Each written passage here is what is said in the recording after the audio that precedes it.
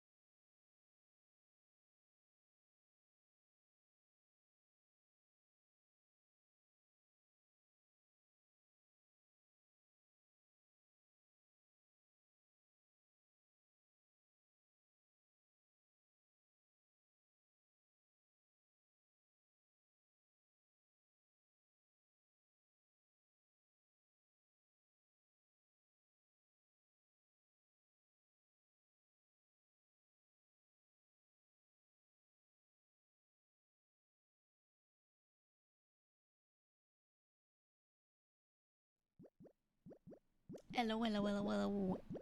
Welcome on in. How we doing? How we doing today? It is Wednesday. I was hoping to stream earlier and I just didn't get to. I had to record a bunch of stuff because I recorded some last night, but yesterday my voice was so cooked. It was just terrible. So I was just like, I was just playing games and doing tasks, and all day I was like doing test recordings, and it just sounded like shit. So I had to do them today. So I couldn't stream early. I've been wanting to do my Wednesdays early. My Wednesdays are always slightly earlier than the other days, but I've been wanting to do them like maybe even 2 hours earlier. You know, I don't know if that's too early, but I've been wanting to do that for Wednesdays, and I have done it a couple times. But I would like to regularly do that if I can. We'll see. We'll see. Yeah, early. Yeah, it's 1:43 p.m. here right now, and I was hoping in the future to start more like 12, like 2 hours prior to this. You know, if not earlier, but I feel like most days I won't start earlier than that. To be honest, I always use my good hours in the morning to do stuff because my brain works well when I like am up within my first couple of hours. You know, from then. So I wake up earlier and then I do some stuff for a while and then stream. But I could cut down the amount of stuff I do to stream earlier, I guess. I don't know. I'm thinking about it. I've been thinking about it. But it'd be nice. You have good hours? Yeah. Really early and then really late. So when I wake up, that first like 2 hours, 3 hours, pretty good work hours. Everything in the middle, meh. And then a couple hours before I sleep, really good work hours. So it's probably the worst schedule for working because it's always wake up, go to work, do work, leave work, relax, go to sleep. But my brain works in the exact opposite. So it's a good thing I'm working from home. I don't know. It's just always been like that for me. It's not too bad when you first wake up because if I had a, normal 9 to 5, I could wake up right before I have to go somewhere. Right, and then I have a couple good hours, so that always saved me. But that's it. Only works because I'm the type to roll out of bed and go to work, not get out of bed and mosey around for a bit first, Or I would never do shit to get ready. Like some people have like an hour long makeup, hair, brush, teeth, whatever. Like I would just roll out of bed and into clothes and go, and that was it. So. So I was able to use those good hours pretty well when I had like, my normal work hours. Reminds you of ADHD brain? No, everyone has hours that are peak for them. That's just how it is. Some people are more even throughout. It's not related to any condition. I don't know. What do you don't miss about working in person is the god-awful commute. Me neither. And the thing is, I wouldn't... It depended on what year it was and what I was doing during that year. But a lot of the time, I wasn't working in one specific location. My office was still technically at home, but I was out and about going to other offices all the time or going to other locations and things, and it was just a lot. And my schedule was always all over the place anyway because I had a lot of people I was working with that were in very different time zones.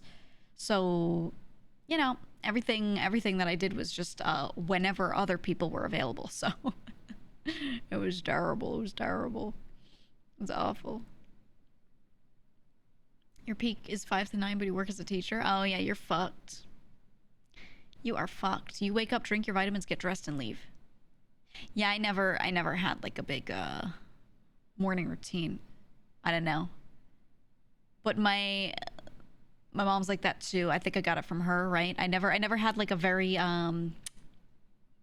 highly feminine woman role model in my life. I only had very utilitarian women as my role models. It's all my family members, that I spent a lot of time with. So it's everyone. It's just wake up, put clothes on, go. That's it. There was never a big, routine. And then I started, you get older, you hang out with friends, you learn their morning routines, and I would see them just start doing all these things.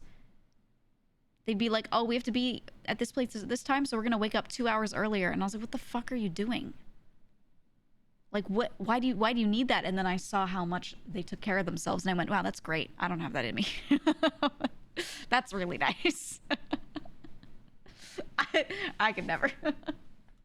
I'd be waking up 10 minutes before we have to leave, and they'd be like, "You gotta get up now. You're never gonna make it." And I'd be like, "Oh, don't worry about me.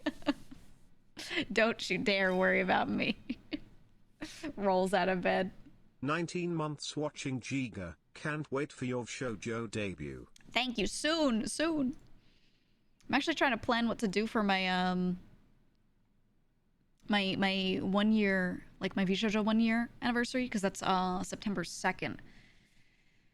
But there's also, like, it's difficult because there's a lot of things happening. A lot of members are going to have their 1 year anniversaries around a similar time. So if anyone wants to do a prolonged, like a bigger event, it could potentially all overlap. So I'm not going to do something like that, I don't think. But then also there are other people in the group who are also doing things. And I'm just like, oh my God. Oh my God. I'm always the type to bow out. I always back up. And I'm like, oh, this person's doing this event. You do your event. Right? But I'm like, I can't do this every time. You know what I mean? But up until now, I pretty much do. So I gotta figure out what I'm doing. I don't know. Yeah, Mouse's subathon, right? Her subathon starts like literally, I think she's starting it on the 1st, that Sunday. And the next day, that Monday, is my 1 year anniversary. So I was like, should I just do mine like right before? Should I do it like that Saturday before, like August 31st instead? Something like that. Because I don't know, it'd be one thing if she was in the middle of the subathon, but it's just starting, you know what I mean? So I'm like, I always like to give things room if I can. I just don't want to like give it an entire like week away buffer, because then it's not close enough to the date kind of thing. I don't know, it might be good. That's the week before that too. The 20th is my birthday. And then, oh, it's so hard to decide. So 20th is my birthday. That's a Tuesday. I was thinking that Friday of doing another like little event stream with vshoujo, setting something up. And then that next weekend after that, the 31st and 1st and 2nd, that Monday, that's around the time of my 1 year vshoujo anniversary. But somewhere in the middle of that, I want to travel because my friend is having like an anniversary, like an IRL friend is having an anniversary thing, and I haven't seen this friend in a while. So I'm like, oh my God, when and how do I do any of this? Where does it all fit together, man? Oh my God. And then at some point, I don't know when, you know, I'm just telling them, hey, take your time, and when it's done, it's done. Just make sure it's good. Don't worry about a deadline on the new model. So at some point, that'll be done. So what if that's done August, and I could just pick any of those days to debut? What if I push it back? I don't know. Because then sometime after that, or I don't know, maybe before, I don't know, at some point I have to move. When the fuck am I going to do any of this? When the fuck am I going to do anything? So we're halfway through July. I don't know, man. Did you get the house? Well, no matter where I'm going, I have to be out by a certain date. So that's what I mean by that. Like, no matter what happens with that, I'm gonna be going somewhere. I gotta get out by now date, you know, kind of thing. So no matter what, I have to move, like, probably within September, no matter where I'm going. So that's a shit schedule. I gotta figure it out. But I also don't want to push the debut back further. But I also want to be able to prep for it. You know what I mean? So I'm like,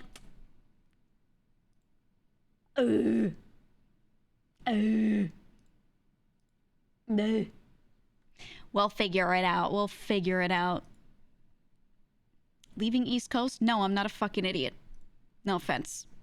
Actually, full offense. Full offense. Sorry. Not sorry, though. I'm actually not apologizing at all.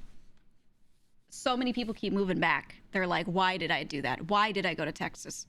Oh my God, why did I go to the West Coast? And I'm like, yeah, I know.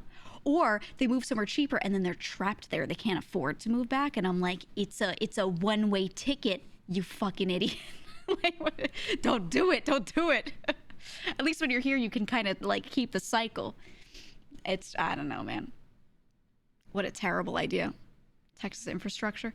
It's so funny because they're like, this place is so cheap, and then they move there and they're like, all my water has metal in it. And I'm like, yeah.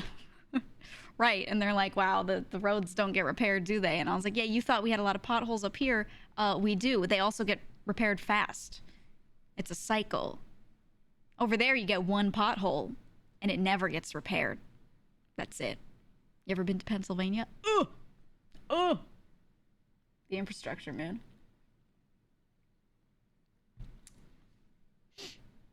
It's just going to Walmart in Austin is basically a Mad Max movie. Every time. What's that one theme from Street Fighter 6? That one character's theme? Every time I walk around a Walmart in the South, this post-apocalyptic music starts playing in my head, and I'm walking around, I'm like, where am I? What's happening? It's horrible. It's horrible. What's that one theme from Street Fighter? Which fucking, it's the one in that with the Maximilian Dude clip, that Street Fighter 6 clip I always play. Whose theme is that? I can't fucking remember. Does anyone know exactly what I'm talking about? Any of you have a specific memory of the thing I'm mentioning? I feel like one of you knows what I'm saying.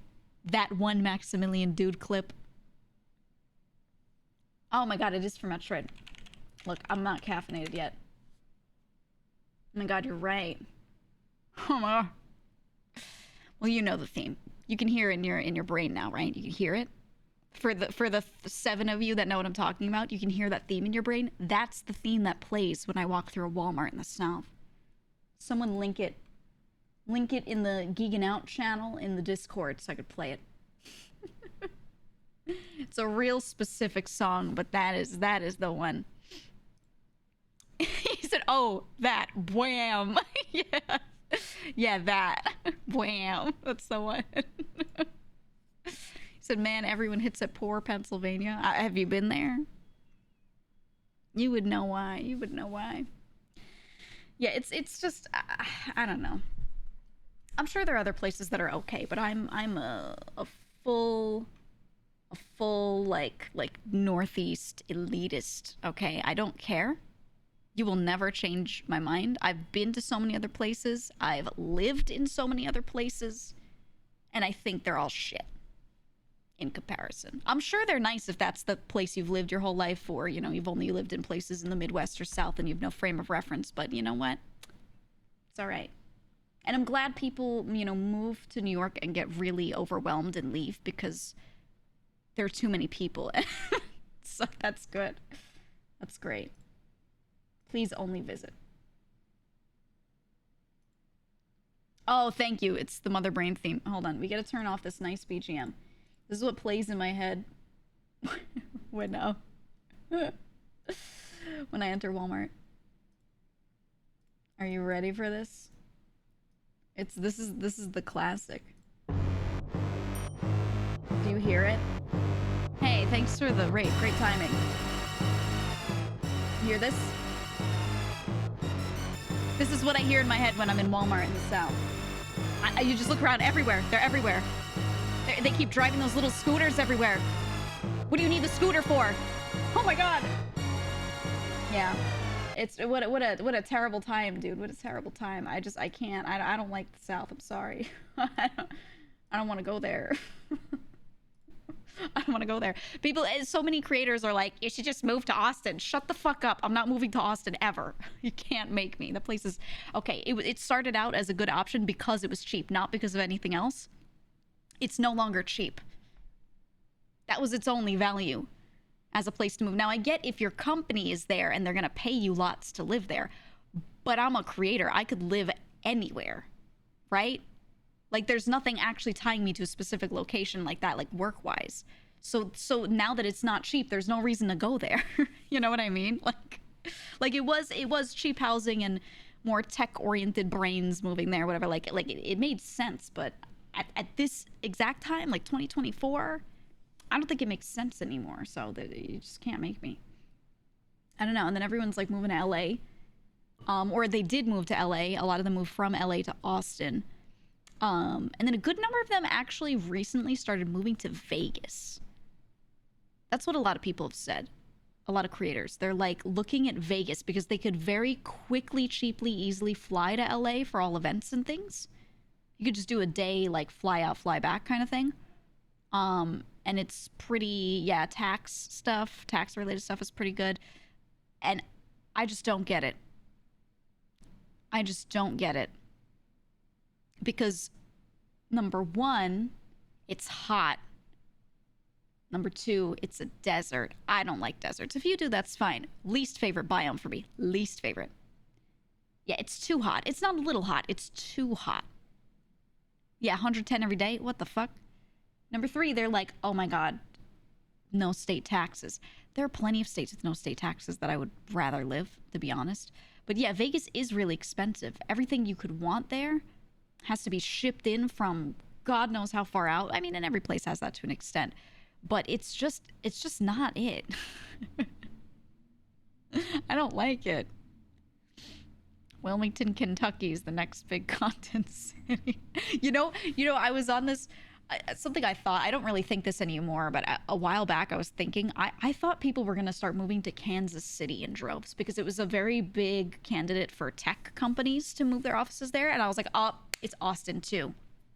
And that has happened a little bit, but there's too many people taking a billion opioids. It's got this opioid crisis that they can't kick. So it's like, it's hard because it's so ingrained with large parts of the city. And, you know, what happens when tech companies start moving in gentrification, whatever, it's not good. It's not good. So a lot of companies looked at it and they were like, wow, look at this cheap area and Google Fiber's rolling out here. And, you know, wow, it was a great option. And then they were all, you know, they just saw that there was a huge opioid crisis and they went, they just went, nah, that's all. They just saw the situation, the condition, said, nah. So I was really thinking they pushed through because usually people have no problem with things like that. They're like, we'll just get building security or whatever, right? Everybody got the fentanyl there. I've been, it's, it's not, I mean, I think actually it's a nice city in most areas. But it's just, I don't know. I think some of these people are too, they've lived in really nice neighborhoods their whole lives. So they see like a couple people on the street with the fentanyl and they're like, oh, good heavens, I'm going to die. And I'm like, they're just going to sleep. They're not going to harm you. Like they're just going to sleep. You're fine. They're not doing crack cocaine, which is a totally different, you know, they're going to start looking at you and your face is going to morph into their biggest enemy and then they're going to start biting you. Like that, it's different. It's different. But I think these people just grew up in really nice neighborhoods and stuff, or safe places at least. So they're just not going to get it. So they're going to be real judgmental, you know, when they see things like that. And I'm like, man, there are issues everywhere. It's fine. Deal with it. Certain issues around you, you know, will put you in danger. Others won't. I don't know, man. I always hope that cities like that do have people with money moving in because then there's more tax money in there and then it's easier for them to build programs to actually help these problems. So for me, I don't know. Personally, I'm like, I'd rather, you know, I think it's a good thing. Yeah, it is a countrywide issue. Exactly. If they keep avoiding all those areas and just making the expensive areas more expensive, it's just like nothing changes. You know what I mean? Nothing changes. They're not on PCP about to eat you. Dude, there's a certain point when you live in certain kinds of areas where, yeah, you can look around and you can tell which at least category of thing someone's probably on. You know, you walk around and you're like, yeah, he's doing blues or, you know, whatever. You just know. And sometimes when you see them a certain way, you're like, I can walk past this person and be totally fine. No worries. There are other times you see someone and you're like, I'm taking a different block. I'm turning, U-turn. It's not often. I think the things that are around more recently tend to be all the things that just have people sleeping on the sidewalk, you know? But, which is good for the average person, bad for the people taking it, definitely. But it's, you know, it's a different, it just feels different than it used to, is what I'll say. If you live in an area or have lived in an area where a lot of people are on a lot of things, there are a lot of those kinds of issues, it's very different than it used to be. I don't know. Not in New York unless you have a train story. It's not just train stories. Everywhere stories. Because the thing is, in New York City especially, a lot of the people that are on various things, actually, I don't know if you'll agree with me, but if you don't live there, I don't think you're allowed to. So the thing is, fewer people are on things than they used to be. Or they're on mild things, stuff that's not that bad. That problem has gone down a lot. The issues a lot of people you see out there are just like legitimately they have schizophrenia or things like that. It's not always a drug thing. And people will be like, oh, it's all this shit on the streets causing these people to act out. And I'm like, no, a lot of them have other issues, or maybe a mix of both, but a lot of the time it's just another issue, you know, and they're not supported by anyone. So they're just left out to do whatever. So a lot of people will be walking around, they'll be like, oh man, look at that guy acting crazy.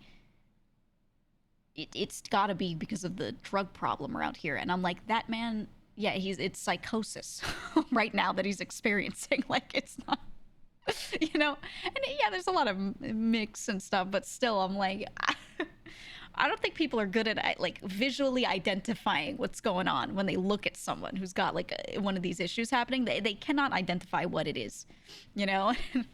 So it's just funny because you'll have a lot of tourists kind of come in and walk around and they'll be like, oh, everyone must be on crazy drugs. And I'm like, no, that's Jim. And the issue is that he's not on medication, you know? The issue is that he keeps not taking his pills, actually. And that's why he's crazy today, fine tomorrow, you know? That's just how it is, man. Yeah, that's all natural, right? New York has a bad store theft problem lately. It does. Yeah, it's been on the rise a bit. It totally depends on area, though. Like, I don't know. I don't like saying that the city as a whole has an issue lowering or rising if it's not in every area, because it's so neighborhood dependent is the thing. There's some neighborhoods that have barely changed with these kinds of things, and then there are others that like every year it's wildly different, you know. But yeah, I don't know. Exactly, Ryuko.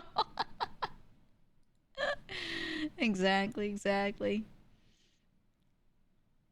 I don't know. I think it's all very interesting, but the thing I'm happy about at the end of the day is, while I wish these people were helped you know, differently, and I wish certain tax dollars were allocated certain ways to do these things, I'm glad they scare tourists away sometimes because there are too many people.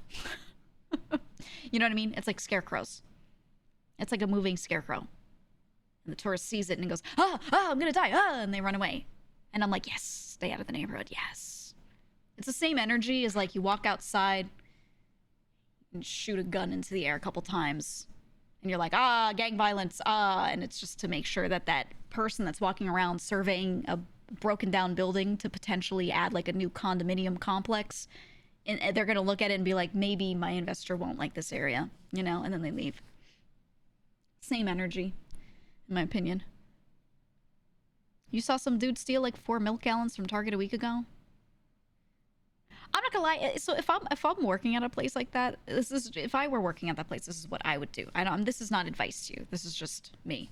If I saw some guy stealing milk, I'd be like, he probably needs that milk.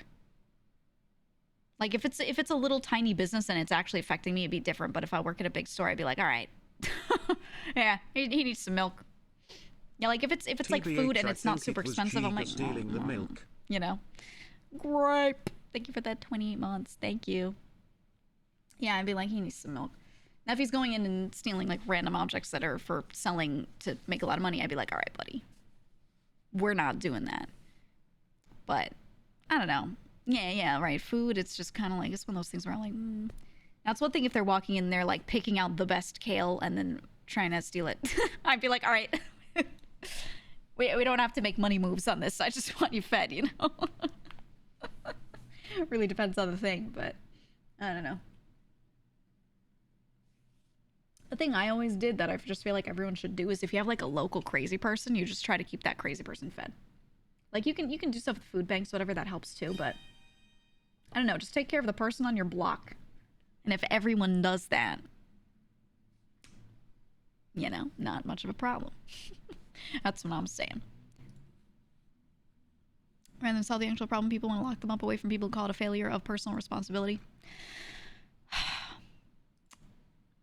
One of the issues is, okay, here's one of the problems, though. Let's say someone suffers from intense psychosis. And, you know, because of a variety of issues that they have. And no matter how well you medicate them, they cannot function in society. They're still going to have psychosis, or they're going to have another issue. They're going to have, like, violent episodes, whatever. There are a lot of people where you can't medicate all these things out of them. Now what do you do? Because a lot of the ones that are still left on the streets are the ones that are harder to help. I'm not going to say impossible, because I don't want you to get that impression, but a lot harder to help. The kinds of people where it's going to take a whole village to get that person, you know, out of the situation and scenario that they're in mentally. So, and health-wise. So what do you do at that point, right? You actually can't do anything. And what they used to do is people have this impression that they're like, these people didn't exist because they never saw them. They're like, oh, it's always drug-related, or it's clearly a super fixable problem. And I'm like, well, they used to put people in asylums. They used to put them away and you'd never see them. So your little neighborhood never had them, you know? And they don't really do that anymore. Laws have changed and they can't just hold people against their will kind of thing. Even if their will is very clouded by all these sorts of mental episodes and things. It's still, you know, a thing that they just can't do. So people are like, yeah, exactly, right? The state used to take them away. And, yeah, people were always like, oh, things, I hear people say, oh, it's so different now. Like, these people need help, whatever. And I'm like, some of them kind of, not can't, but it's very, very hard. Realistically, you can't help them, right? With the way things currently are. And you also can't just take them away like you used to. Not that you should, but, you know, like, that's why you didn't see them before. So it's like this sort of issue where I'm like, there is no good solution here. You know what I mean? A lot of people simplify and they're like, just get them help, put them in programs. And I'm like, sometimes, do you mean that program is someone babysitting them and getting punched all day? Because, you know, sometimes it's like literally that. Even if you take away, you know, they don't have access to certain substances, you're just putting them on the right medications, whatever. It's not always like fixable to the extent where someone's not going to have a really hard time dealing with them, you know? Shizu, thank you for the raid. I'll come on in. He said we used to commit them, but a lot of the mental health facilities in Cali especially had serious issues with abuse, corruption, so they got shut down. And some of them actually are safer on the streets than where they were. Yeah, I fully agree. Yeah. It's real interesting. I don't know, it's super interesting, all this stuff. I love looking at these sorts of issues that like don't have a simple solution, just thinking through it, you know what I mean? It's interesting to me. You said, in your state, they can only take people away when a doc only sections a person by the courts. Oh, yeah. Right, you can issue certain holds on people. You can hold a person if they are considered an immediate danger to others or themselves. But that's a little hard to prove sometimes, or a lot of the time. And they're going to be a danger for a short bit. And then when they come down from whatever they're coming down from, they're not going to be a danger anymore. So you let them back out because you no longer have a reason to hold them. And then likely, unfortunately, they'll go do something or their mental state will change for whatever reason, whether it's due to substance or just because of the issue that they have that comes in waves, and they're going to be an issue again. Right. And then you're like 5150ing them over and over. Yeah, it's stuff like that. So yeah, you said it would be a very expensive endeavor to enact care centers with proper oversight and regulation. Yeah. If they wanted to do that properly, I don't think people understand how expensive it would be. It's possible, but it's fucking insane. It's insane. But, you know, we'll see. Can't commit you because you have commitment issues. That's what I'm saying. I don't know. All I'll say is it's very rare to see someone in that bad of a state ever be able to get the access to what they actually need, because what they need is expensive and doesn't usually exist. Or it does, but you can't keep them in that program without them also having like housing and friends to keep them on track and stuff. And they just, you know, that's like not a situation that they've got kind of going down. But either way, and that's the reason why when a lot of tech companies were looking at moving to Kansas City, they ended up pulling out. Some of them still did, and it's not so bad, but they saw like a somewhat opioid crisis, and they were like, oh my god, our people aren't going to want to move here because a couple people got that fentanyl. And some people sleeping on the street being not a problem to people passing by, but it's scary for them, so we can't move here. Ah. So I don't know. I thought the city was actually a really good candidate for tech companies to start moving to. Let me actually see. Is there data on this? 2024. Where are tech workers moving? I know a lot of them are going remote. Top 9 cities tech talent is moving to, and 9 places they're leaving. Let's see. 2022 and 23, people were still moving in droves to NYC, Austin, and LA. Ooh. San Francisco, Seattle, and Boston lost the greatest share of relocating tech workers. That makes sense to me. I actually know a lot of people that moved out of those exact places. San Francisco is like terrible. Terrible. I know I shit on Texas, but San Francisco is, it's been bad. Yeah, the housing prices are wild. The housing availability itself, like the stuff that you can even buy there, is shit. So many people literally living in vans and on boats and things. I know those are extreme cases, but when you do buy a little condo thing, it's like really terrible. Infrastructure is not great. Seattle's pretty nice, in my opinion. It's just too expensive for what it is. Boston, I actually really like Boston. I really like Boston. But it's also too expensive for what it is. Then again, when they say people are moving out of Boston, I'm going to assume a lot of them probably are moving into suburbs around Boston and just traveling in, because it's not hard to do that up there. So I would assume that rather than moving to other cities, a lot of those people are probably just, you know, moving out and deciding to commute. I think the suburbs around Boston are pretty well accessible to the city itself, so it's not too bad. Not bad at all. Are you a Yankees or Mets fan? I don't think I ever asked. Like both. Like the Mets more. Like to dunk on the Yankees to be funny. But I don't love baseball that much. I just like going to baseball games because they're fun. But not because the sport is fun, because the whole vibe is fun. Does that make sense? I don't actually care about watching the sport. Boring as fuck. But I like sitting there, hanging out with people in the stands and eating food. And then occasionally the game gets played and you're like, oh shit, he hit the ball, woo, you know, and then you just turn to your friend again and keep talking. I like the culture, which is kind of why most people go, to be honest. Let's see. Yeah, biggest share of relocating talents moved to New York, actually. Oh, wow. For tech people. Guys, you gotta stop. You gotta stop going there. Rise of remote work is fucking over San Francisco. Good. Okay, top 9 cities they relocated to. New York, Austin, LA. Not surprised. Then Denver. Oh, Denver. I didn't think it would be that high up. 4th on the list. Then San Diego. San Diego's nice. I don't love it, but it's nice. Miami, Fort Lauderdale. Okay. Dallas, Fort Worth. Nashville, and Tampa, St. Petersburg. I have seen more people say that they're moving to Nashville or they're opening offices in Nashville. That makes sense to me. It's pretty land rich around there. Denver Airport fucking sucks. Oh, I know. I know. It's terrible. Terrible. But the city's nice. Okay, and these are the ones they're moving away from, top to bottom. San Francisco, Seattle, Boston, we knew that. All right, Phoenix. Phoenix fucking sucks. I had a friend a couple years ago say that he and his family were moving to Phoenix, and I was like, why?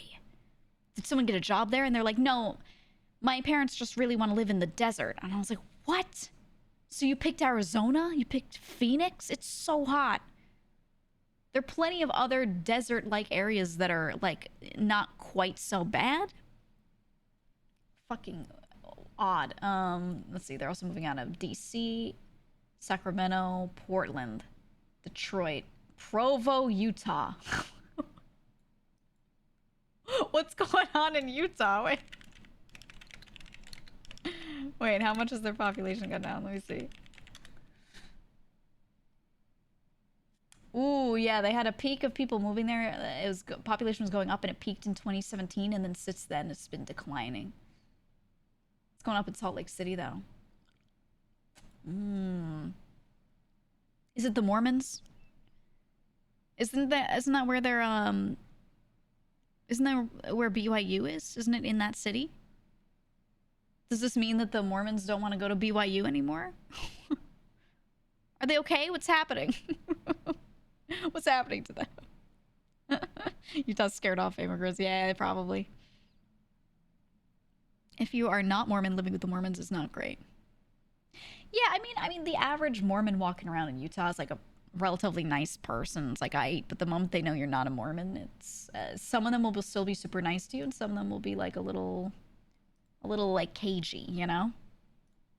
Which I don't blame them. Like, it makes sense from their perspective, but imagine living in a spot where, you know, people see you show a little shoulder and they're like, and they start like stepping away. That's like weird. Weird to experience, you know? They're great individually, but they have mine pretty quickly. Yeah, as individuals are great. Hey, if you guys ever see someone on a mission, see like some kid, some young fellow walking around with like a nameplate says elder, whatever, and he's spreading the good word, he'll probably be really nice to talk to. Right? Not necessarily like you're not trying to get onboarded, but just to have a conversation with. He's probably gonna be a real nice fella, you know? Usually not an issue. Let's see. Ooh, and these are the countries American tech workers are moving to if they're completely going out of the US. 1 to 5. Number 1, Great Britain. Ooh, they're taking US tech workers. Then Germany. Then Canada, not surprised. Then the Netherlands. Then Spain. The Netherlands, really? Ew. No, UK is actually relatively nice to live in. It's not bad. I don't love the food. Really depends. You're surprised it's not an Asian country? Well, that would require a lot more of the population to be able to speak those languages. I think a good number of them might move to places like Singapore, etc., where you can exist speaking English pretty easily, but you're going to be working in other languages, so it's kind of, the list being very Eurocentric makes a lot of sense, to be honest. You don't like fermented fish? Oh God, yeah. Tell me about it. Ugh. As a Britoid, why the fuck would they want to move here? I mean, I've spent a lot of time there on work trips and things, and it's always felt like not really that bad. I don't know. I don't have a lot of good insight to what it's like living there though, like long term, as far as dealing with the infrastructure. We hit that 1 year What is it like paying your taxes there? What is it like getting healthcare? I don't know. I only know memes. Hey, thank you for the 12 months. I only know memes about the place. I don't have a proper perspective having done it myself, you know? But it seems like a nice enough place to live, at least the people being aight. Healthcare is quite good in Europe. Let's not generalize Europe, because some places it's going to be good, some places it's going to be bad. Real depends. Really depends. The countryside is nice. I got this friend. Okay, he's Irish American. Has a lot of family back in Ireland. And at some point decided to just move in with them for a year. Because he was doing remote work. And he was like, fuck it. I'm just gonna move with them to the Irish countryside. Why not? Like, they always wanted me to come by and stay with them for a long time, so he just fully moved there for a year. And he came back and he sounded weird as fuck because like he didn't have a full accent change, but certain things when you're in that area you're gonna pick it up. He just I don't know, he didn't have an Irish accent, but he morphed, and he was close to the border of Northern Ireland too. He was like, let me see, he was in this spot that was very, very out of the way. I'm not gonna say exactly where, obviously, but maybe I'll say like the county. Yeah, when you get up to the border between Ireland and Northern Ireland. Okay, so you're north of Dublin, then you go a bit west. He was like somewhere in that blob of spaces, which is very like little villages, not much else. And he was just out of the fucking way. I thought it was really funny because when he was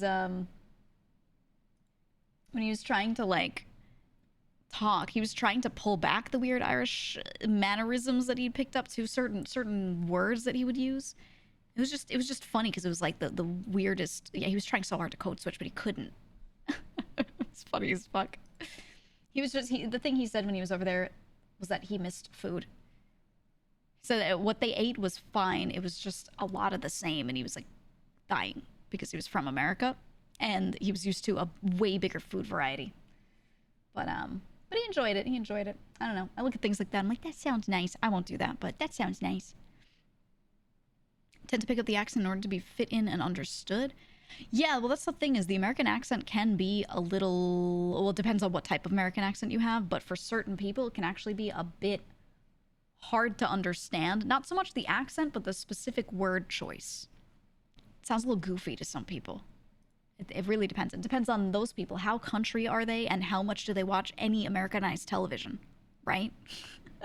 So some of his family, he was saying, were like they didn't watch a lot of TV, and they didn't watch many things that were very Americanized. They were very, like, just, you know, their people centric, we'll say. So it was funny. It was funny. So food is the only thing I'm gonna miss moving away from SoCal. Yeah, that's the hardest thing about moving. It depends on the person, but food. Just food.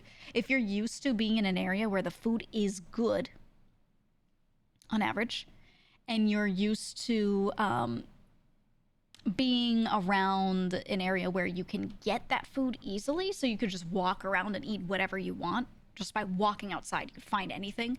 And then you move to somewhere where it's like not even available if you tried. That is so hard to adjust to. It's so hard. It's one thing if it's available and you have to travel a little farther for it, like, okay, but you can still get it. But when it's not available, that's, I can't, I don't know. From working and moving around to different areas and stuff, it just, I never adjusted to that. I never liked that. Like, you do what you gotta do, but I was never happy with it. Ever. Ever. You said the hardest thing in English is understanding this. Yeah, no equals no, and no, yeah equals yeah. So what it is yeah, no is, the yeah is acknowledging what the person just said. Acknowledging that you hear them, you understand what they're saying, but you disagree. So you go, yeah, no, blah, blah, blah, blah, blah, and then you explain why, right? So you're telling them that yeah is like, I get what you're saying. And then the same thing with no, yeah. It's usually when you're agreeing with someone's negative, right? So someone's like, I don't like this dish. You go, no, yeah, I agree. No, yeah, I don't like it. The no is you're also going, it's a no for me. And then the yeah is the, I agree with your statement. Does that make sense? That's when people most commonly use that. It makes sense. They're not saying yeah, no, no, yeah, just for no fucking reason. It has that nuance. But I think if you're ESL, it's really hard to I don't know, absorb that. No in agreement, yeah, affirmative. Mm-hmm. Exactly. Also, a lot of people don't say that at all. It just depends. I don't know. It really depends. So living in the Northeast, you'd have a hard time adjusting to not be able to get good Italian food. Oh my God. Well, the thing is also, so the Northeast's Italian food is very, a lot of it depends on where you are, but it's very Sicilian and Southern Italian in flavor and in style. So you'll go other places and their Italian food might actually be really okay, but it's leaning toward, you know, mid and northern. So it's not, you're going to taste it and you're like, this ain't right, because you're so used to the other stuff. A lot of it will have like no spice, right? You'll be like, can I get this spicy though? And they're like, what? What do you mean? There are a lot of dishes that you'll expect to be a little spicy and they're not. Because they're not Southern Italian people that are cooking for you, you know? It's very interesting. It's very interesting. Very interesting. She's going Vsauce mode. What, for explaining something? For trying to explain a thing? If someone asks, I explain. That's all it is. Your guilty pleasure is that you think Olive Garden slaps and is a decent value these days. It does not. It's passable in that it's not complete, like, disgusting slop on a plate. But it's not right. It is not right. It's not good. Their breadsticks suck, by the way. I'm sorry. A lot of people will be like, they have unlimited breadsticks, and I'm like, they're shit, though. What you like is the taste of the garlic and oil on the outside. The breadstick itself is not good. If you had that breadstick without any of that sheen on it, ugh. Ugh. It'd be so bad. Yeah, they're unlimited because they're terrible. They're terrible. It's awful. Would you say Grape? Oh, yeah, it's going to give you +1 to being able to do your taxes, Grape, if you use my pen. The one from Animate. Yeah, Grape was sending me pictures when she was, doing her trip. It was nice. It was nice. What was this question? Did you play Phasmophobia before? The right way to word that is, have you played Phasmophobia before? Yes, and I hate it. Stupid game. Not good. I'm sorry. I'll still play it with friends if they ask. Dumb game, though. I don't like it. People have, when it came out, I had played a couple times and understood, you know, okay, this is what this game is like. There were people that were like, you should play it solo. It's so scary. And I was like, no, it's bad. It's bad. I'm not going to play it. It's bad. It's actually terrible. The only redeeming thing is that you play with friends and they get scared and that's funny. Or you can like lock them in a room, get them killed, right? That's the only thing that's good. Yeah, it seems boring solo. I don't know. I don't know, man. It's not even that scary. It's more like you get surprised, maybe. Something pops out and you're like, ooh, and you're startled, but it's not actually like scary. You know. What's your opinion on Red Lobster's cheddar biscuits? The flavor's good, but I never like the texture. I always feel like they're a little off, a little dry, a little not quite it. I don't know. I can eat it some places if I just walk outside that have some really good biscuits and they're all like little mom and pop stores and stuff, and there's just no reason to ever go to a Red Lobster for their biscuits when I've got like the god of biscuits right here. You know? There's just no need. You said actually boring game. I genuinely can't play it with friends. I'm on the cusp there. I'm on the cusp with Phasmo. Yeah, like if a friend asks me to play with them and I haven't played it in a long time, I might do it just for them. But if it becomes popular, if people go on a Phasmo arc and they all want to play it a bunch, I'm not. They're getting one out of me and then I'm done. And I'm not playing it on my own stream. I'm never playing it on my own stream. I'll join their collab if, you know, they're playing and I'm not doing anything and they're like, yo, you want to join? I'll be like, all right, I'll do one. But I hate that game, dude. It's so boring. It's so boring. It's terrible. So you can make cheddar biscuits easy and so much better. I agree. Red Lobster filed for bankruptcy? Yeah, I watched some sort of informative video on Red Lobster. Was it a Wall Street Journal video or something else? I feel like they tend to make those kinds of videos, but I don't think it was them. I watched something about Red Lobster and why their business is failing. And it's mostly because of their endless shrimp. Oh, there's a lot of videos on this. What went wrong? Oh, it might have been Red. Oh, yeah. It might have been Wall Street Journal. Red Lobster's hemorrhaging millions because of endless shrimp. Yeah, basically the TLDR is seafood is expensive, and the thing that they did to get profits up was start offering endless shrimp. So people come in and they start eating endless shrimp, and it just cuts into their profits so heavily that they can't make profit.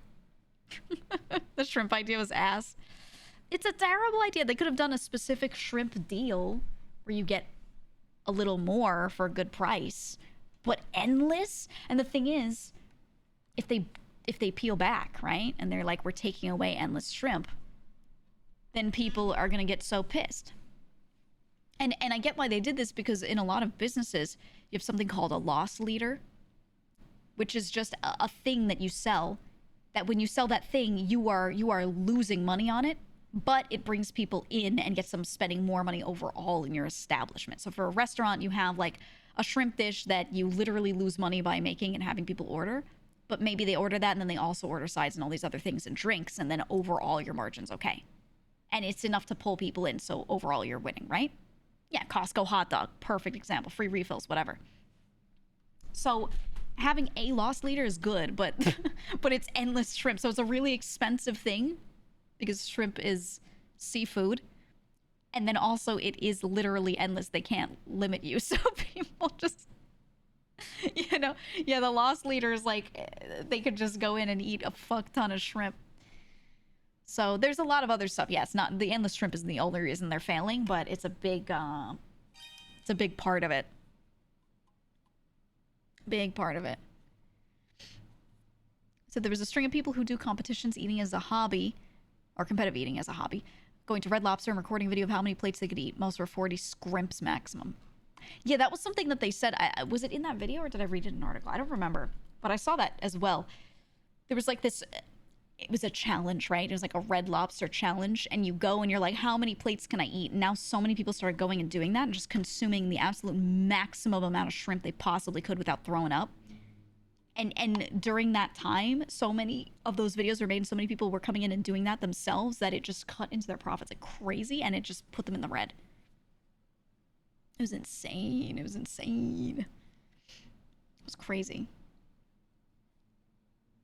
The Simpsons predicted this a few decades ago. It's true, it's true. They were like, it's gonna send them into bankruptcy. I remember that whole bit, yeah. Real and true, dude. It's insane. That's so funny to think about. It all came full circle. It did. What's the maximum number of shrimp each Shoujo talent could consume before getting ill? I don't know. I'm gonna assume Zen could probably eat the most. I used to be able to eat a lot in one sitting. I can't anymore. At this moment in time, I cannot. I eat... Well, I'm really on and off with it. I don't know.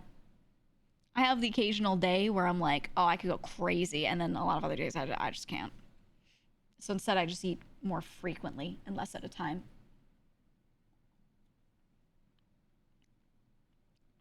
Yeah, Mouse I don't think would eat a shrimp. I don't think that would be on the menu for her. Definitely not seasoned or anything like that. I mean, she wouldn't eat much. I don't know. I don't know. Okay, maybe one day I'll say, guys, we have to do an off collab, and we have to go to Red Lobster. And we have to do the endless shrimp challenge. We have to figure out how many shrimps each of us can eat. It's really important. We're not going to do anything else during this off collab. We're just going to meet up at Red Lobster, and then fly back home. And we'll just pick a random one in the Midwest. So just in the center, you know. Actually, what's the heat map? Where is if we do weighted, what part of the world is most center for us? Most central? Because we only have 3 Americans, right? We got a few Canadians. I guess it's still in the US. No, not even the Pacific, because we only have a few people. Oh, actually, no, yeah, we have 5 over there, right? All right. Well, is there a Red Lobster in Hawaii? Hold on. That'd be sad if there was. Oh my god, there is. There's one in Honolulu. Oh my god. Oh my god, guys. Why does Hawaii have a Red Lobster? They don't need that. Like, that's like having the Olive Garden in New York City, right? Why does this keep happening? Why does this keep happening? Why are they there? I don't know. I don't get it. I don't get it. I don't understand. I don't get it. It's a front? Maybe. You know what? It's probably for tourists that just like there are some. Okay, so I have some family friends that we would travel together, go to. Well, we weren't traveling together for fun. We were going to events that we were meeting them at. And there were people that would do these regular events, and I would see them at these events multiple times per year. Therefore, we became close. And a lot of them were from middle of nowhere places, random suburbs in the South and the Midwest, and, you know, all across the country. And I would see them, and they had a very different worldview and upbringing from me. But that's fine. I would see them and talk to them.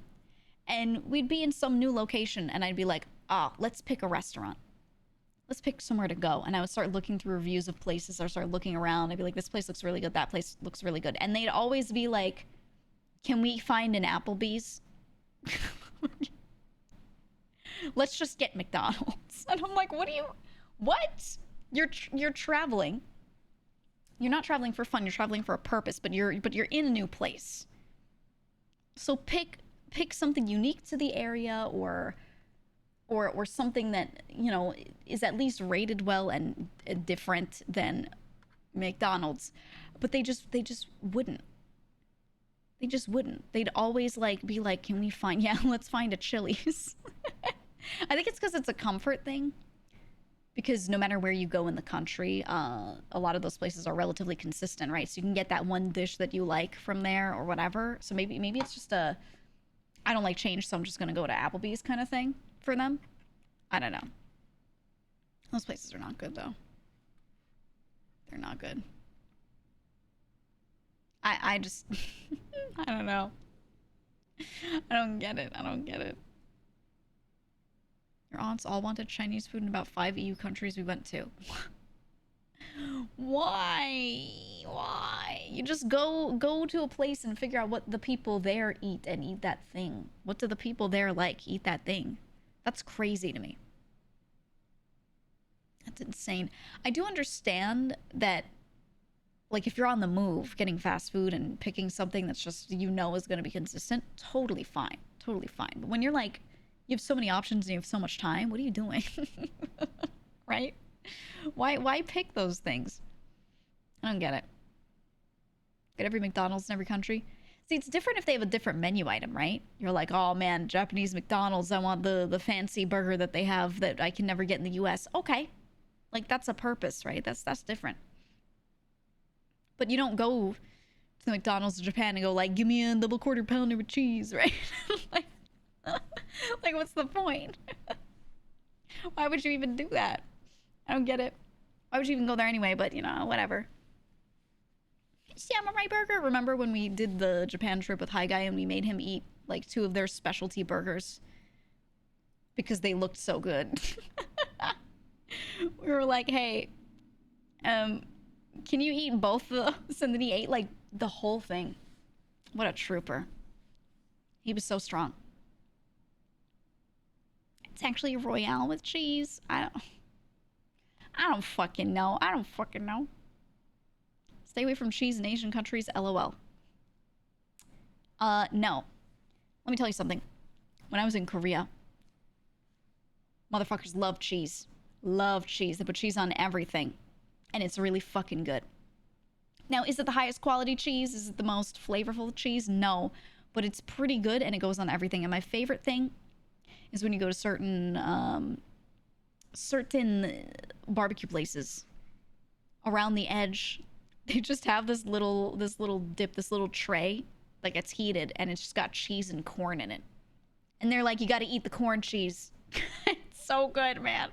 Oh, the corn cheese gets a little crispy on the edges. Oh my god. Korea loves cheese, post where they got a lot of cheese. Yeah, don't forget that American military's been there for a very long time, and they're still very very closely related. So, you know, a lot of stuff was brought over, and it's just super normalized there. But yeah, cheese being a big one. Yeah, I love corn cheese, man. Oh, so good. You need to come to France for good cheese. Yeah, it's the only place in the world that has good cheese. So true. So true. No, my favorite cheese I had was in it's from Switzerland. Oh my god. Oh my god. Oh my god. But there's good cheese everywhere. Everywhere. Now you want elote? Oh, me too. I used to have this elotero that would walk around, and he had this tiny cart, and he would try to pretend that he wasn't selling food out of it because the police didn't want him selling food because it was an illegal cart. It wasn't registered. He didn't have a permit, you know? but he had this tiny cart, and he'd be like cooking up corn in there. And he'd like wait and look around, find like what a lot of people would do was they would let him into like their private alleyways and things, because people didn't really have backyards, but they would let him into their little alleyways to cook back there. And then if the police were like, is this somebody selling food? They'd be like, nah, this is my friend. He's just using my little area behind my building or my house to cook for us. And the police would be like, oh, okay. And they leave, and then he'd just make like elote for everyone. So everyone, like collectively on all the different blocks, would just pretend that he was a friend that lived there, or they would invite him over to cook. That way, because if he was outside on the sidewalk, it's a public spot, right? And then they could be like, hey, food, cooking, public area, no. But they wouldn't question as much if he was just in like an alley that someone let him into, you know? Stop fucking complaining about ads. People just type ads like it's gonna change something in this world. They type the word. They're not even complaining that much. They just type the word like something's gonna happen. There's nothing in this world changes at all. Yeah, you subscribe or you watch the ads, you know? That's it. That's all you got. Looking for a break from the ads? Too bad. That's all you got. That's all you got, man. Streamer, do something. Yeah, no, my ads are turned on, and they're turned on to the minimum. And you get them regularly throughout the stream. That way it turns off pre-roll. And people are going to have to deal with it because it is the best possible situation I could put it in. That's all I could do. It's frustrating when you're mid-convo. Yeah, well, not my problem. You know? I get that, and I agree with it. But what could I do? Stop talking and sit here for a minute and a half saying nothing related to the conversation and then come back to it? I'm not gonna do that. Hey! Beak! Thank you for the 5 gifted subs. Oh my god, tier 3 subs. What the fuck?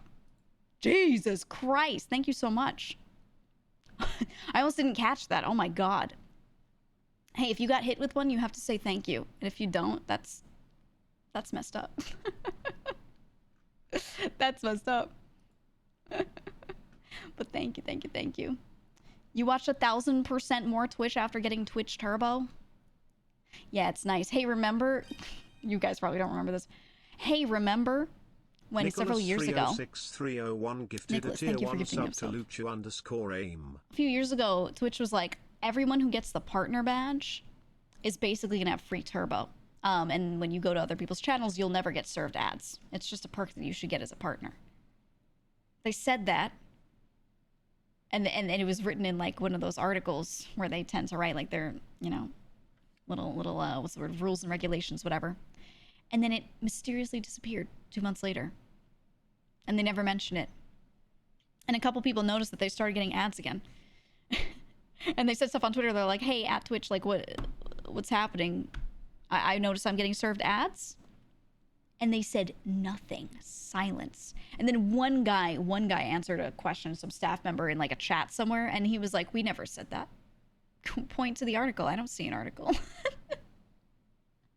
Now that guy, that's terrible PR on that guy's front. Like, why did he say it? He should have said nothing.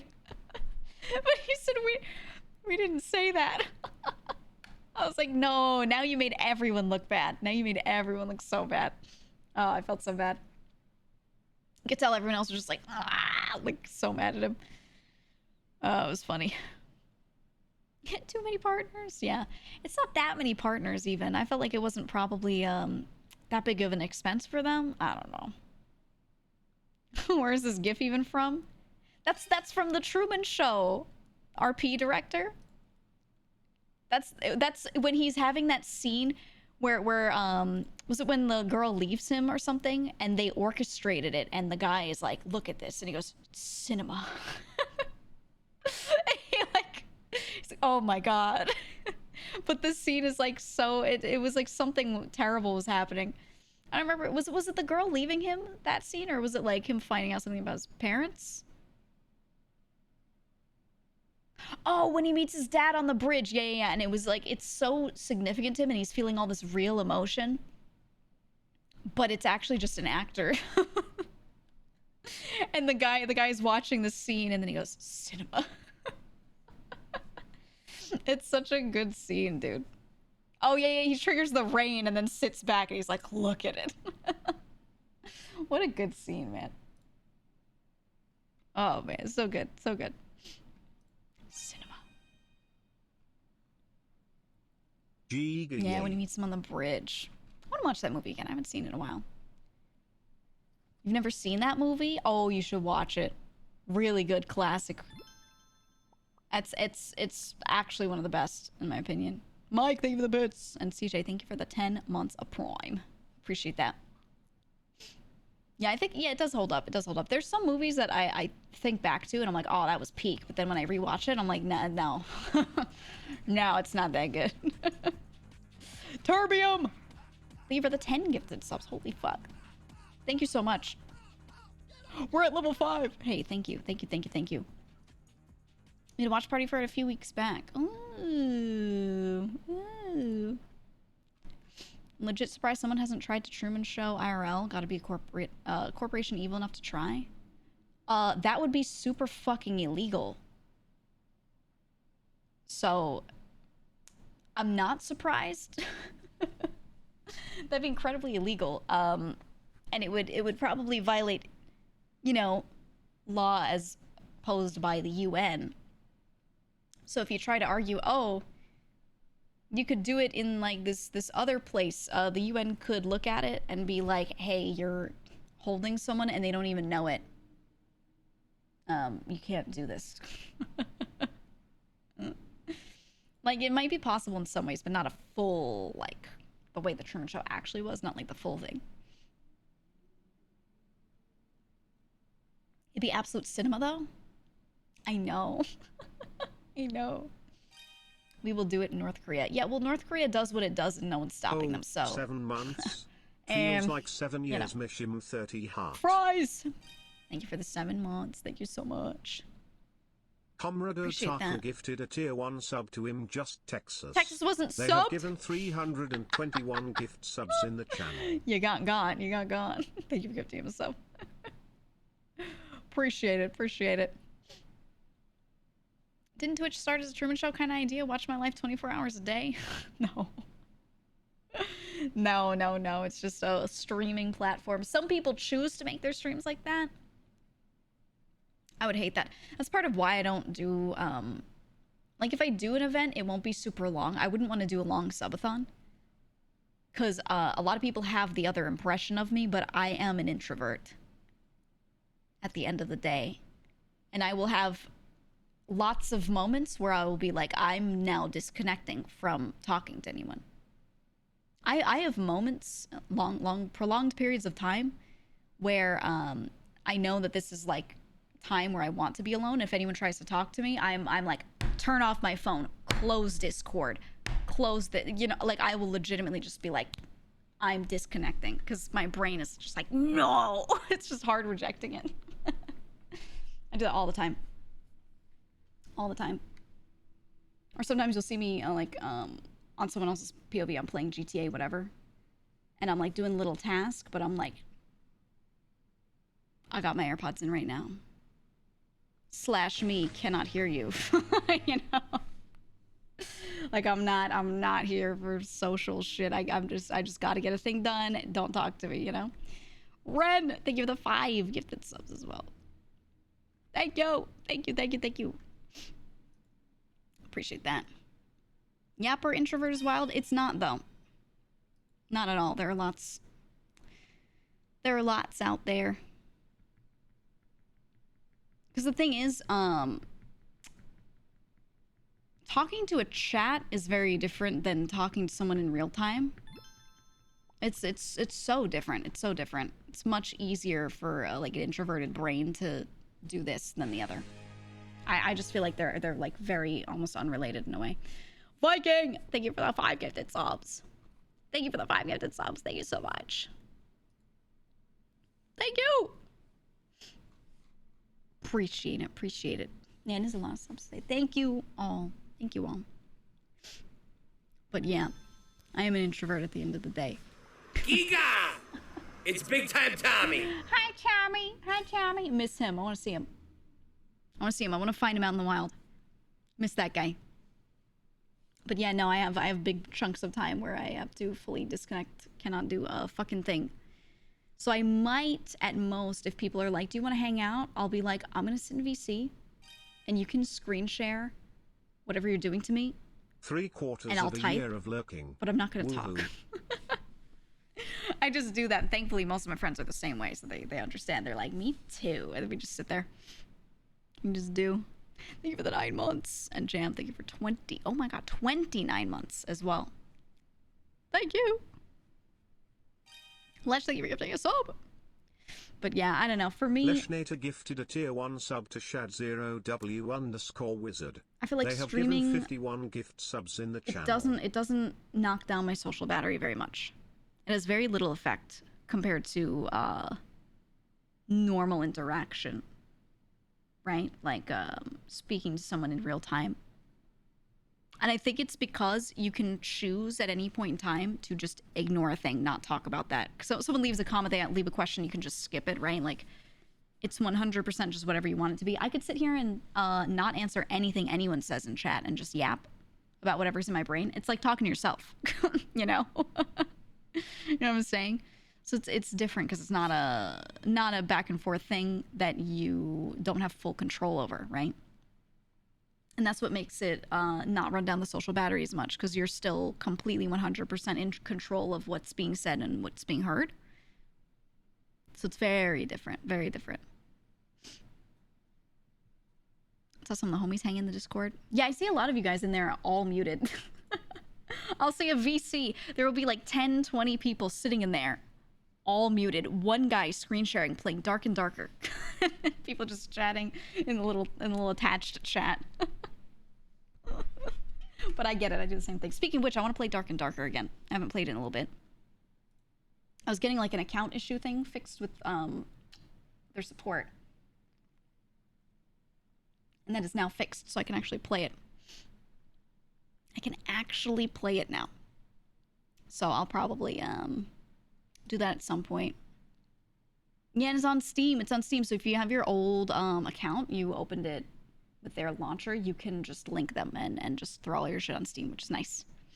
Really nice. I know, Dark and Darker is one of those games that I would play every night for hours. You know, it's just one of those things. Like, it's very easy for me to just play and play and play and keep playing. So we'll see who I can drag into it. Play with GTA friends. A lot of them do play. I always see like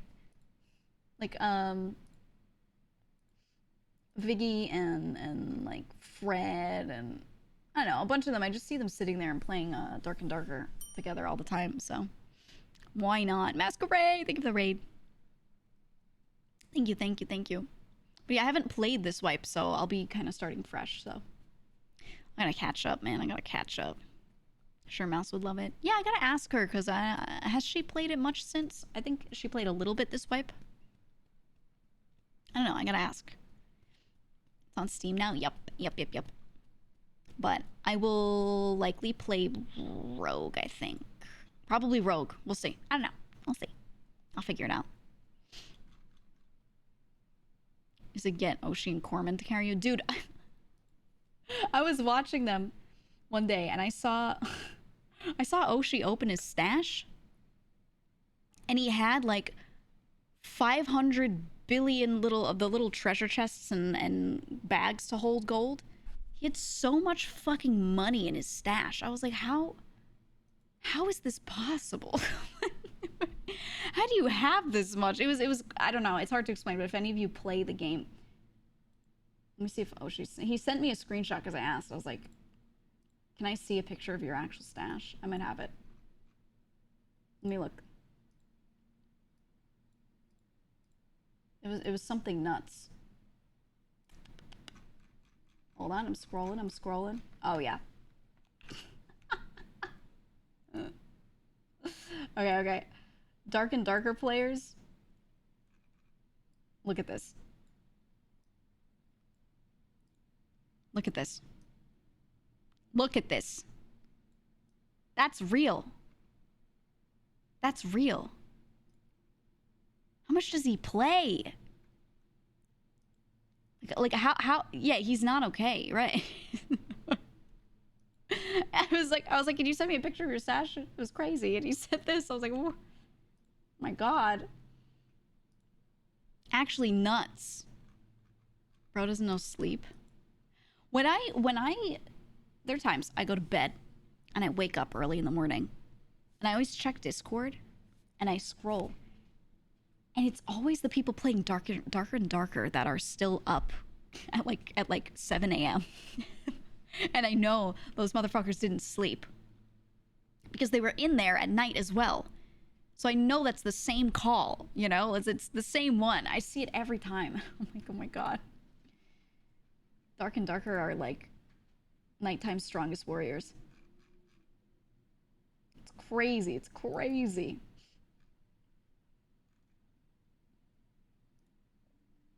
I don't know.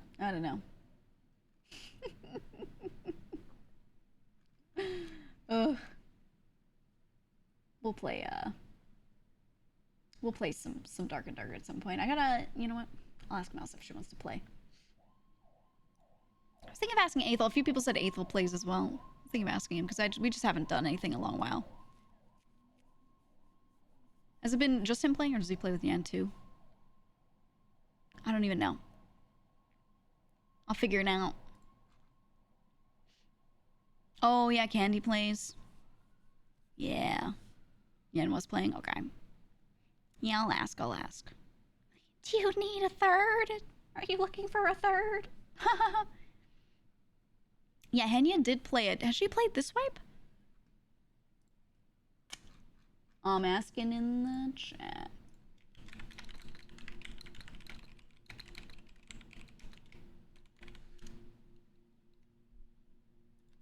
I'm asking in the collab chat. I'll see who wants to. She would solo play too. I remember. I'll see if she wants to get addicted to it again. She's sick right now. She's a little sicky. Yeah, she got ligma. She tweeted about it again. I saw two people come in here, totally unrelated. I was just talking about whatever, and they were like, Henya's sick! And I'm like, why are you saying this in my chat? Like, did something new happen, or are you just, like, here talking about, like, love Henya. She's a great topic, but, like, it was just weird timing. No, she didn't even say anything. It was nothing new.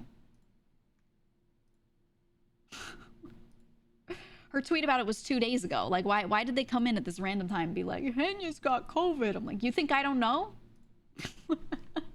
She told me first. She told me before she tweeted it, you know? It's like, what is happening? People always do that. It's always funny to me.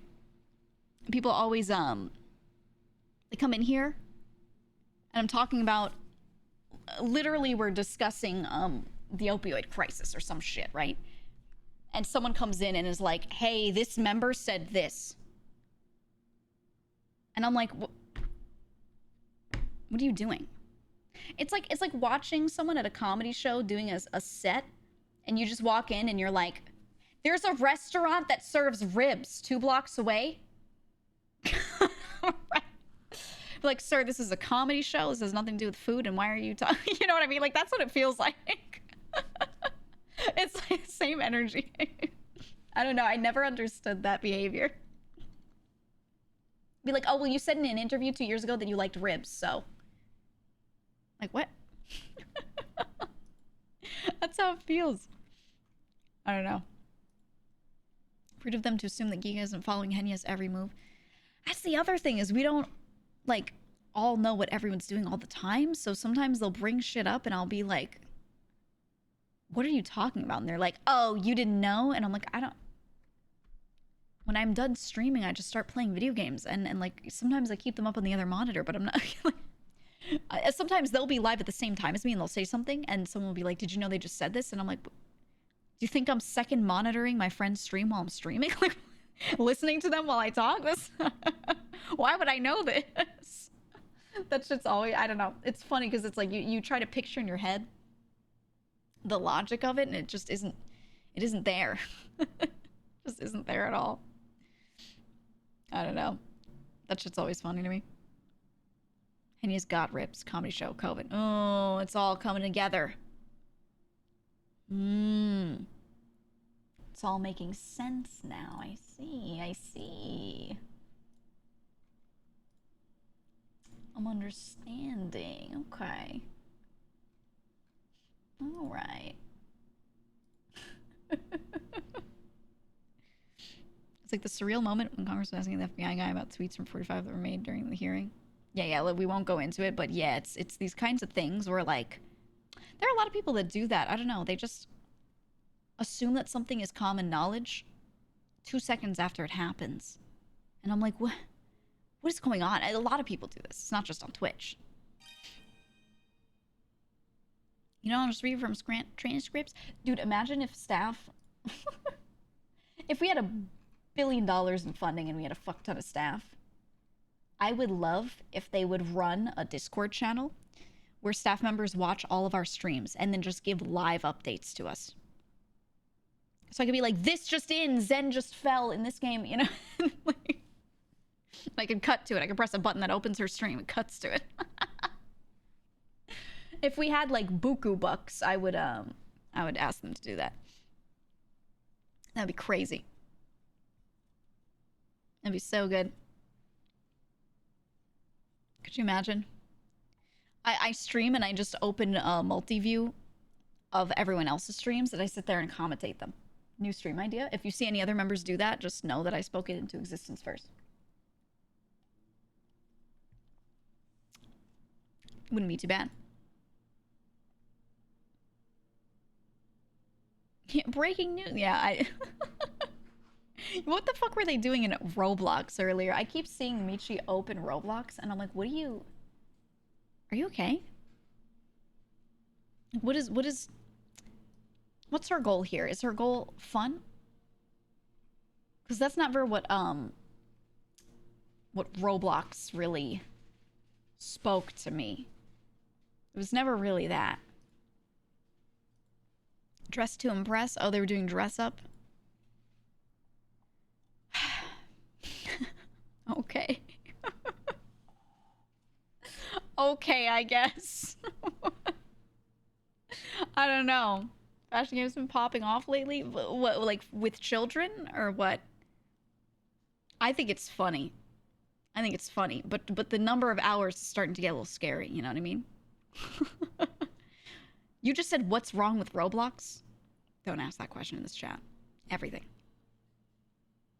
Everything. We need a different game to come out that has a really good workshop. we need people to be able to mod something else.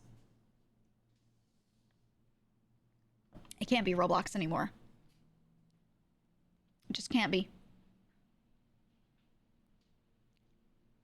You played it yesterday. It's low-key fun. Yeah, but imagine the number of hours. I don't know. I don't know. The children yearn for the Roblox sweatshop. It's so true. Actually, I think one of the great things that came out of Roblox... Oh my god, I forgot I had a snack here. Oh my god. I told myself earlier I would eat it. Hold on. If you see me eating... me remembering I left food next to myself. Hold on. There we go. Yeah, no, I think one of the great things with Roblox is that it's encouraged a lot of kids to get into modding. And maybe it's not always like, you know, the deepest, most intense thing. But they're making little maps and stuff, right? And I think that's good. Same thing with Minecraft, right? Whereas it's fewer of the kids actually doing the mods themselves, making mods. But it's definitely big on creativity and getting them to make their own shit. So I think things like Roblox are at least really heavily encouraging kids to get into those sorts of things, which is great. And that's sort of like the slippery slope in a good way that gets them into being interested in tech. Yeah, maybe going for a job related to that. Or a lot of related things, not even always programming. But I like seeing that sort of thing. So that's like the thing that Roblox has done that's really good, which some other games have done too, but not that many. Anything that the modding community is very accessible, you know? Some kids will just get into that, and then next thing you know, they're opening up Unity and just making something, right? Rip Unity, but you know. Yeah, Zeekers. Zeekers made Lethal Company. And yeah, he was like a Roblox guy. He was making Roblox mods, and that was kind of his big thing, and then decided that he just wanted to make something else at some point. Did a bunch of projects at some point. Made Lethal Company. And now he's got, like, you know, such like insane success.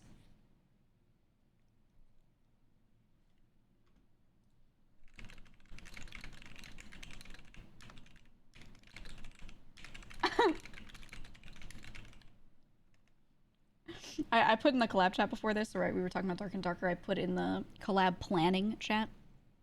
We've a couple of chats, by the way. Let me explain something that's really funny about vtuber. You have a chat called collab planning in our Discord. Now, obviously, that's when you want to plan a collab. You type something in there. Hey, does anyone play this? I want to play this sometime. So I typed, and y'all play Dark and Darker, right? Harko's like, oh, I haven't played it. But she replied, so she's probably interested.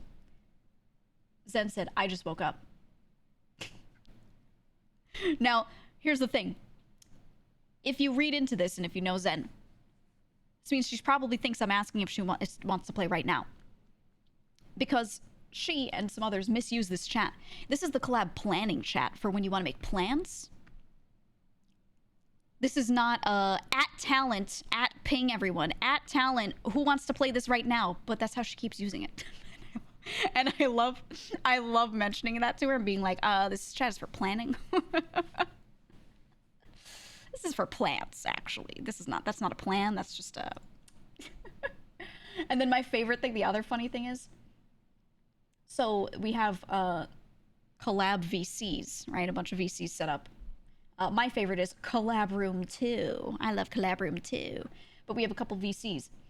In that category, there's a chat. It's Collab EN, right? So if you're in a collab, you could type in there, right? Because, you know, you'll be in a collab and so be like, do you remember that meme, whatever, whatever? And someone will be like, I've never seen it. So that's the chat you would drop the link to it in, right? It's a chat related to a VC. Some people keep going into that chat and pinging people and being like, who wants to play this right now? I'm like, wait, this chat's for, like, ongoing, like, what? They all, like, I have several chats that, not these ones, but other ones that I've asked staff to set up, and then no one uses them for their purpose that's clearly written on them. It's really funny. It's so dumb. It's so dumb. Collab planning chat at everyone who wants to play this right now. I'm like, it's not the worst place for it, but the number of times I get a ping, I'm like, oh my god. Please, no. Like the other day with trivia. Oh, yeah. Well, that was a DM. That was a DM. That was a direct message. What are you doing right now? It's a little different. It's a little different. Zed would never ping everyone in Discord. I'm so glad she doesn't have the perms to do at everyone in the vtuber Discord, because then she would just ping all staff all the time. No, she does at talent. Which I get, but I feel bad because a lot of people are not in the same time zone, so they're literally never going to be around when she pings talent. So they wake up every day to pings. And I'm like, stop. Because whenever I get a red ping on that server, we each have, like, categories for just our own stuff, right? With, like, our managers, our personal ones. So when I see a red ping in there, I'm like, oh my god, my manager needs me. And a lot of the time it is something like that. Occasionally it's just a talent ping. And I'm like, man.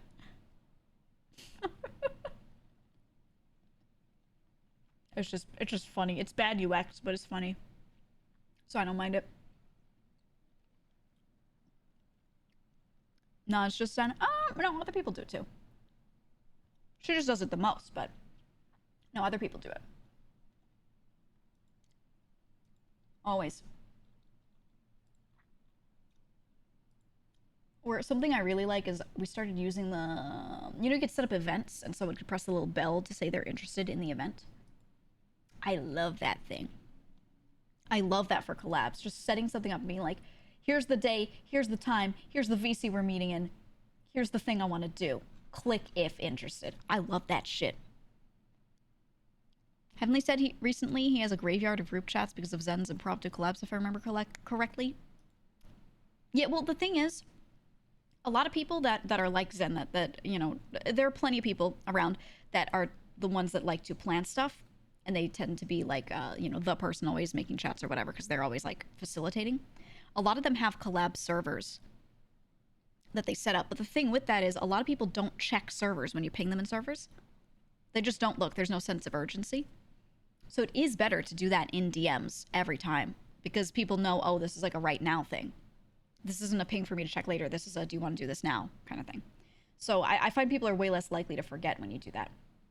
Whereas if it's in a server, it goes there to die. So I love the idea of a collab server, but a third of people will actually use it, to be honest, and then everyone else will just never check. So they'll join your collab server because they have the intent to collab with you, but then they'll never check the server, and they'll never show up. So you end up getting the same 10 people showing up to everything because they're the ones that check.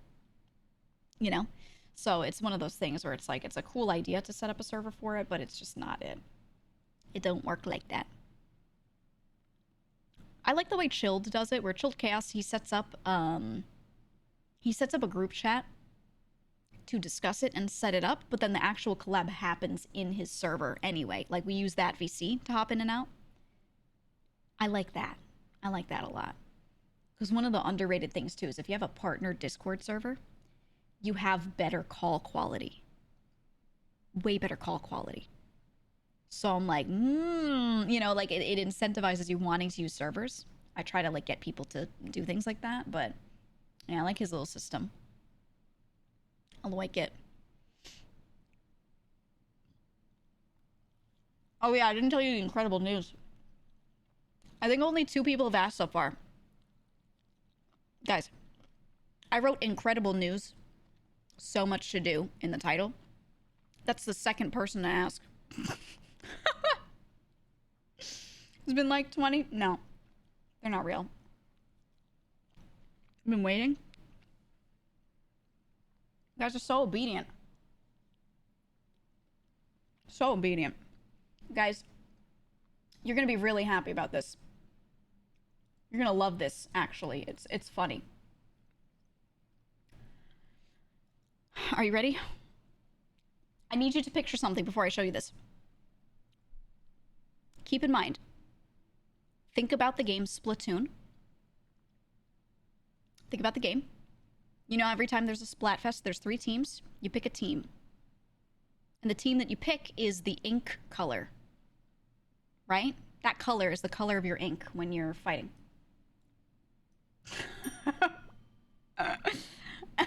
Hey, let me thank you for the raid. Tell me about Team Rice, guys. They've done it again. They've done it again. Let me hope your stream is good. I was just revealing the Splatfest. Guys. This is the same as when they had ketchup, mustard, and mayo. They keep doing this. They keep doing it, and I think they just... There was one that was like, do you like chocolate drinks or milk tea or something like that? And milk tea was obviously like this kind of color. Where's the pasta green? Pesto, probably. It literally has a basil leaf on top. But chat, they keep doing this color. They keep doing it. Yeah, it's the Italian flag. Nope. What team are you gonna pick, huh? What are you going for, chat? You may actually play Splatoon now.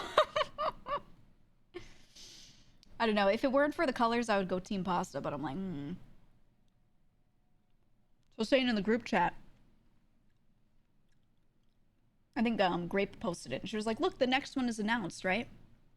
Here are the colors. She posted in our little Splatoon group chat. And we're like, oh my god, yay, new Splatfest. Welcome to the cum zone. Well, the thing is, at first we were like, yes, Team Pasta. Like, we weren't even thinking like that, you know? We're like, Team Pasta, let's go.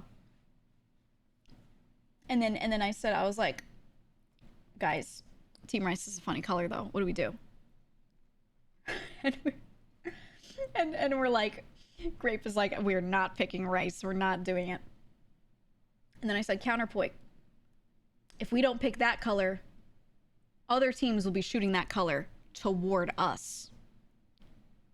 So are we the shooters, or are we fighting them and telling them to stop? Which are we doing? Either way, it's terrible. Like, both ways, it's awful. Like, you can't avoid it.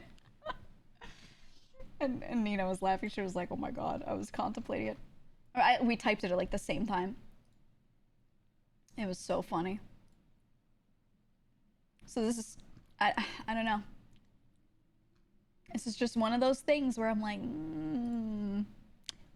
you pick the funny color, but if you don't pick the funny color, you're going to be in matches with other people who are the funny color, right? They're on that team. So, I don't know. Yeah. And Team Bread, it's going to look a little blood colored. Well, it's not really blood colored. It's more of like a brick red looking orangish color. So it won't be that bad. But when it was ketchup, mayo, mustard, that one was real bad. That one was real bad, okay?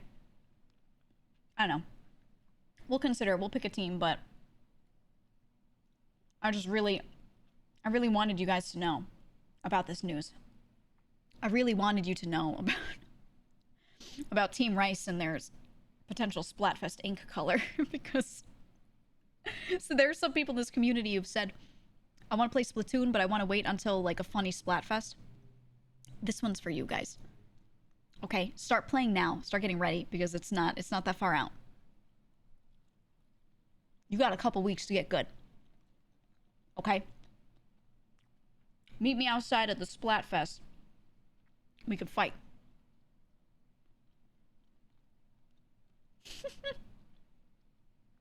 You're colorblind, so you just see caca brown? Oh, true. Red, green. Actually, Splatoon has a really good set of colorblind modes. Like, really good. Really good. And the way they've set their colors up, it's so easy for them to replace that and move the colors around so that you can understand what's going on. It's really well done. So this is why I was born into this world. It was for this moment. That's what I'm saying. I saw this and I was like, we were just talking about this.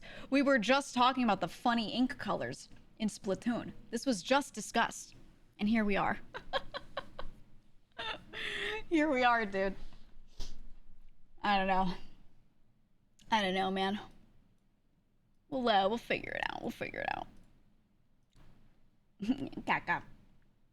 I don't know. We might actually end up being Team Pasta just because we like pasta, but I don't know. I would not eat bread every day too much. I would not eat rice every day too much. I would eat pasta every day. I would do it. Hell yeah. Yeah, it is fair enough. I know it's fair enough. I know what I'm about. I don't know. I don't eat that many carbs nowadays. I'm very protein and vegetable heavy in my diet. And I should probably eat more carbs, because I do want to gain more weight. But I've been trying to just fit in more meat and vegetables. I've been trying so hard to gain weight through just eating more fats and things. It is a lot harder than just doing it via carbs. It is tough. But I'm trying to do it. No more skinny legend. Yeah, no, ever since my health shit, I lost a lot of weight, but especially I lost a lot of muscle weight and stuff too. So like, I want to be building back up, but I don't want to like not gain weight first and then be working out. You know what I mean? There's a certain extent where it's like you gotta bulk a certain amount first, otherwise it's not the best. So, you know. Straight to swole. Yeah, it doesn't work like that. You definitely have to like have a lot of excess in order to be building like that. For sure. Get some nuts. I know what to eat. You don't need to suggest. I for health reasons have a hard time putting on weight. It's not a lack of knowledge on what to eat or anything like that. Protein shakes. I wish I wish I liked them. I could suck it up and just do that, but I wish I liked them more. I just think they taste like shit, most of them. I know. Anyone tried the carnivore diet? I don't think it's a good idea, personally. I think everyone should be more mindful about being more vegetable heavy. Actually, I think everyone's plates have too much carb-wise and protein-wise across the board.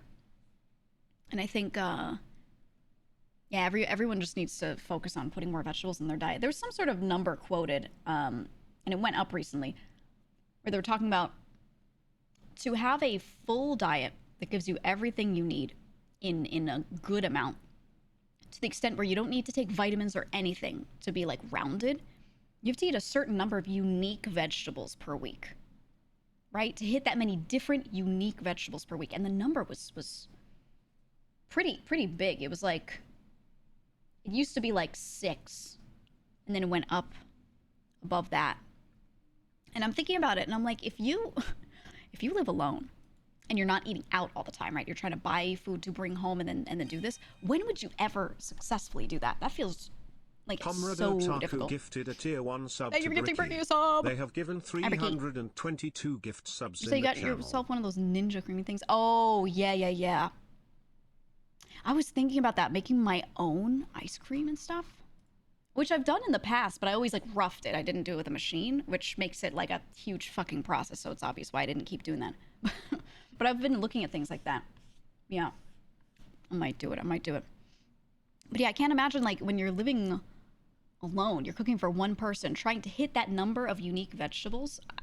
Like it's possible, but I feel like depending on where you live and the way things are packaged, that's going to be hard. Now, if you buy fresh produce from like Whole Foods, right, and you can grab like one of these, one of those, you can literally pick off 2 bananas, right, and buy them. Like things like that, it's a little easier. But there are also a lot of stores in America where you can't do that.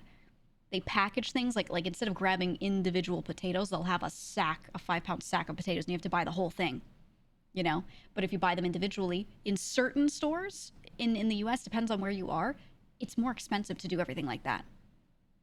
So I'm like, that just boosts up the price like crazy, So you're incentivized to buy in bulk, which means you're incentivized to eat fewer unique things every week.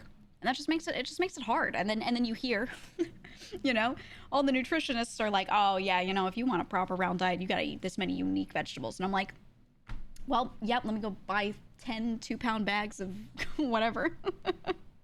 It's possible, but it's very annoying. So, you can absolutely grab things separately. And, I'm lucky that I can go to certain stores and just grab like a potato, and it's just as cheap as if I grabbed a potato from a bag that I bought that was a 5-pound bag. Like, it's really not that far off, but it depends on where you are. So, I don't know. It could be difficult for people based on region almost, right? It could be tough. You today throwing away, snacking sugar snap peas, they went bad. Yeah, a lot of things go bad quickly too. This is hard. You feel bad getting it all from Costco and then it going bad because you don't eat it all fast enough. Yeah, so this is the strat, and this only works if you have friends, neighbors, family, people you're incredibly close with that live nearby. You shop for multiple households and split it. That's the way to do it. There's this one area that a bunch of like one section of my family members kind of live in. A bunch of them kind of live within the same area in this one little pocket. A lot of them live in a lot of different areas, but there's one spot where there's a couple of them that kind of move there together. So what they do is They go shopping and they're like, potatoes, okay, 5-pound bag, buy it. Whatever's cheapest, they buy. And then they just send each other pictures and they're like, I got this. How much you want? Right? And they all just kind of do that to each other. So someone else will then buy a thing and they'll be like, yo, I got this whole thing of spinach. I only want half of it. Who wants the other half? Right? And they just pass food around. They even got some of their neighbors in on that. And you know what the coolest thing is? What they did was, have you ever bought a chunk of an animal? Ever do that from a farm? You directly buy like half of a cow, and basically when that animal is, they do all the butchery and everything, they section all of that out and give it to you. Yeah, quarter cow, that sort of thing. I have some family members that have done that and then split it out between everyone. So instead of having to go, I'll fix the music. Instead of having to go and freeze it all and, you know, spend months going through it, they just spread out horizontally across people, you know, which is a much better way to do it, in my opinion. So I don't know, things like that are just are neat, but that requires you actually having people around you that you feel comfortable enough to split things with like that, and to not nickel and dime. Because if you're like, oh, this costs $20, give me 10, right? Stuff like that.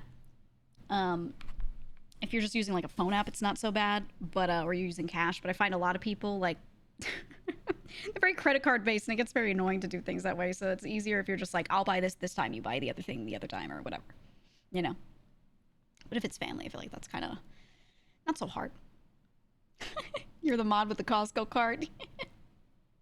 my dream, you know, I was thinking about it. I was like, if I get a house, my dream is to actually like have another creator or like staff or someone, like even a few people if it were big enough, just in the household. Give them a bedroom and be like, all right, because I'm just so tired of buying food for one person. Pisses me off. Pisses me off so much. I don't know. I thought about family members too, but I lived with them for so long, I'm kind of like, I'm a little over that for some of them. Depends on which one, you know. I have a lot of siblings. I have a lot of brothers. Some I've lived with for a long time, some I haven't. So I'm like, Streamer on the Go guest bedroom is a fucking genius idea. Yeah, I'll probably have one set up. I probably will. So either people could you know, like perma move in if they really wanted to, or they could like cycle. I think it'd be nice. I think it'd be cool. Once your stuff just goes bad and you usually just want to give up on shopping healthy. You know what one of my friends organized with some other friends that live near her? They have their version of a supper club. What they do is they have a rotating schedule, and each day of the week they go to a different person's house, and that person cooks dinner for everyone. And they sit around and eat dinner together at that person's house. And they all live like within relatively close-ish walking distance of each other. They're very city-based, so it's like not too hard for them to get to each other. So yeah, so each person just picks a day and gets ready to cook that day. So you personally only have to cook once throughout that week, because they rotate to they do 5 different households, and they do it on the weekdays, and the weekends they all just do whatever on their own. So you are only doing like one big thing once a week like that, and it's always like Mondays they go to this person, Tuesdays they go to that person. And it's really efficient, right? Because then you can buy a bigger package of a thing and make all of it and know it's all going to get eaten. So I thought that was cool. How does it work if you work evenings? That schedule doesn't fit into this plan. You don't even have to ask that question. It doesn't. Unless you have other people that also work evenings and then you want to eat lunch together. I don't know. It doesn't work.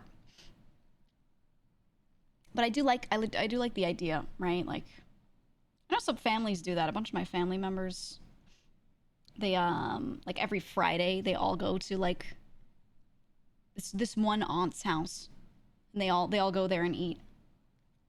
And it's almost like, you know, going over there for Christmas, right? You go over and there's like multiple tables pulled out, stuck next to each other, a billion chairs, and the amount of food that's made is just ridiculous and unnecessary.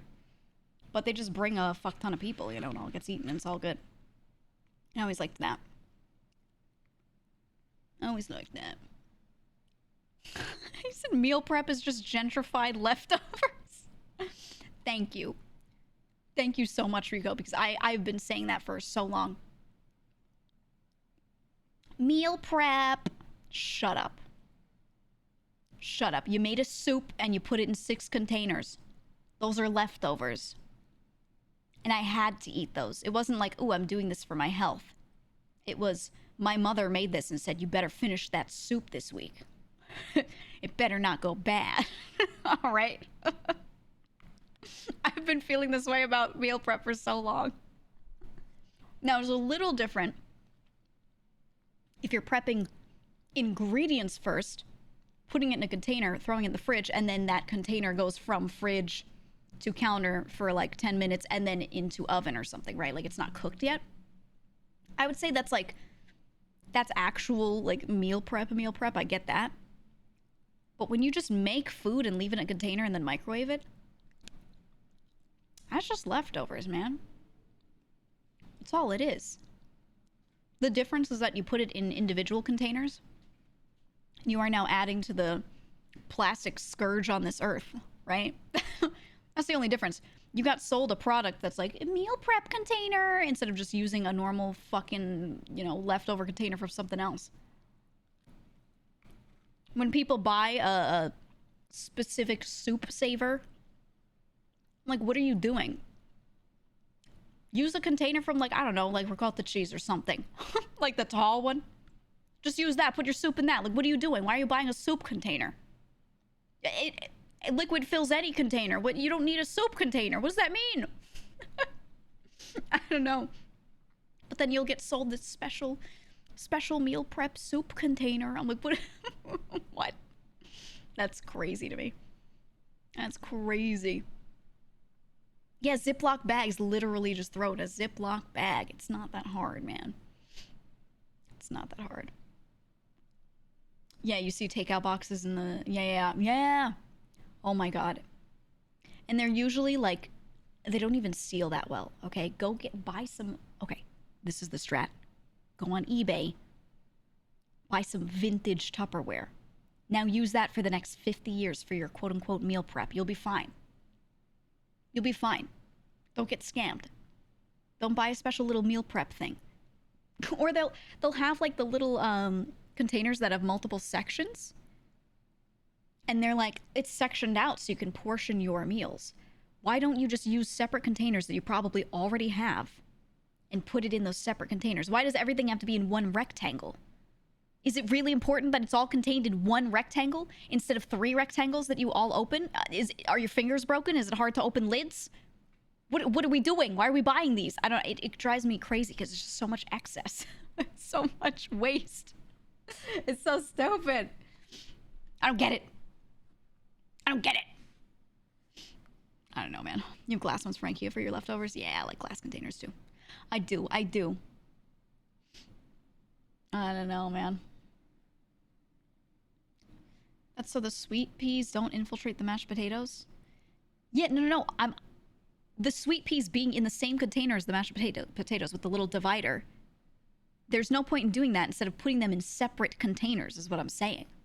You don't need a special... It's like when... Oh, do you remember Zoo Pals? It's like when they told you on the TV that you needed Zoo Pals to get your kid to eat their other little portions of things. Right? Because they have the little 2 sections on the plate that stick out, and they're like, this is where you put your vegetables. I feel like meal prep containers are like adult Zoo Pals. We don't need this. Look at these. See the little pig? Little tiger with the little ears? First of all, this was horrible.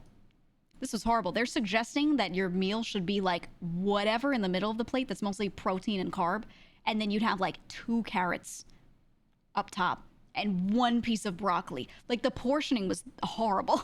It was so bad. Yeah, it does look like a jail food tray to me. It was just, I don't know. I remember looking at this and I'm like, why don't you just put it all on the plate? Why does it have to be separate? Right, it's because they make eating fun. because I need my eating to be fun. Isn't that actually a terrible lesson to teach a child, though? Oh, sorry, you don't want to eat because it's not fun enough. Let me make it more fun for you, and now eating has to always be fun? Isn't that like an awful lesson to teach a kid? Because now you're just making them expect that every meal will be fun or have like a gimmick instead of just eating their fucking food.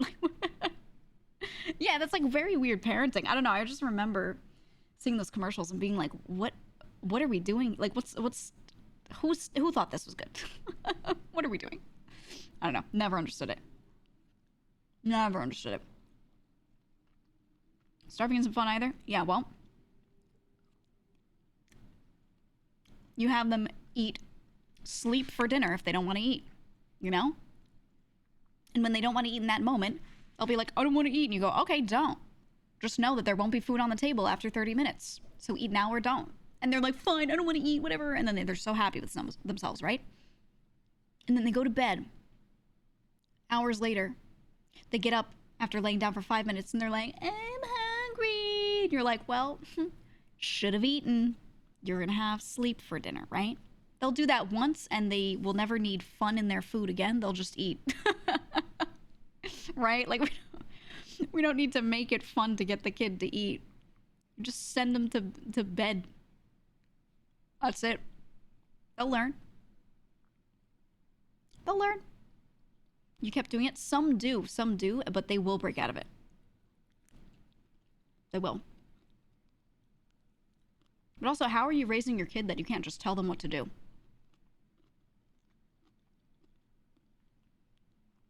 You don't know how to give them general discipline if these specific things keep happening, right?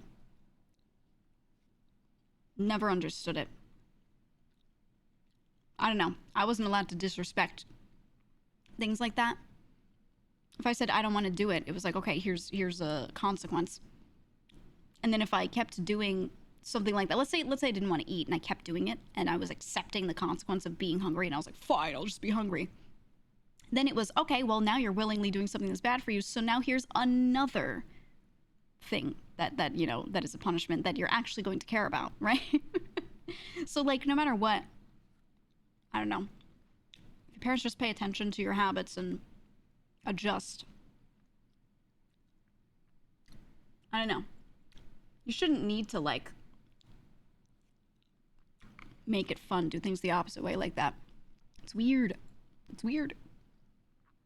You said parenting is 100% about being more tenacious than your children's desire to be stupid. Yeah. Yeah, it's exactly what it feels like. I've taken care of so many kids, especially like very little kids and everything, family members, whatever. And it's not easy, but like there's some rules you can generally follow and just kind of stick by. And your kid won't turn out like complete shit. Right? It's not that bad. It's not easy, but it's not that bad that it's impossible to do. I don't know. Your parents will tell you to eat or get beat up. See, I think there are better ways to do it too. There's so many other ways to do it rather than that. So, I don't know. You don't even have to get creative. Just be like, what does this kid really want to do right now? What are they distracted by? Oh, they want to play on their Game Boy. Okay, no Game Boy. You just keep taking the thing that they really want, whatever recreation there is or whatever their brain is focused on, because kids tend to hyper-focus. And you just keep doing it. 4-year-olds, when you won't let them stick a fork in the socket, too. I had one of my little cousins. I was babysitting him. He was 2.5 at the time, I think. He wanted to jump off of the back of a couch down to a tile floor. He wanted to jump so bad. So I see him start climbing on the back of the couch, and he stands up on it, and I'm like, nope. And I grab him. I'm like, what are you doing? And he was like, I'm going to jump. I was like, why? And he was like, well, I love jumping. I was like, I know. Now, he loves jumping into his parents' arms, right? When they catch him, whee! And I was like, okay, I'll catch you then. And he was like, no, no, I'm gonna land on the floor. I was like, what? Now here's the thing. The back of the couch was up against a railing. The couch and the floor he was trying to jump down to was not floor level with the couch. It was like 4 feet below that. He was trying to jump off the back of a couch down to a lower level. I was like, what are you trying to do? Like it wasn't just couch height. That was bad enough for a 2.5-year-old, you know, but like he was trying to go, that drop was like 2 couches tall, you know? So I'm like, what do you, so I'm like, if you want to jump off something and you want me to catch you, let's go. He's like, I want to do it myself. I was like, no. And I said, you're going to get hurt. And he was like, I could do it. And I was like, how about this? How about this? I was like, let's practice. Now, in front of the couch, there was a pretty cushy carpet. And, or like a rug, you know, a pretty cushy rug and a dining, or not dining, a little table. I slide the table back. And I was like, let's do it step by step. Let's do it like divers. Let's work up to the big one, okay? I was like, jump off the front of the couch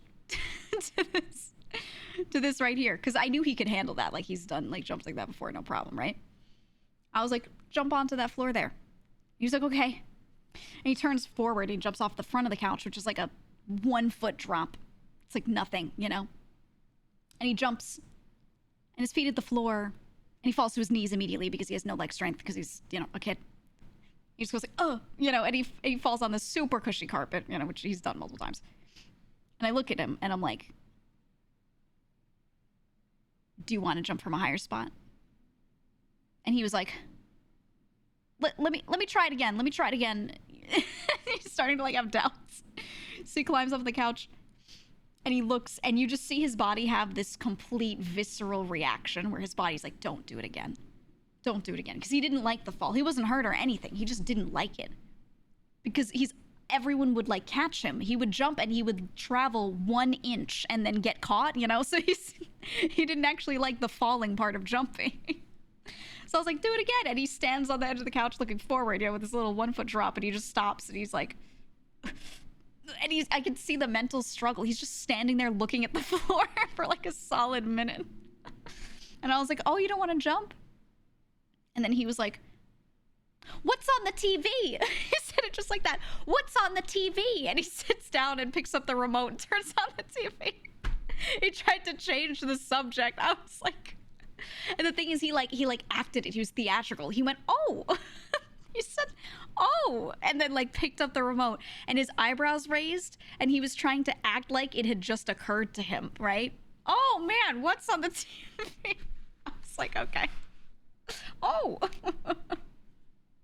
That shit was funny as fuck. I was like, wow. Oh, wow. What, you know, yeah, what is on the TV? He was trying to get me to not be like, jump, you know? Do it. That shit was so funny. Oh my god. It's like your little cousin. Kids always have that thing. I love when they try to trick you because they really think they're slick, and they're like acting in the ways they've seen people act in cartoons, or they've seen adults do it, and they're like overly emoting. And it's just my favorite is they want something basic and they start like acting it out like a scene, like a skit. They're trying to convince you. So they'll be sitting around and they'll be like, oh, do we have snacks? Like out of nowhere, they just want snacks instead of just being like, can I have some snacks? I'm hungry. They're like, oh my god, I just had a revelation. You know, and they do this like whole theatrical bit. Oh, what do you? Oh man, they always do that shit. They try to trick you into drinking random concoction of toilet water and sanitizer. Oh yeah, or when they go outside and they have a bucket that they fill with water and they put grass and dirt in it, and they're like, I made soup. All right, kid. I made grass soup. These are vegetables. All right, kid. I don't know. It's just one of those things that's so funny to me. Or one time I was the same kid. I'm sitting next to him. I am eating a snack. He ate a snack, right? We are both sitting at a table eating a thing, and he finished all of his. And I had very little. I didn't even want to eat that much. I just had like a little something. And he was sitting there. And I was mid-eating my food, very obviously still eating. And he went, "Are you going to finish that?" And I said, "Yeah. This is my food. I intend on eating all of it." And he was like, "You don't look very hungry." That's what he said to me. He said, "You don't look very hungry." I was like, "What, are you trying to gaslight me? What do you mean?" He's trying to tell me, like, he's trying to convince me. "Oh, you're right. I don't look hungry." So I said, "Well, I feel hungry." And he was like, "Maybe you just need to drink some water." Now, you know that's something his mom said to him. "Oh, you're hungry? Maybe you just need to drink some water," right? Like, that's the thing that a lot of parents will do. "Maybe you just need to drink some water." And I was like, "No, I have water right next to me, actually." And I had a cup that where I drank like most of the water in it. He was trying so hard. He was grasping. So he starts looking around. And he was like, "What if you just ate more later?" And I said, "Why would I do that? I want to eat this now. What would I do with it if I didn't eat it now?" And he was like, "Well, if you didn't want to finish it, I could eat it." And I'm like, and I go, "Oh, I'm sure you could, but unfortunately I do want to eat it, so I'm going to finish it." Like, I kept entertaining him, you know, I kept talking to him. And eventually I just say it to him, and I'm like, "Hey, you can't convince me to give you the food on my plate. I know you're trying to pretend to find reasons for me to give you my food. I'm not giving you my food. You already ate yours." and he's sitting there and he goes, "I tried." He was like not even 3. And he goes, "I tried." And I was like, you did. It's about the effort. It was just such an honest answer. I was like, "Yeah." He didn't throw a fit. He didn't get mad that he got caught. He just said, "I tried." It was funny. He was really funny when he was little. He's not as funny as he used to be. I love to tell him that. Now, you know, when you were 2, you could have been a comedian. But now you're on your damn phone all the time. You know. He knows I'm busting his balls, though. He knows. He knows I'm joking. You're not the same. Yeah, he did fall off. He fell off. L ratio, you were funnier when you were 2. How old is he now? He's a lot older now. I haven't seen him a little bit. He's probably taller than me now. I hate that.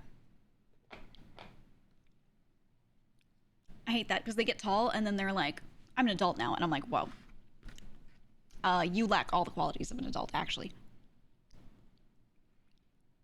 Height is not an indicator. But they'll be like, they'll just walk up to, no, they don't do it to me because I'm, you know, they know me and I'm a lot older than them.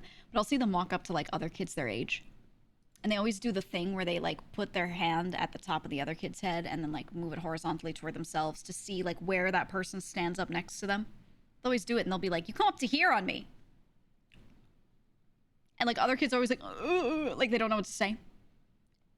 Saw my little cousin do that to some kid, right? Some like party, some gathering, whatever that we were having. And he does it to some other kid and the other kid doesn't know what to say. And I went, "Congratulations." Now what? Like I was just sitting at a table like 10 feet away and I just turned my head and went, "Congratulations." And he was like, and he just, my favorite thing, my most favorite thing is when a kid is like a teenager and they're trying to prove something and it just makes no sense. Yeah, they're right. They're trying to like G-check somebody. You literally just go, "Good job. What's the purpose?" They always get so upset.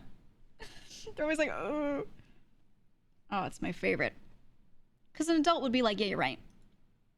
And they'd be like, "Well, I tried," or, you know, whatever. But when they're that age, they go like, "Arr!" You know, it's funny. They rage a little. They always shoot with their hands too. Oh, when they pull the hand toward themselves, they always move it up, and I think it's just natural. I think it's just the bicep curling the arm in, it just moves up toward where the shoulder is. I don't even think they're trying to cheat. They just have no semblance of where that horizontal plane is. I don't know, man. How does one learn to yap for 2 hours straight? I talk for 10 minutes and start stuttering. Do it more. That's all. Practice. I don't know. Ever since I was born, I talked for hours a day. I was 4, walking around having full conversations with everything in the room. I would talk to my cat. I had this one cat when I was really little. I had a cat and a dog. I would talk to both of them. My mom always said I was just having full conversations with them. And then I turned to her and I'd include her. I talked to her too. But, you know, if I wasn't actively talking to like one of my siblings or one of my parents, I would just sit there and be like narrating what I was doing and what I was thinking to one of my pets. And this cat, I'd be walking around and I'd be like, I don't know if I want to wear this. I don't know if I want to wear these pants or my shorts because it's kind of hot today. And again, I would just be like doing this and just talking to my cat. I always did that. But then the moment I left the house, I wasn't like that. I was incredibly quiet, actually, for like most of my life everywhere else. Because I just didn't want to talk to anyone else. I like, if they were in my household, they were in my family, I wanted to talk to them, and everyone else was just like, eh. What am I going to say to them? I don't know them. So I just wouldn't talk. And then my mom would try to tell people that I was talkative, and they were like, no, she's not. What do you mean? She doesn't say shit. She doesn't say anything. She just answers. That's all. And my mom kept trying to convince people that I talked a lot, and they wouldn't believe her completely. And everyone was like, this lady's on copium. Glorp! Simon, thank you for the 20. Is it 26 months? Thank you so much. Thank you. You able to talk like this in front of a large audience in person? Yeah, easy. I think public speaking's easy, but that's because of, again, practice with it. It ain't hard for me. But not every streamer could. I think streamers talking to their chats, for some of them, it's a lot easier than public speaking, and then some can do both. It's not, it doesn't translate over. It's not the same, though. Because it's the, I don't know, having people sit there looking at you is a different feeling. For sure. I know, for me, it's easy. Anyway, I want to play a game today.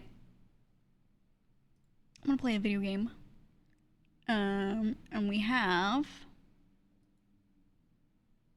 options, but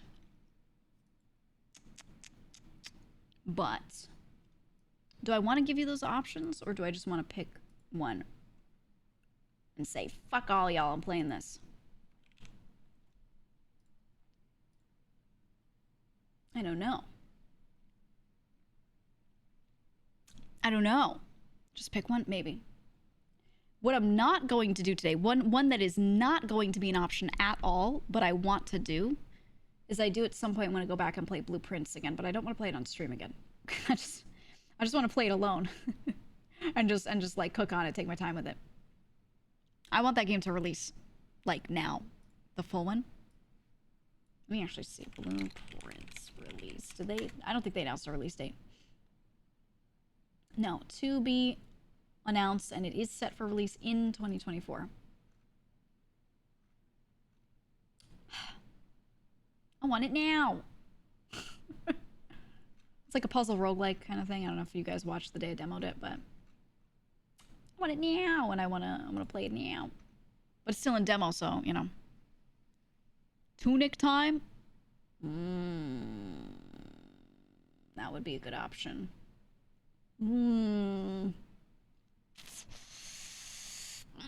Maybe. I don't know. I could put that on the list. Wait, is Bite here? Is Mr. Bite here? I saw you. Oh yeah, you are. You just said something. Okay. Because I can't play Tunic and then he's like not there at that moment. Because he would have a stroke and pass away. Okay. Are you playing? I don't know, but I might put it on the list. I wouldn't put it on the list if you weren't here. You know what I mean? Gianni's Fallen Aces lines are so good. Oh, Fallen Aces is so good. I let it be known that I demoed that game on stream well before like people were thinking about it. And when I demoed it, we were talking about it. It was so cool. And I was like, God, I want more of this game. I want people to test it. I want people to try it. But I thought it was like a style that people wouldn't go for. But people have been trying it and liking it. I'm really glad that it turned out like that. Because, I don't know, just looking at it, I was like, would people try this game? It felt like something I wasn't sure if the marketing would work on it, but it did. A bunch of people have actually been trying it, and yeah, it's been cool. It's been cool. I'm glad. I'm very glad. Gianni recorded lines of him shitting for like 10 minutes straight. Guys, when I tell you Fallen Aces is a gem of a game, I mean it. Okay. First of all, it's published by New Blood, and New Blood only picks up good projects. That's just plain and simple. They only pick up good projects. But they especially go for things that have some sort of really big uniqueness factor. And the thing with Fallen Aces, the gameplay was fun, but the writing and the fact that it felt like a cheesy older mobster action film, and they hit the nail on the head with it, and they had so many like comic book-esque aesthetics when telling bits of the story. It was so good. It was so fucking good. And we just played through the demo and everyone was like dying to know what was happening. It was like cheesy and over dramatized, but it hit the balance. And the thing is, when you have something like that, you need to have the right voice actors. Because a voice actor that doesn't do a good job could turn that into a really like cringy script. But they got the right people, and Gianni being on it was like really good. Really, really good. Have you seen the gameplay trailer for Angerfoot? Yes, I've been... Angerfoot's out. Angerfoot's one that I've been watching for a very long time, actually. Very, very, very long time. Was waiting for it to release. So we're going to actually play that maybe Sunday? Yeah, maybe Sunday. I was going to do that and maybe a little more Luigi's Mansion. Maybe the two of them Sunday. Nowadays, indie games live and die by streamers. Yep. It's insane. I mean, the marketing a video game without already having, a huge company with a big budget behind you, it's impossible. It's impossible without having either some sort of clip go viral, which is the same as trying to push yourself forward as a content creator. It's just as hard. Or getting somebody to play it on their stream or make a video about it. Like you need streamers or someone who makes videos about games people should try playing and has like an established community for that to show your game. And that's hard to make happen too. So I don't know. So when I find something really good, I'll try and show. But even like Devolver games, people are like, "Ooh, I found this small unknown indie game." No, Devolver's a big publisher with a big amount of marketing power behind them.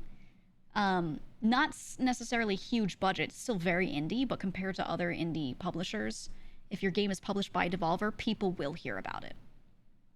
You will make a minimum number of sales, probably. It's like Devolver's just got this really strong brand as an indie publisher. So, something like Angerfoot, yeah, people will play it. Right? Like, that'll happen. But ones that are smaller than that, I don't know. Gets really tough. And one of the ways to, besides just getting creators to play your game, one of the ways to kind of push your game forward is to try and like put it into an indie showcase, right? Like all these game shows and everything, try and get your game to be shown there. But a lot of the time, if it's a larger one, they won't show it unless it's being published by one of those larger publishers. So it's really hard. I don't know. It's very, very difficult. Examples where streamers made indie games popular. Yeah, there's a few. Right. So Among Us, Lethal Company, Super Autopets, those are really good. Balatro was very unknown. NL played it and it got big, but before NL played it, I believe Dan Giesling was the one. Was it Dan? I want to say it was Dan. Played it first and then was like, hey, you need to play this game. Dan's really good at finding stuff like that, like little games. So if Dan hadn't played this game out of nowhere and then told NL to play it and then NL played it on stream, Balatro would never have gotten noticed to the extent it did, in my opinion. But yeah, there's a lot of like little games like that that only made it because the right streamer picked it up. Hi, Kermie. Yeah, Dan's so good. Oh, she suggested we do a joint venture to make our own game studio and call it Gigabyte. Well, I mean, that is like an end goal for me. Like, it's one of those things where it's not for money-making purposes, so I just have to kind of like make it happen myself and just do it because I like it. But that's one of those passion projects for me, definitely, is like, I wasn't sure if I wanted to do a studio or become a publisher. I was actually thinking about this because every time I do variety, a lot of it gets focused around, you know, games that are currently unpopular and indie games, right? It's like those two things. And a lot of it being smaller indie games and things that are lesser known. So my thought was, why don't I just become a publisher and go the New Blood route where you just pick up a couple of projects and you're not forcing them to do anything in particular with their games. You're mostly just helping the market, right? So that was a thought. You should pick it back up. Always enjoyed making prototypes. Yeah, you should. A lot of people in the Discord have been making little things. I like seeing people like share their progress. And then if some people are doing well, sometimes we pull them into our little dev team and we start putting them on our projects. It's nice. Yeah, there is a self-publishing path. Exactly. Yeah, being able to just like put your shit on Steam and yourself approved is really nice. But there's still some legal stuff, so having a publisher help you is still nice. Yeah, just hear a little doodle. Thanks, Steam. Some games you would like to stream, but choose not to? Yeah, can't think off the top of my head. Most puzzle games. That was my PC. Most puzzle games, I love them, and I play some of them on stream, even though I know people get lost and they kind of fall off in interest, because if you're not following from the beginning and fully understanding, like, the compounding rules of these puzzles, you're not going to jump into it later and enjoy it. It's just not how it works. That was, again, my computer. So yeah, a lot of puzzle games I'll just kind of stay off of. Blueprints. I can play things like that. It doesn't make for a good, like, 5-hour stream, you know? It's one of those things where I can keep people really engaged for an hour or two. And then after that, there's too many new people coming in that have not seen the beginning, so they have no clue what the puzzles are about because they missed all of the early building blocks to understand it, you know? So it's like, it's not that they're disinterested in puzzle games, it's that the actual scenario of them just walking into the chat a little late makes it so that they can't enjoy it. So they'll watch VODs, actually. Like, whenever I play puzzle games, the VODs do just fine. But yeah, watching like the actual stream of it live is a little difficult. She's never streaming The Witness. I actually did stream The Witness, and I stopped because I got motion sick, which is so weird. I've talked about this before. I don't know why The Witness made me motion sick, because I'd played it before, and it didn't make me motion sick the last time I had played it. So I was like, why am I dying? I might play it in Discord, though. But I love The Witness. It's probably my favorite puzzle game.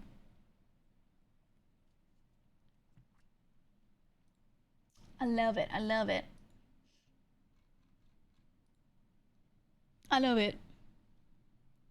Play the tutorial for 20 different puzzle games? I mean, if I did a puzzle game day and I just played an hour of each, like, that'd be great. That'd be wonderful. That would probably work out really well. Because then each time you kind of show up, you're hopping into a session that hasn't gone that long, you know? So you can kind of follow along. We will play The Looker all the way through at some point. Play The Witness in our Discord? Yeah. I should show you guys Blueprints. I don't know if you've seen it. You might have. Maybe I'll play it later tonight, Kermie, in the Discord. I'll do it. I'll be like, guys, you have to play this game. It's only in demo right now. It's not full released. Yeah, I've played Bob Is You. I have. It's so good. Kerm, have you played Obra Dinn? Return of the Obra Dinn. That was one I played on stream. I ended up continuing it on YouTube, so if you guys wanted to watch the playthrough, like, it exists in YouTube VODs. And then I did the last bits. I 100%ed it in Discord. But that is one of my favorites. I haven't even heard about it. Oh my god. Hold on, I'm sending it to you in Discord. Underrated, one of the best games I could get anyone to play. Return of the Obra Dinn. It's so cool. Really neat type of puzzle game, but the style of it, it's all you can change the color schemes that you feel like you're playing it on, like, for example, a Commodore or something. Like it looks like it's played on a very old system. So visually it's just really fucking cool. It's the same guy, it's Lucas Pope that made it. So it's the same guy that made Papers, Please. This was the game that he made like 5 years later that he released. It's such a good fucking game. Don't look up anything about it, you should go into it blind. Yeah, isn't it gorgeous? It's so nice. It's really fucking cool. Yeah. Go play it. And it plays nothing like Papers, Please. It's a very different style of game. But it's the same guy, so you know he's able to concept, you know, something really good. That was a good-ass playthrough. Yeah, I loved it. I loved it so much. Yeah, the Looker is like The Witness. I won't say any info on it. It's just something that I will play on stream again. That's all. It is possible to brute force Obra Dinn. Yeah, it is. Oh, yeah, don't do it. Don't do it. It's possible, but I think anyone who respects a puzzle game won't won't do that. Obra Dinn has the Outer Wilds thing where you can only enjoy it for the first time once. No, you can... there are things about it that you will remember that will make it that subsequent playthroughs are not the same. Yes, but the gameplay is still just as fun to go through years later. Because I played it when it came out and then played it again on stream many years later, and I forgot all these specifics. So figuring out the puzzles, I didn't know who anyone was and was doing the thing normally, and it was still fun. It's not as bad as Outer Wilds with that. So they made a short movie about Papers, Please. Yeah, isn't that cool? Isn't that cool? I like that people liked that game so much, but I wish they would give more time to Obra Dinn, because I feel like it was, in my opinion, way more of a masterpiece of a game than Papers, Please was. But people are so focused on that one. I don't know. I think he's working on something else. I can't remember what he said. He's working on like a third thing. I don't know what he's doing. All right, I'm gonna give you guys two choices, and I'll play a little something today. Two choices. Hold on, I'm opening a poll.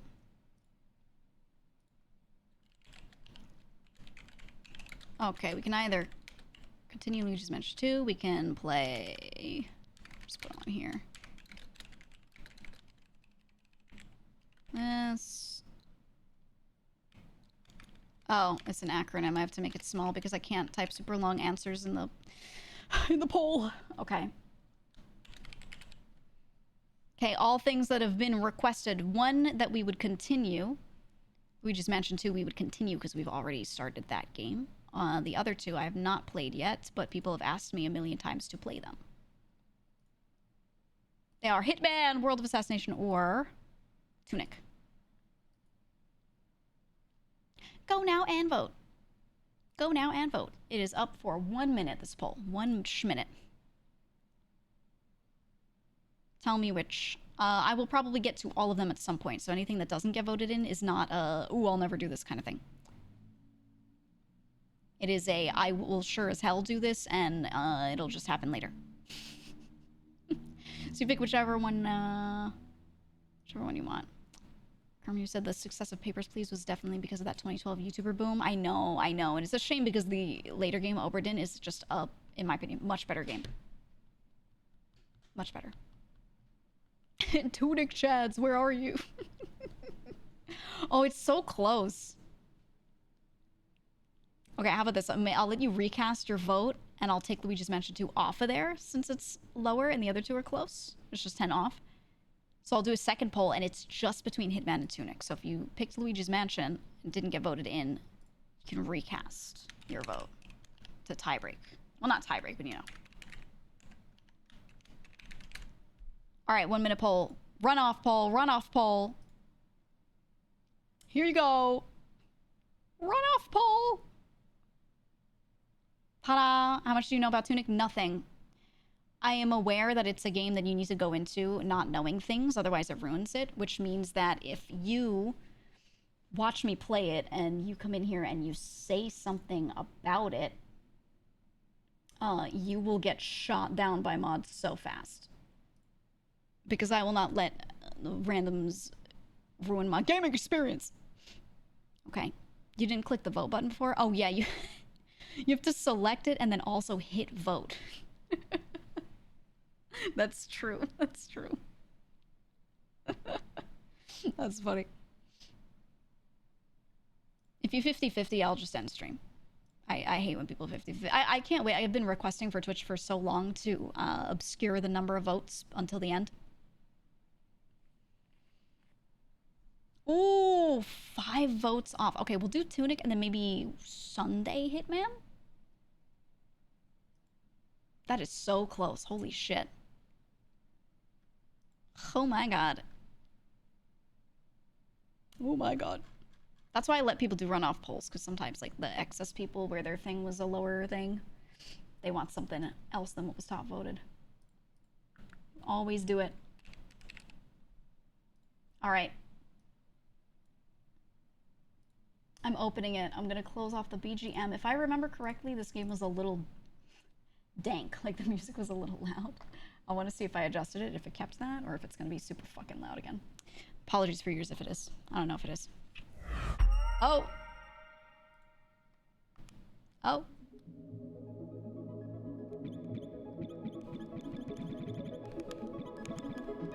How's that volume? Oh! Oh! No! No! Turn it down a little. Okay. Oh!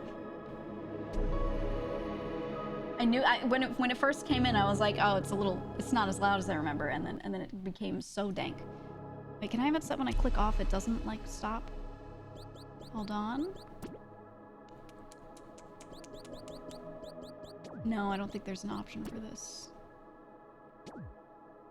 Fuck! Reduce motion blur? No, you know what? I'm leaving everything on. We're leaving everything on. Okay, let me capture it. Alright. Let's go over here. Let's do one of these. Let's do one of these. Eek. Eek. To the corner I go. Okay, and then capture it. I hate games that don't give me an option to make it so that I can click off of it and keep the audio going. Okay, hold on. Category Tunic. Title. Title. Backseaters will die. Backseaters, hinters. Guys, we gotta get the whole list. Backseaters, hinters, helpers. What else do we not want? Knowers. People who come in here and I walk past the thing and they type the clueless emote. Don't want any of that.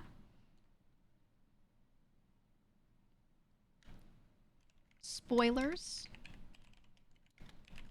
Meta enjoyers. It's a list of people that will die in this chat. Askers. Who else? Who else? And believers. Someone said believers. Backseaters, hinters, helpers, knowers, spoilers, meta enjoyers, askers, and believers will die. Okay. Beautiful. Beautiful. Hello, capture the game, please. I guess Twitch hates, or not Twitch, OBS hates game capture for this game. Why is it like that? What if I use this one instead? Add Angular devs to the list, please.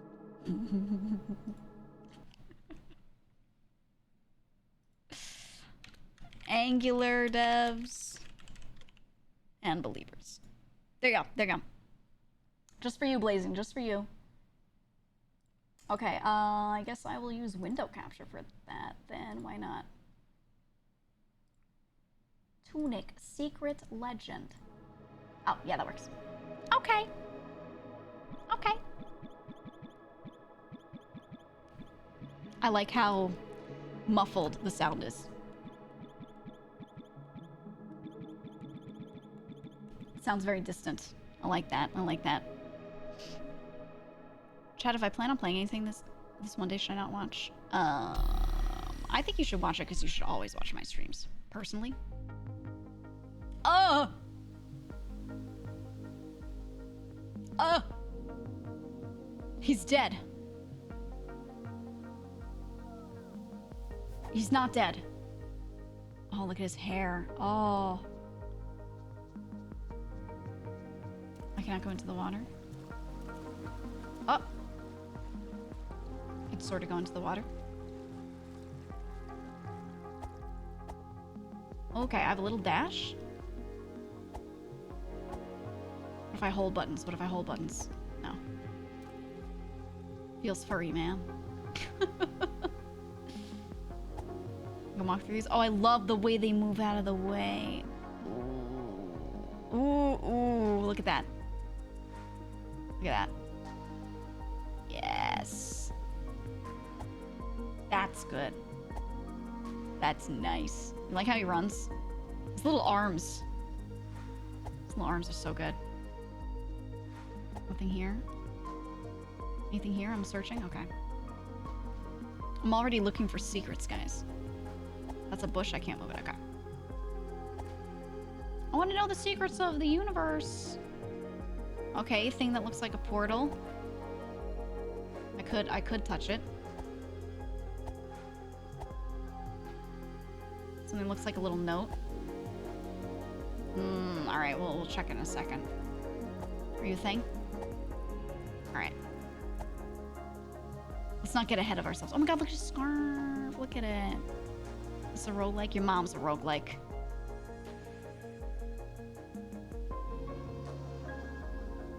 Oh, I can like...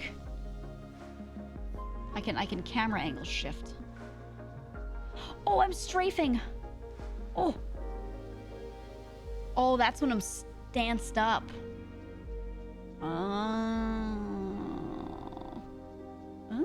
Okay. Let me in! Let me in! Alright, they won't let me in.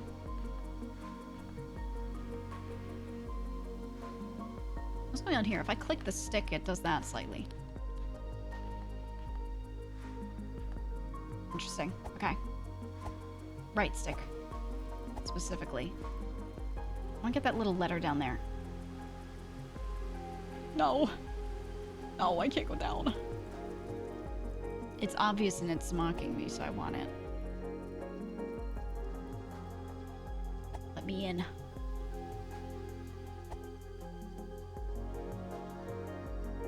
No! I don't have cut yet. I need HM cut. Fuck. Can I jump down to this thing? No. Shit! BGM goes hard? Yeah. A lot of people said that they really loved the BGM from this game. They were like, oh, when you play it, the sound design's gonna be so hard. It's gonna be so good. Oh. Oh my god! A stick! Okay, so everything's written in this language that I assume I'll have to figure out. So I'm going to be insane right now. And I'm going to screenshot it. Oh my god. Alright.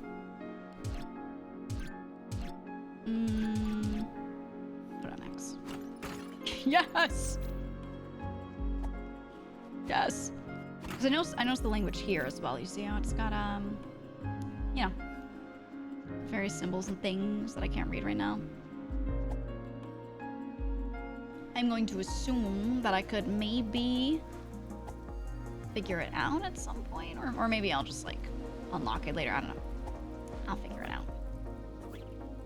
Ugh! Can I kill things now? Oh, we lock onto it with up trigger. Okay. Die. Nice. I will become Death Fox.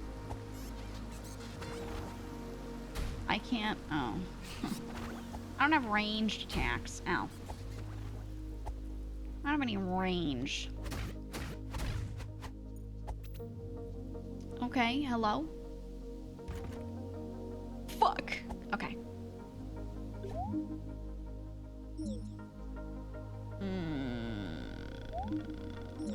Sword symbol. Sword symbol on the hero's grave. There's a chest there. Oh my god, there's chests everywhere. What the hell? They're everywhere. Oh, he's big. Got a big boy. Ow, holy fuck.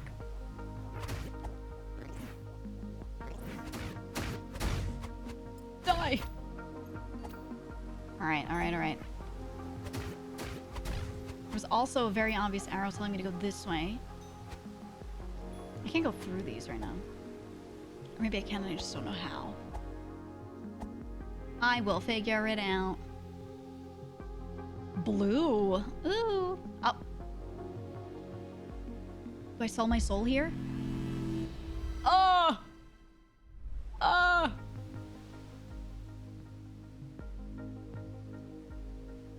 A day has passed.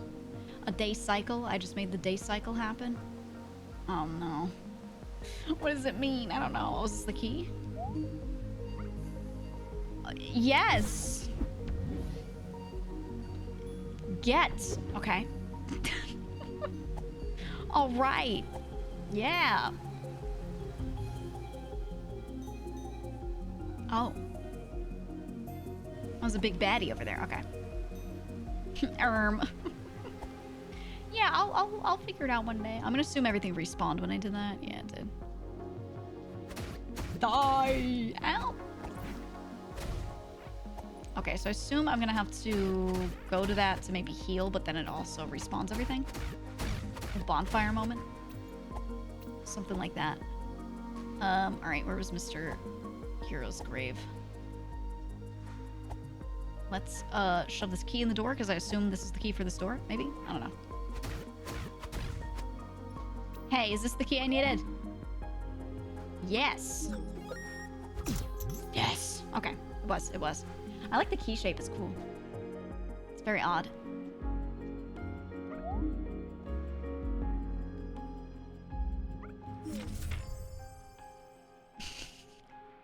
What does it all mean? What is it? What is it, man? Hold on, I'm screenshotting it. In a far-off land, a great treasure was sealed away forever. Some say it is the power to defy death. Yeah, the rhombus. They got the big rhombus. I mean, I could tell that it's all based off of filling in lines and a couple little circles within a shape. There's a specified shape. Oh, I can't mouse over to point to the ones I'm talking about. Well, anyway, there's like this hexagonal shape that is then cut in half with that horizontal line. And there's some lines above and some lines below, right? And it feels like it follows certain lines along that shape to make a letter, right? Kind of, sort of. But I don't know what they are yet. So I have to ring the east and the west bell. Oh, I can do this. Ooh, look at the background. Look at the background. Ooh. Looks like a TV. Hero's grave. So little sword symbols there, right? So I feel like it's telling me I can get the sword there kind of thing. Old house, there's a key symbol, so I guess I can get a key at the old house. And then Dark Tomb, there's a little lantern item. Everything else is just letters that I don't know how to read yet. Need help? Go to page 28. Is this like... That was page 10 that I had there. Can I look at it? Yes. Ooh. Oh, I could flip it over. Oh my god, okay. Okay. Alright. I guess I'm stuck in a video game. Prize treasure is in there. Health points, stamina points, magic points. Everything hurts way more when I'm tired. Oh, okay. Important. Stamina points. Okay, I guess they're telling me that. I hope they're not telling me something else. Ready equipment. Alright, I don't think this is just theming. I guess I'm assuming that part of the story might be that he's actually like in a video game kind of thing, maybe. But don't tell me if I'm correct. Or it could just be clever theming. Was this always open? I never opened that, right?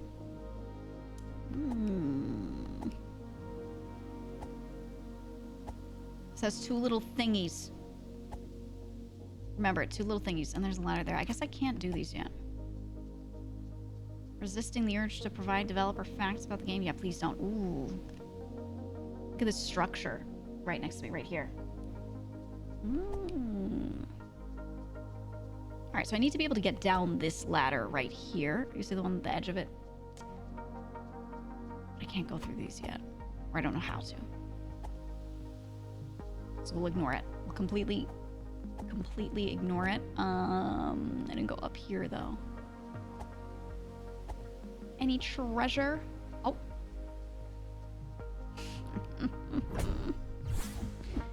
Oh my god! What is it? What? The hell is that?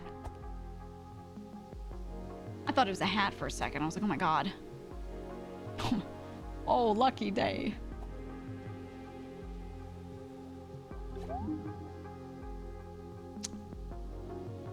Yeah. Okay, so the symbols are reversed in this first one. So this is... Alright, let's assume it's 1, 2, 3, 4 up top. In the next 3 lines, that one that is 1 is in the 4th position, right? Right? So we've got 1, 2, 3, 4. Then the next one is 4, 3, 2, 1. Then the next line is 4, 3, 1, 2. No, wait. Hold on. I'm doing it wrong. 4, 3, 2, 1, 4, 2, 3, 1. Yeah. Interesting. I don't have a pen. Where did my pen go? No. My pen. All right, guys. Oh, no, wait. I have a cheat sheet. I can do this. I can write it on my phone. All right, so 1, 2, 3, 4, and then we have 4, 3, 2, 1, and then we have 4, 2, 3, 1, and then we have 4, 3, 1. No, what am I doing? 4, 3. Oh yeah, it does it again. It repeats 4, 3, 2, 1. Yeah, 4, 3, 2, 1. So 1, 2, 3, 4, 4, 3, 2, 1, 4, 2, 3, 1, 4, 3, 2, 1. I know what it means, but I got it. I got it. I might need to know the specific symbols, too. I might have to, like, remember them. If so, I didn't draw them, and I would be fucked. So I might go back and, like, draw them real quick. I feel like this is one of those games where I should keep an entire notebook next to me.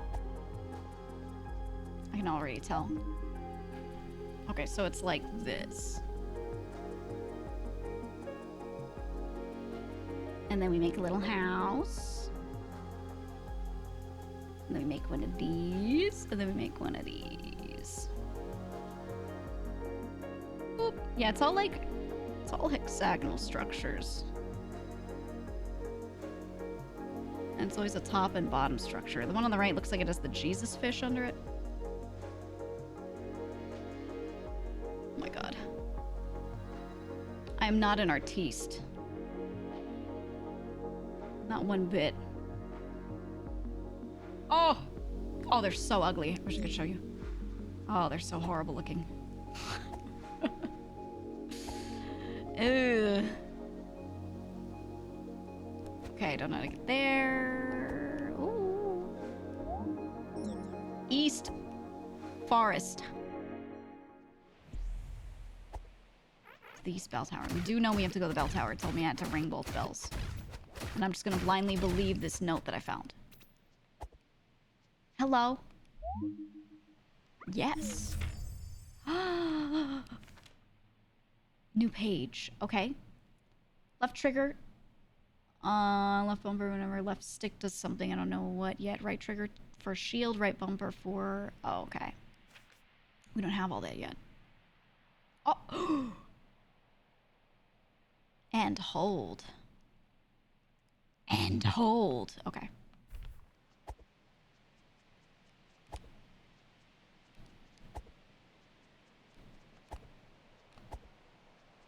It doesn't feel like it's doing anything.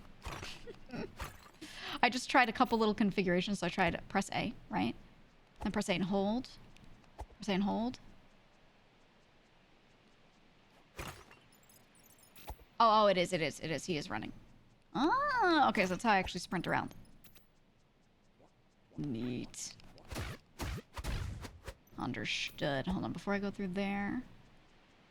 This feels very Indiana Jones right here. I feel like I'm just gonna die.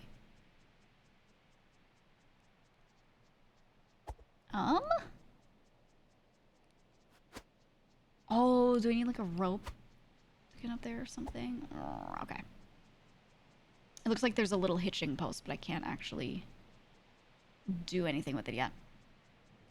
Combat seems pretty satisfying. Yeah. Oh. And that's where I die. This one's open again. I'm not gonna hit that. Oh my god, the flashbang. East Forest. Maybe I should hit that. Wait. Maybe it's a bad idea. Hold on, I will do it.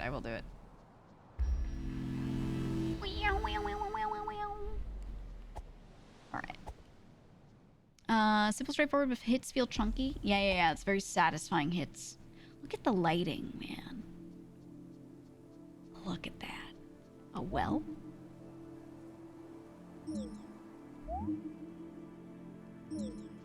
It's asking me a question, and all I can do is say, okay. So I'll, figure that out someday, surely. Surely one day I'll know what that means. Right? Ow. Alright. Come here. Come at me.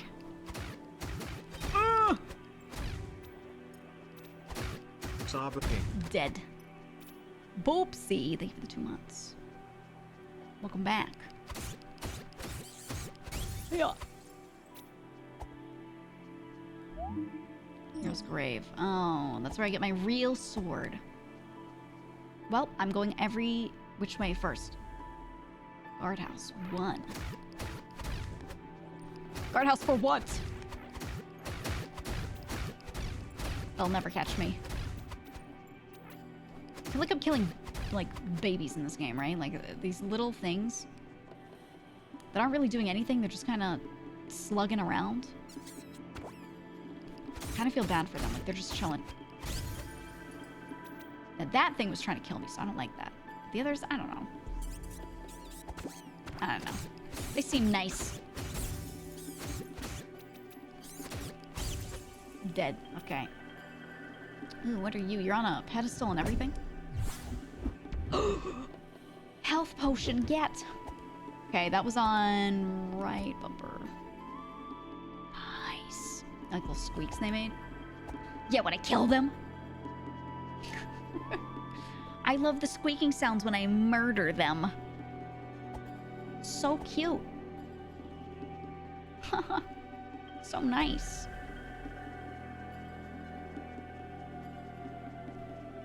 What are you? Pick up, yes. Face your adversaries. Focus and evade, focus and block. Okay. Okay. So we do have involved frames. We have iframes. When you can see the little bits of dust. You can always attack with even without stamina. Stability?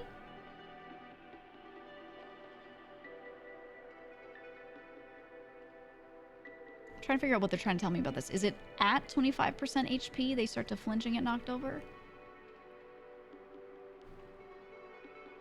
Not sure. I'm trying to discern this.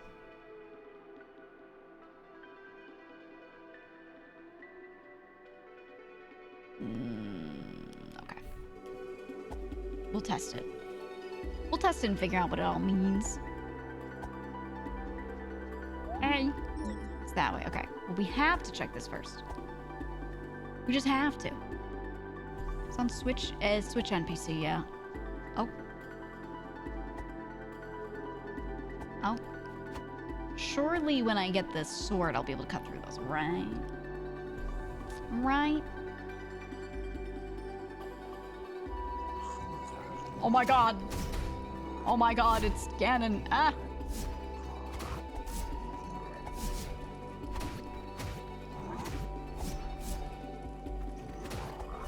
I'm gonna die. Come here.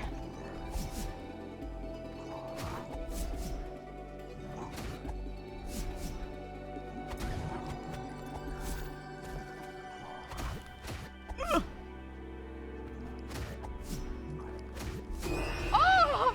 Oh my god, the horrible death sound. I did have the high ground, I did. Alright, what happens? Do I... Oh!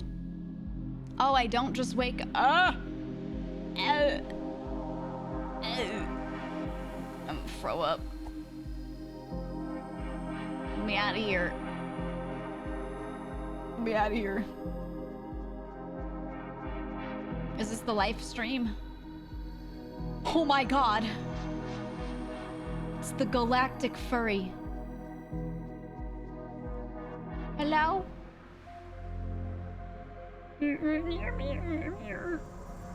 Hello? Oh! Cosmic furry just saved me. Ow. Well. Anyway. Back to the forest. Alright, now let's see if I have the notebook page again. Ah! Figure that out. Or see if I maybe have to grab those things again. So let's just run through real quick. Let me up!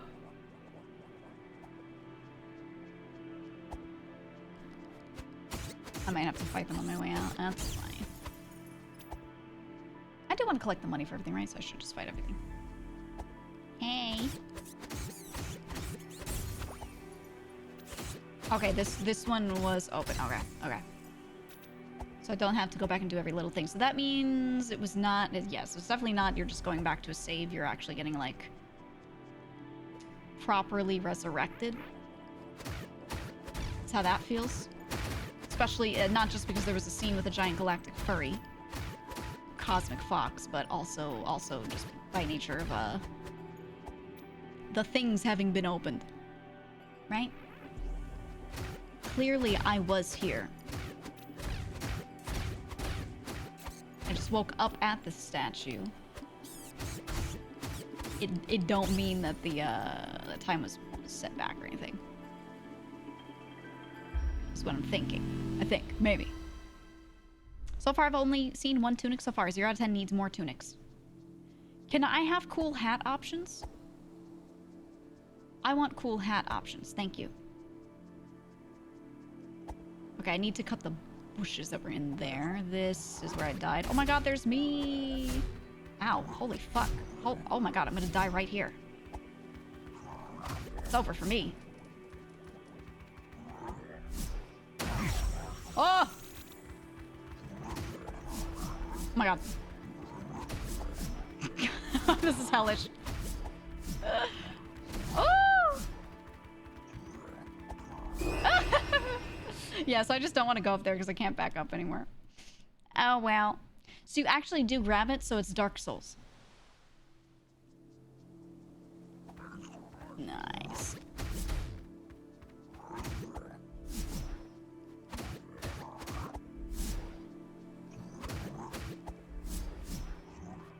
Oh, he's doing a second slash. He's doing it again. Okay. Ooh. All right. Yes. Yes. Okay. I'm gonna do it again. Give me my souls. All right. Try as you might, you cannot get me. I can only open this from the front? Oh, yeah, I can. Okay. Can't cut through that. Well, Mr. Pig. Do your GEEGA treating creatures and monsters like they deserve faction redeems? That's right. Chat? Thank you. Give me the bits. Can I go here? Is this? Oh, it is. Okay. The camera didn't move. That's a big bitch. Path to Hero's Grave. Okay. Let me not die to this slime. Oh my god. I'm gonna potion myself.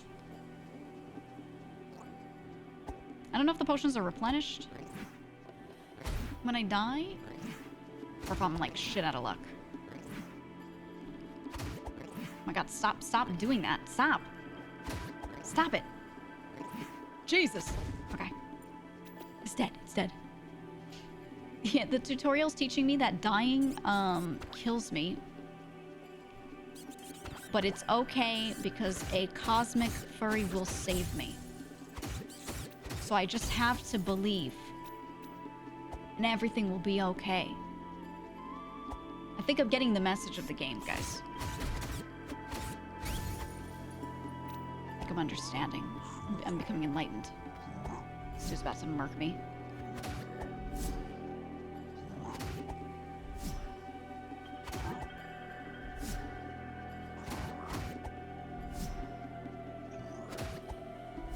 I'm gonna get 2 in. 2 in. 1, 2. Oh! Okay. Yes.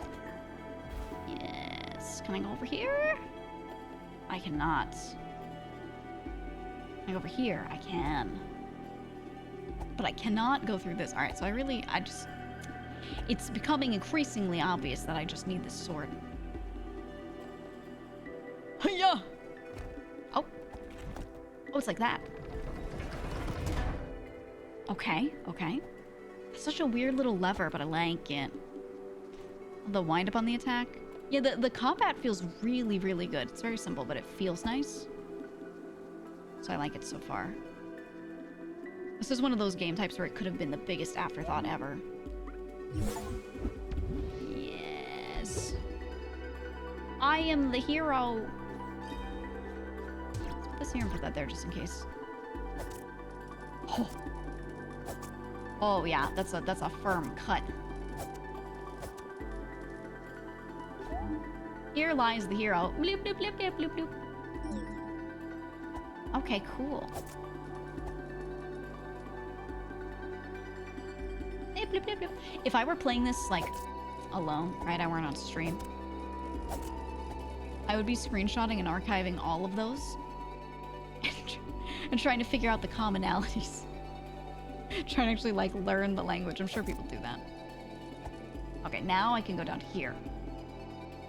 Well, before I go down, I don't know if that's another ladder where I'll, like, die, right? I'll, like, drop down and I can't come back up, so I should go here first. He thinks.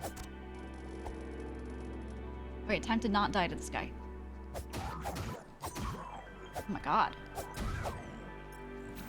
Sword is goated. What the heck? Best sword in the game. Probably. Unironically, probably the best. Why can't I knock him off the edge, you know? Why can't I just toss him and kill him? Ooh. Alright. We're chilling. I can't go down. Yeah, I can't go down. Another lever. I push the lever. I push. And it opens that door. Okay. Sick. Sick. What do you think about the grammar of the game's language?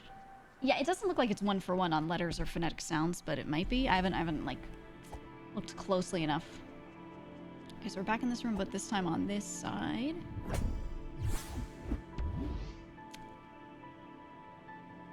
Egg. Broken something. Okay. All right. That was a chest. Okay, I couldn't. Oh. Oh, yeah, it really is. Was that someone trying to help? I didn't even notice. Hey, helpers, read the title. Oh my god. Oh! Okay, we'll come back. We'll kill him. We'll kill him. That's a big bitch. Alright, alright. But this time, we can go through so fast. So we got the sword. Okay, and then we backstab. Well, we're not really backstabbing, but it feels like we are. We keep going. I want to watch a speed run of this game. Once I actually know everything about the game. Obviously not anytime soon. There we go.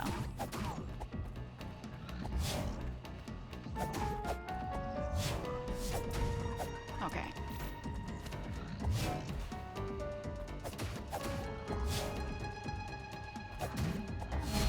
Yeah.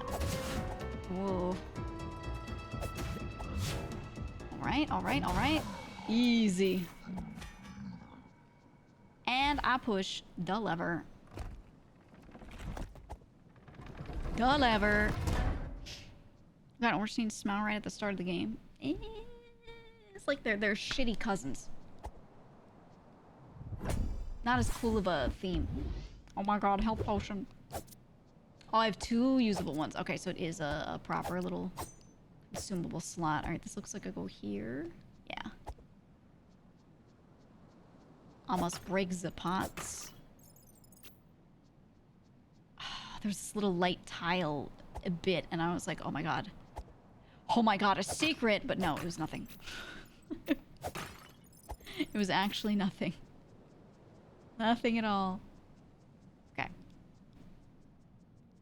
Oh my god, that emote. Yeah, it's so good.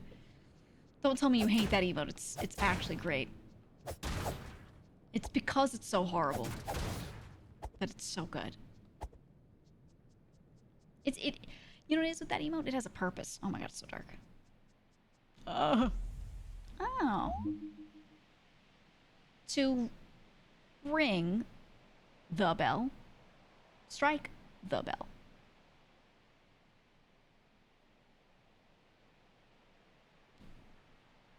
To ring bell. All right, I'm gonna guess that this is the.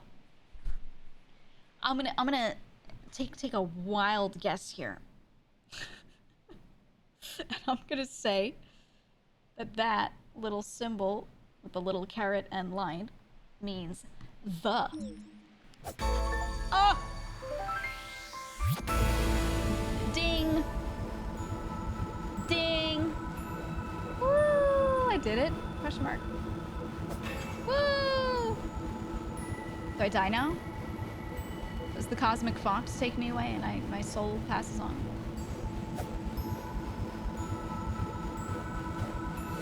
I don't know if I want to be here. It does look pretty, but it's very like... Oh, yeah. That thing's going crazy.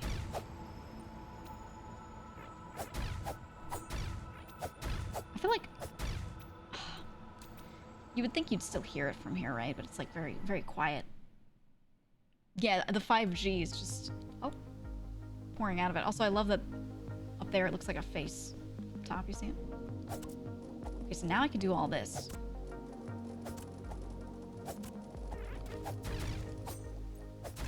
Okay.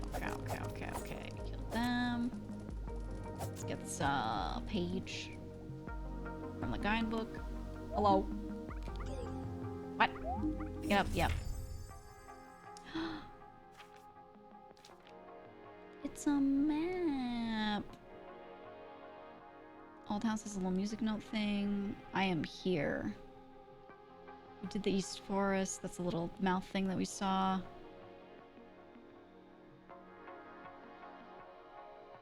Question mark where I spawned in. Okay. There are a couple drawn symbols. There's this like little rectangular thing there. Over here is a little musical note.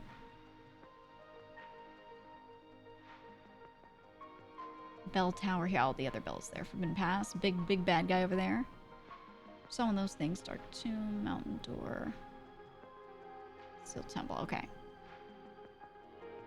There's another one there. I wonder if I could teleport between them. They kind of look like teleporters. Under the well. I walked up to it before. Slorm, stunned by blocking. Autobolt. Circle around and use the shield. Okay, okay. I don't have a shield yet, though. I need to get the shield somehow. So I need to find wherever that is. Okay, I push. Yeah. I like that thing. The movements are also satisfying. Oh. Oh, it's a ladder. I thought it was a walkway for a second. I was like, what? Why did it stop? Why did it stop? Hi, Garrick. You just want to slorm? Well, I need a shield before I'm gonna go crazy and slorm it up.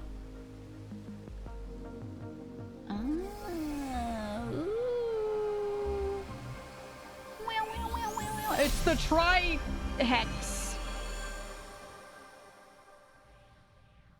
It's the tri-hex of truth. Oh my god. Oh, I fucking died. I fucking died. Unless this is a spirit realm. I fucking died. I'm so dead. Do I get to meet the cosmic furry again? What? Yeah. I touched the door and I didn't have the right things, or I wasn't strong enough or something. Oh. Maybe it's because the bells weren't on. Ah! Oh, no, I can turn these both on. Unrelated? Question mark? I'm being taught that I must turn on both bells. Ah. Oh, that's a cool door. Ooh. Ooh. And then I just go. Huh? I'm going, I'm going. Hey, me again. It's dead! I'm sorry I killed you. Well, I don't know if I did it, but... Oh, you're sleeping. Oh. I'm gonna get you out of there. Are you like the elder cosmic furry and I need to get you out? What shape are you stuck in right now? You're being trapped by the shapes. I must save them. What if I open it and then they turn out to be evil, though? Like, I don't know what the fuck that is. Oh, that was a crazy dream. What a great nap. Anyway.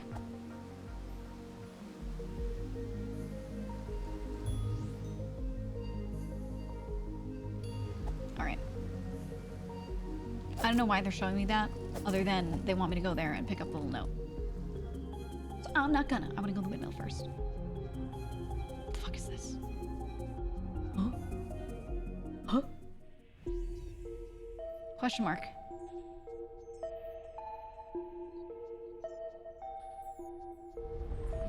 Ah! Hey. Nice stuff you got here. Can I buy this? Oh, for 100 Blorko bucks. You can... Yeah. Ooh. Thank you, sir. Thanks. Hey, can I upgrade this? 300... Oh, no, I need more Blorko bucks. Okay. Yeah, schmeckles. I need 10 more schmeckles before I can buy that. Okay. Well, there's some sort of demonic skeleboy in the windmill. Hey, I need to kill something real quick so I can pay you. Hello, sir. I need your schmeckles. Thank you.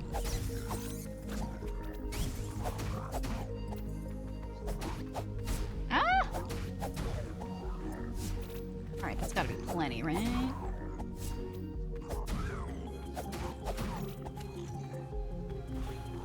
Whoops, I did not mean to go in, but that's okay. Yes.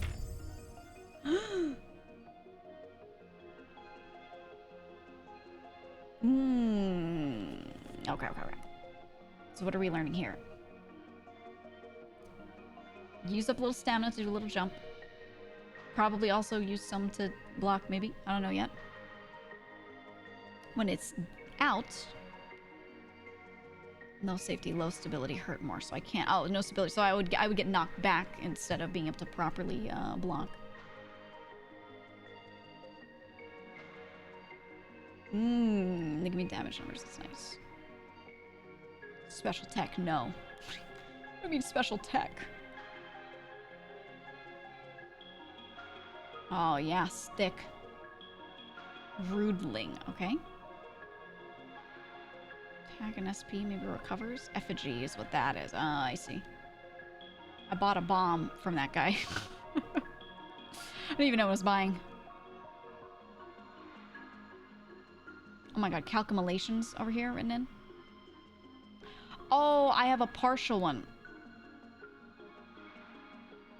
Okay, and they replenish at checkpoints. Note, Holy Cross, something, something. Magic items, got it. Okay, okay. I'm learning, I'm learning. Come here, I need your schmeckles. I have to give them to the skelly man. Thank you. You too. Both of you. Thank you. Okay, to the windmill. Very important. I really like this room. Actually, you know, when you walk in, you see this guy. I want a room like this, just a dark room. When people walk in, I go, "You must answer my riddles 3," as I approach from the darkness. Okay, I would like to buy this. This seems really high value. Thank you. Ooh, I have 3 now. Can I go around the edge? Like, can we be, like, friendly? No, I can't. He's cool. I like him. I like him. Wait, believers die too? I'm so sorry, Peter. I'm so sorry you had to find out this way. You've got to go. You've got to go. There's no hope for you. Not this chat. Oh, Bella's right there. Okay. We keep going. And I guess I need a key for this. And I can't climb in the window. No, I can't. I cannot sneak in through the window. It'd be really stupid if I could. But I have to try it. Am I allowed to go on this one? Maybe one day. Maybe one day. Another piece of one. Health potion piece. It's a little tuning fork. Get it, tunic, because I tuned the fork.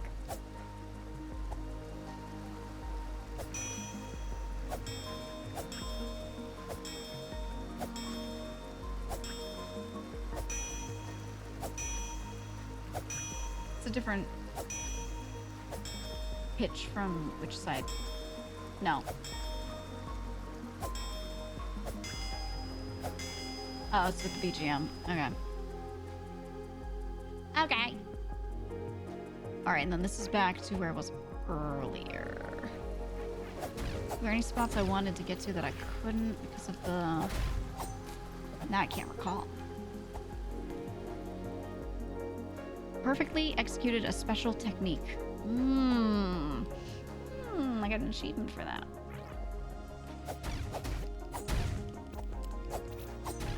Did you see that? Did you see my schmoves? I used a special technique, guys, because I'm so good. Alright, we're gonna go this way. Let's see if I can make my way over to the other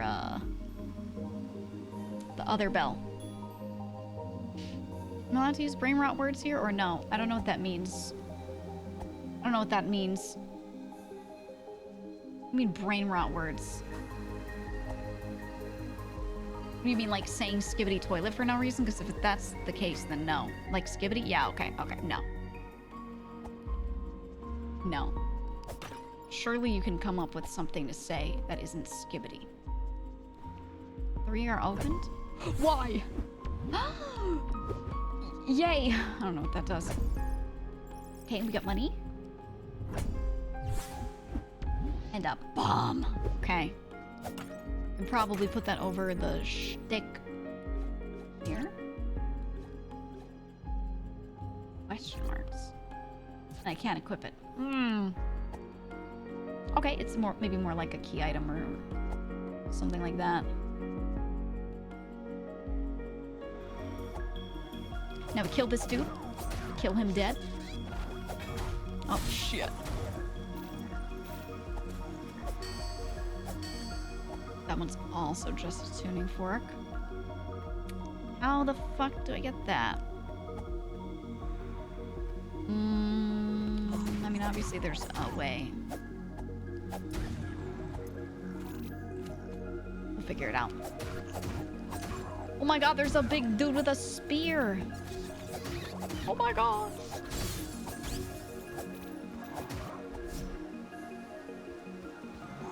Get my stamina back.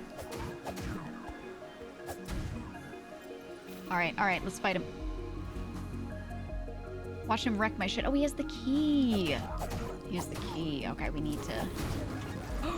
Oh, I need a shield for that thing. Yeah, I don't... I saw you in the book. I don't have what I need. I already know. The book warned me about that shit. Okay, decoy. What is this? It's a hook. I assume we'll use it later? Maybe. Alright. Time to not die.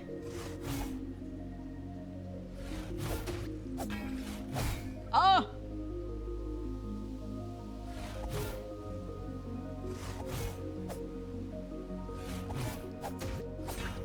Oh! Yeah, if I hit his shield, it, like, stops me for a sec. Okay, well, I can't hit his shield then. Never, ever. Where the fuck was I? Oh, this way. Where the fuck did I go? We'll get him, we'll get him. Basically, Legend of Zelda game without Zelda or that green kid. It has similarities, obviously, but it feels different.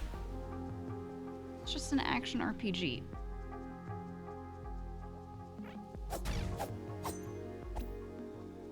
I don't think this is the right way. Yeah, we're back to here. Can I do anything with these yet? No, I can't. Shit. Alright, to the left. Go to the left. Was there anything in here that I couldn't do without the sword? No, it was just the stick location. Okay. What if Zelda was a girl? That'd be pretty messed up. I don't think I would play. Like, honestly, it just wouldn't be for me. I need a male pro tag.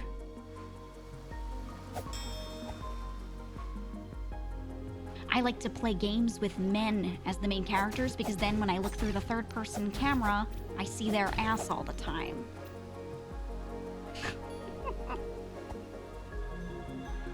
Fellas, is it gay to play third-person games with male characters as the main character? I ask you this. Fellas. It's like when you play Revengeance and Raiden's ass is going crazy and I'm like, this was done like this for a reason. Okay. Gay but more masculine? Don't start defining shit. It's a yes or no question. Yes or no.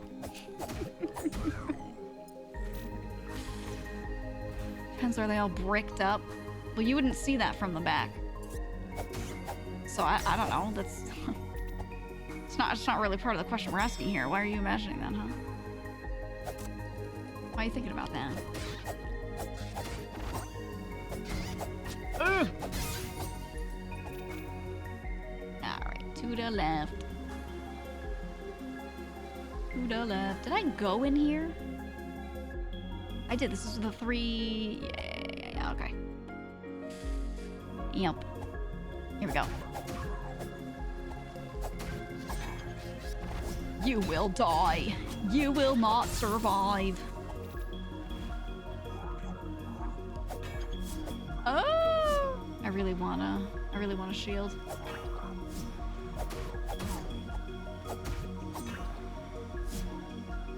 Come here. Please, I want a shield. No, I want to lock onto you.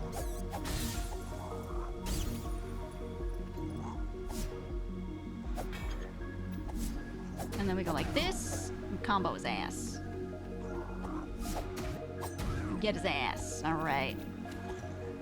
Alright. Back in business. It's time.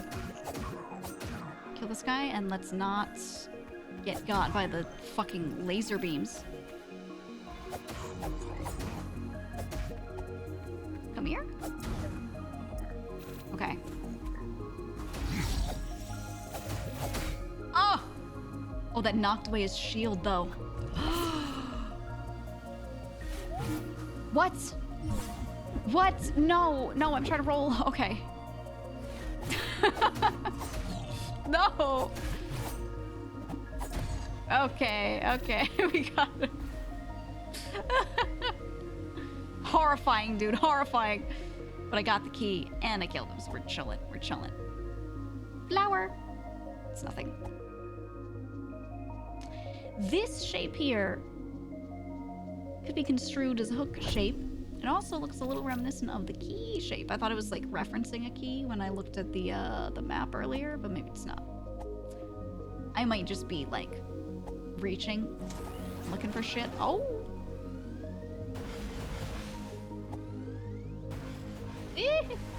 Alright. Yeah, I don't have a shield, so a little book was showing a diagram that made it look like you need a shield to block those, so I don't think I can do shit. Can I get you to hit the tuning fork?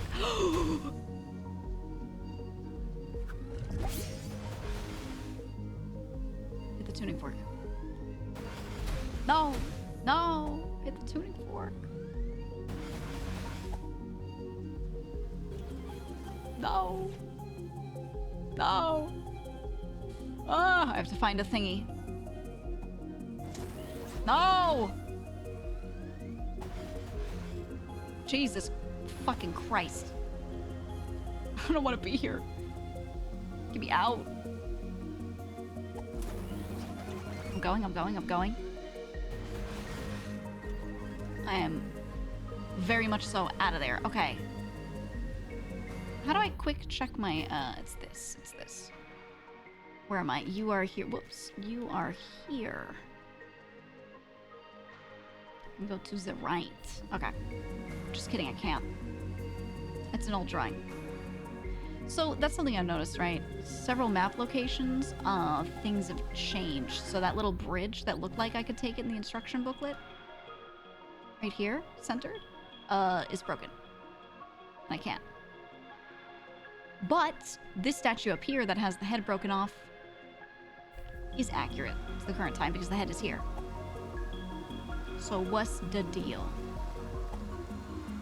Right? What's up with that? Huh! Something going on with that is what I'm thinking. Alright. I go here and I am good. Okay. Whew. Game wants you to die so you have to hear the death sound again. Oh, it's so horrifying. It's terrible. It's terrible. Dying goes BAM! Well.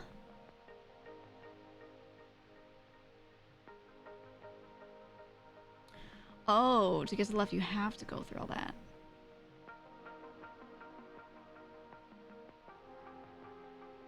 To the West Garden, and then you go around and come out of the Dark Tomb, and then you go to the... Oh. Okay. So how do I get there?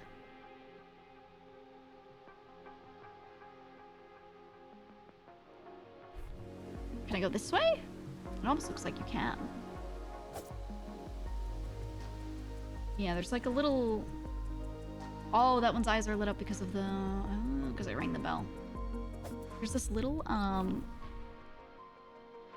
see where I'm standing? Just to my left, there's like a lower pathway that goes to the Dark Tomb, but I don't think I can access it from here.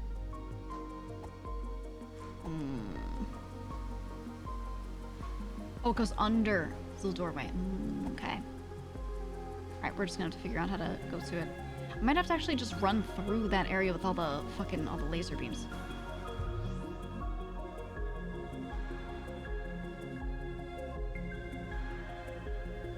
Yeah, I think I have to come out of the Dark Tomb.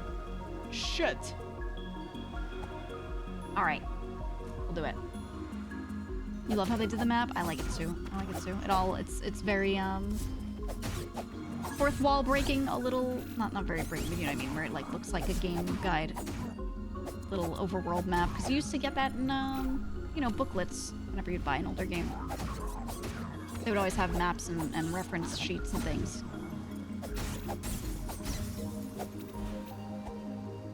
I'm very sad that they don't really give you instruction booklets anymore, but I completely understand why. Also, they build every tutorial into every game, so you don't need it. Okay, two ports here. Things firing, okay. I'm gonna kill you for your schmeckles. Ah! Dead, okay. Now we drink, and we're good. How's the game so far? I like it, I like it. It's definitely... It's definitely Zelda-esque, like some people were saying, but it's not... it doesn't feel like it's taken so much inspiration from it that it's just another one. Right? Can I go past it? I'm gonna take a risk. Oh my god. Oh!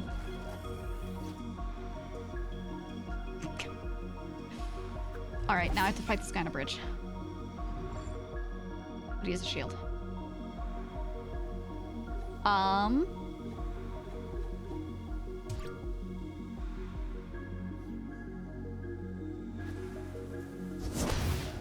Shit. What is this? Oh. Shit. Ow. Oh my god. If I throw it better. No.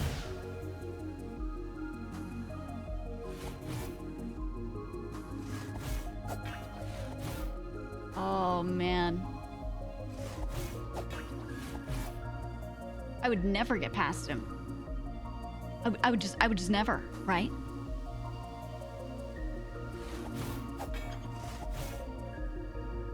I don't have anything else I can use, huh? Nope. All right, I guess I have to throw that key in that door. Let's go here and totally not die to this thing. Okay. I lived. Wow. Okay, now. Where was that? Was I going to the old house? Was that what my key was for? I want to say it was. Probably. I don't know. I don't remember. Oh my god. I can't just run past them. Alright, come here. Come here. We're fighting over here.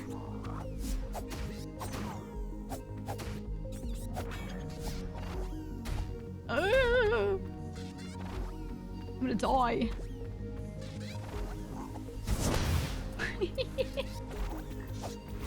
No, no, no. I wanna lock onto you. Oh god, okay.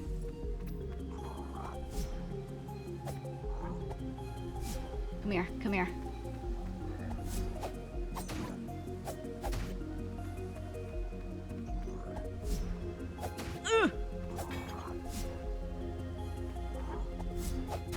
Okay. I'm alive for now. Can I go up this way? Question mark. I believe this is where I opened that door. Yeah. And then, oh my god. And then this is the spot my cat is walking in front of me.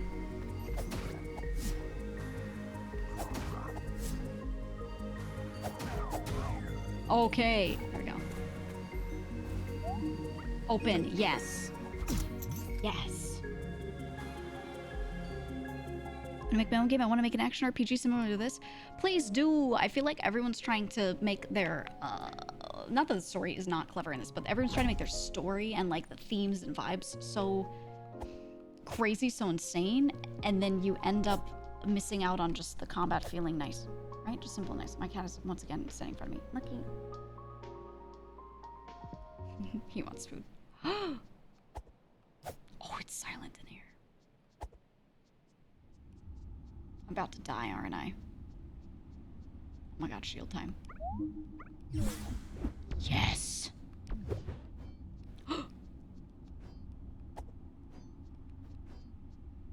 Ooh. Ooh. Ooh, okay, okay. Alright. You like environmental puzzles and storytelling? It's just better than everything else. Hands down. Alright, is another door like this? I'm noticing the shapes that differ on these doors, so... Like, I'm taking note of it, but I don't know what it means. I don't know what's out there. Oh. This is the spot I was trying to get to before. Where's this go? Oh my god, you can just shortcut through there.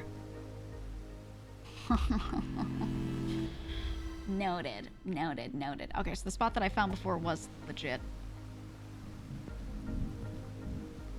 So I assume once you gain more knowledge on this game, right, you can just run through all these little spots. What is the point of the tuning forks? There's gotta be a reason why they exist. What's that? Oh, it's a little key item again. It looks like a little claw, but also looks like a little glove. Oh my god! Oh my god! Is that a tongue? Oh. Oh.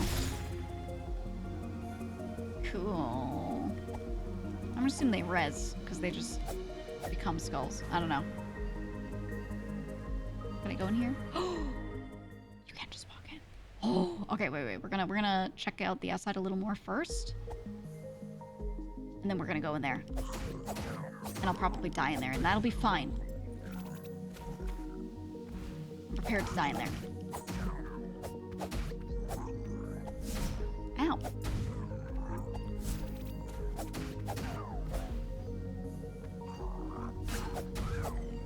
Oh, the shield is so good.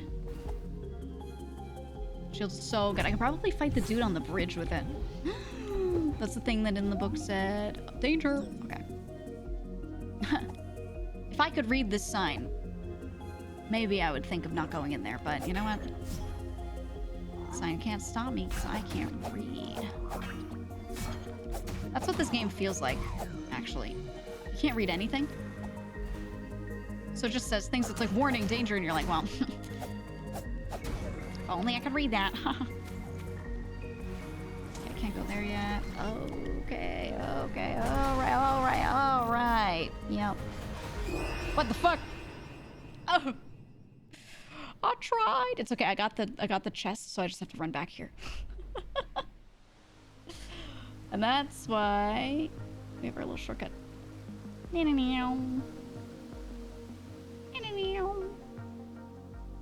Just like that. Then I run past these sickos. Oh, they didn't even go for me. Okay. Kill you.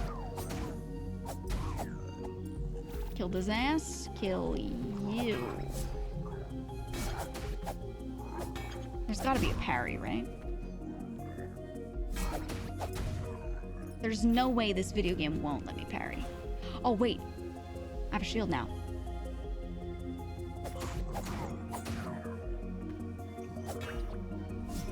They said I could use shields against these things, right?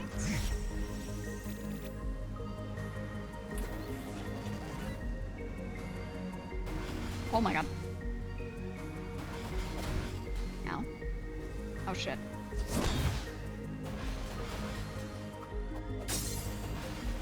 Yeah, and that's just using my item. Okay.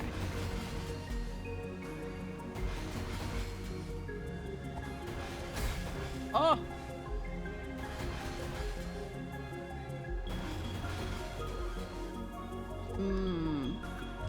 Okay. Alright, and the path to this is done. There's no, like...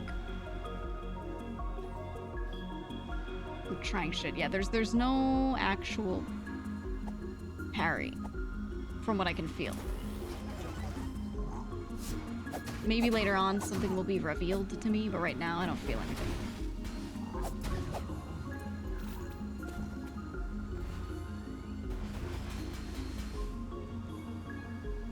Okay, I push. Nice. And I back up. Okay. Woo! Okay, I can do this little shortcut now.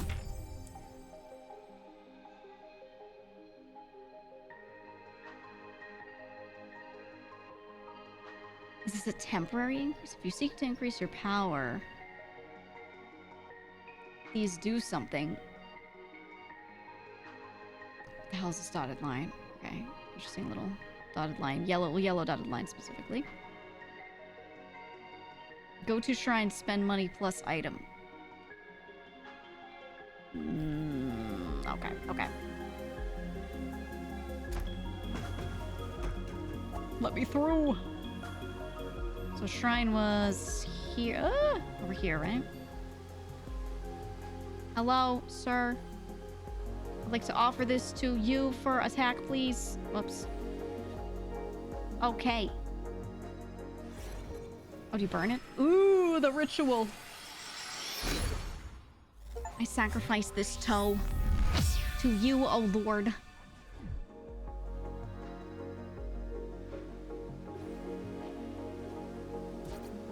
Well, I did it.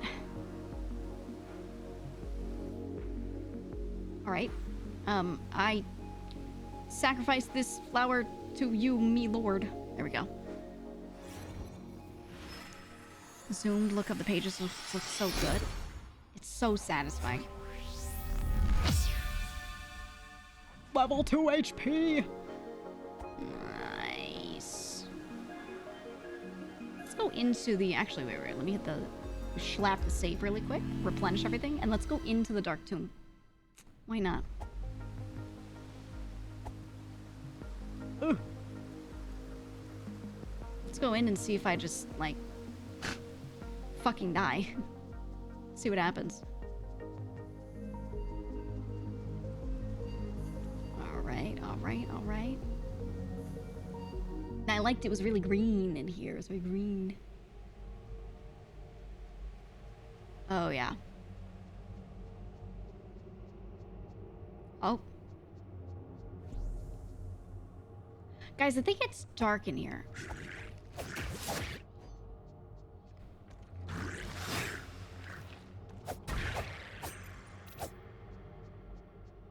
don't know if I want to be in here because it's so dark.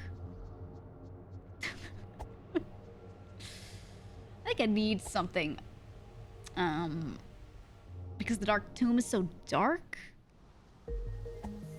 It's just a little, like, little hard to see.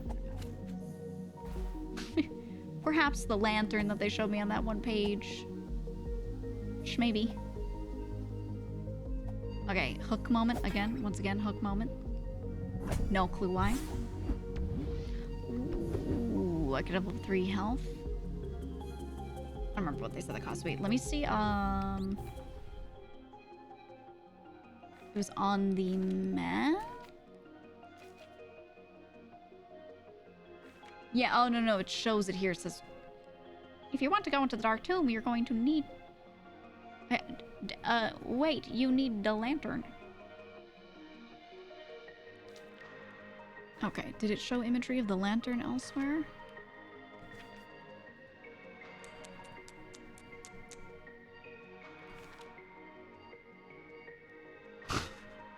Wait, I don't think I read this one.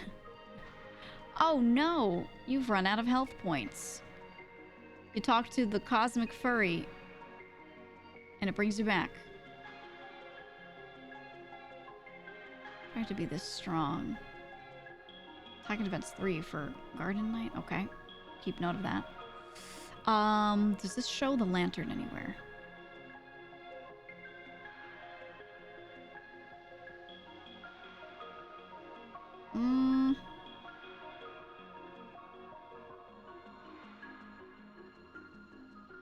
I guess West Garden first. We have to get down to it. Okay. Alright, let's try for it. Oh my god, you guys are talking about Angular again? You know, you wanted me to put something about Angular in the title. Like, Angular devs will be killed. I didn't even know this was a place. But you keep talking about Angular, so like, do you like it? Do you secretly love it? Question mark? Can I not drink from the weird fountain? I wanna drink these secret waters. You don't have the bimskablunkskit that you need for this. Okay. Okay. Oh! I need the scrimplo bimblo. Oh, wait. Hold on. My eyes have spotted a thing.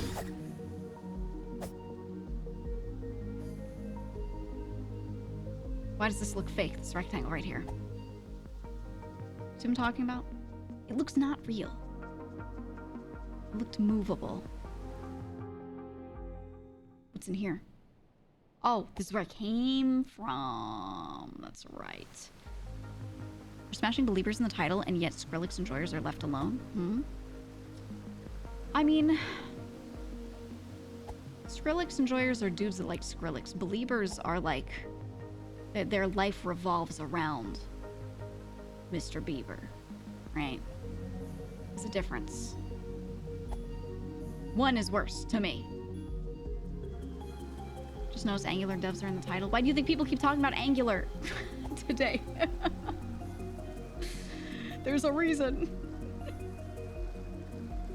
Okay, I guess... I mean, how do I get right over here?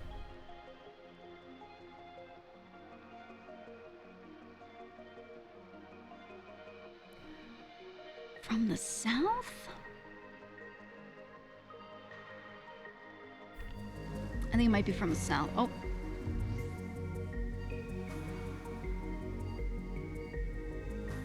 I think we have to. Yeah. It's my best guess. We're gonna go for it. I just using Arrow PHP to page for the Lambo. Guys, just be a cobalt dev, okay? Just give up your soul. It's time. Give it up. It will pay for the Lambo, guys. Trust. Everyone's like, oh, I like Python. I don't care. Do you like money? You know what to do. Alright, it's time for the battle on the big bridge.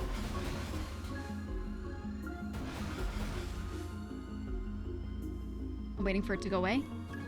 Please forget about me. Okay, there we go. Will you fight me now? Oh. Oh.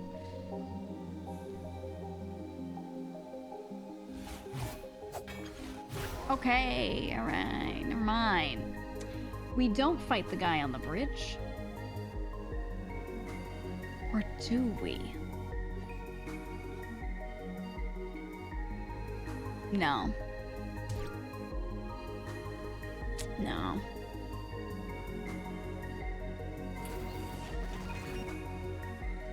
Alright, do your thing, do your thing. I'll back and away. There's no way to go here, yeah.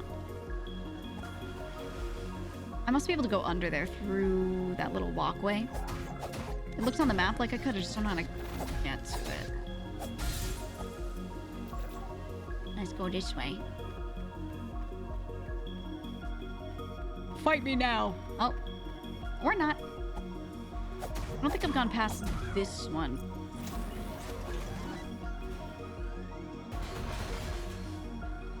Can I go that way? Oh, I'm slow. Nice. What do we get? What is this? Little card. It looks like a little square trading card. Not trading card. Playing card. With one singular heart on it. I think that was an upgrade item, right? No, it wasn't. What? It's not anywhere.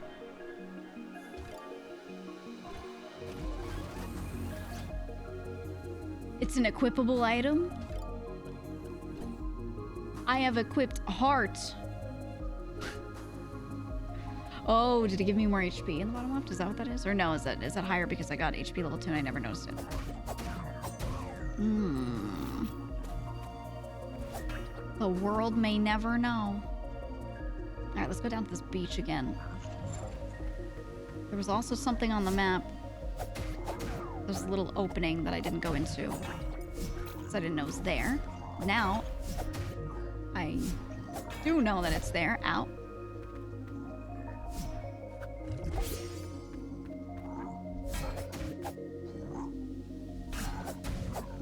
Okay.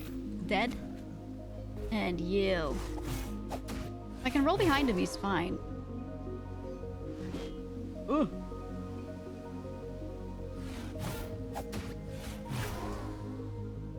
Okay.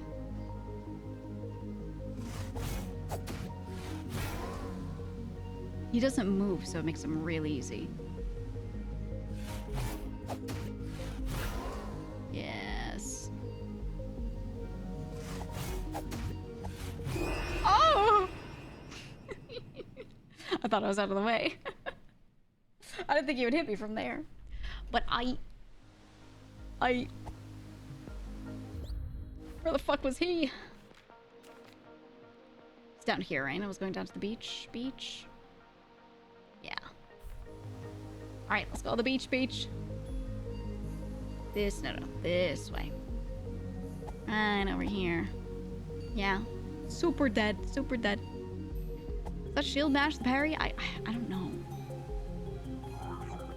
I keep expecting a parry because I just feel like there should be one. But I'm just saying that, you know? Like, I don't know if there is. I just can't imagine a game with this style of combat that doesn't have a proper parry.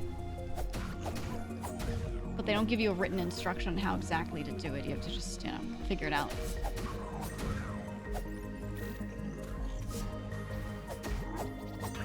Okay, here we go. All right. Good. Hello, sir. I've come to kill you. You have no shield. Haha. Ow. Ow.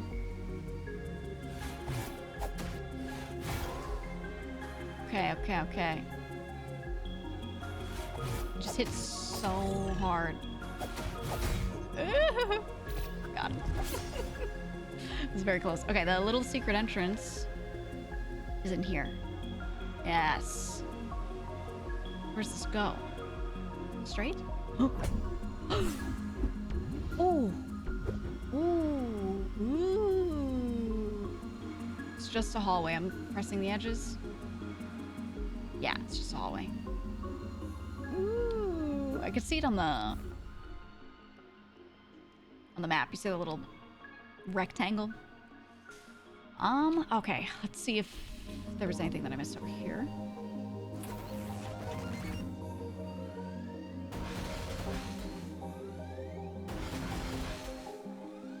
I believe I'll be able to get past this thing.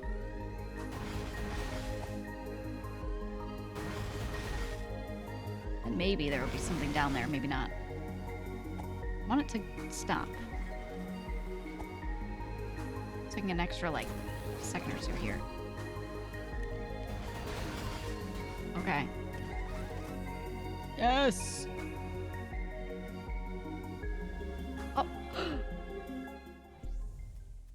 Ruined atoll. Okay, it is an entire separate area. Does this even lead to anything? I'm just at the side. That's it. What the fuck? It's actually nothing. Oh my god. Oh my god. Almost new content, yeah. Very close. Oh. What am I? Oh. That was a ladder. Oh my god. Oh my god. Okay, okay, okay. Yes. So I don't know what the fuck that is. Yes, I see, I see. Yeah, real content. Actual new thing. Can't rotate the camera here? Not that I can feel, no.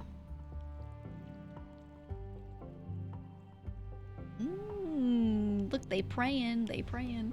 Okay. Let's go this way. Hello? Oh my god, crabs!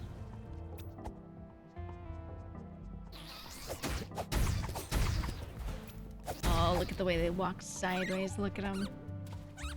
Die, bird, die. Maybe I'll learn what to do with those hooks here. You gotta stop with that. Oh. What is this? What are you? I don't know. Oh. What is this?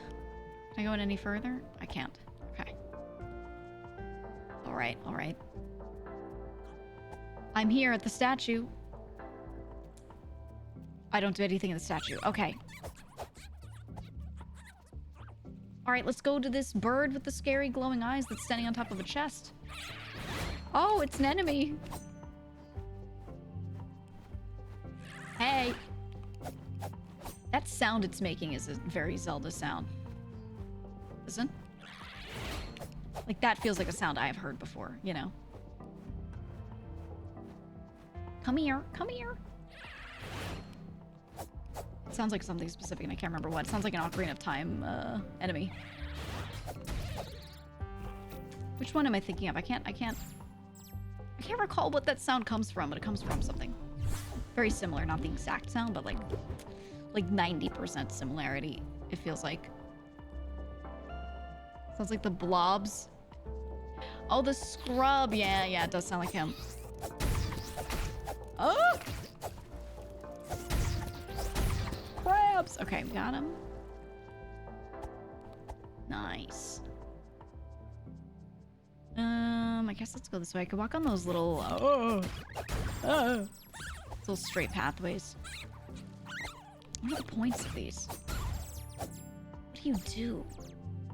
What is your purpose? Okay, go around, because surely you can go around. Okay, maybe you can't. Oh, yes you can. Yes, you can. Can't go this way, though. It's like dripping. Also, look at that huge crab in the background. Enormous, enormous. What is this one now?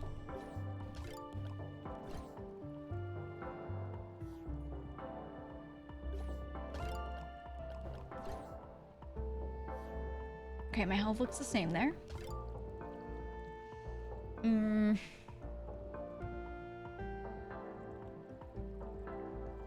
don't know what this is. I'm gonna put it on. Whatever. Whatever. Oh, you're consumable.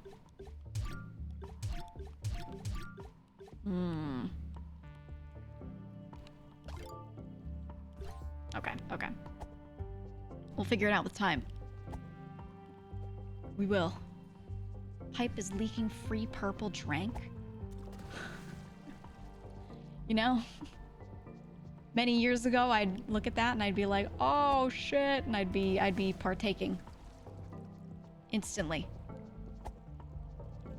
Oh my god, free purple drink. The old me would have gone for it. Okay, now. So I don't know what to do with these hooks. What's that? Oh, it just heals. Okay. Or not heals, it just replenishes. I go through here. I can't walk on this thing, though. I can't climb. Yeah, no, I can't climb it.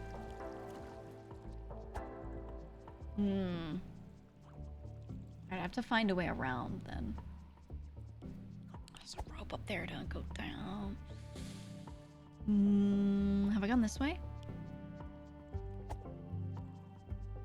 Oh, it's a tuning fork. It's another one. Okay. Which way can I go? Oh. Oh.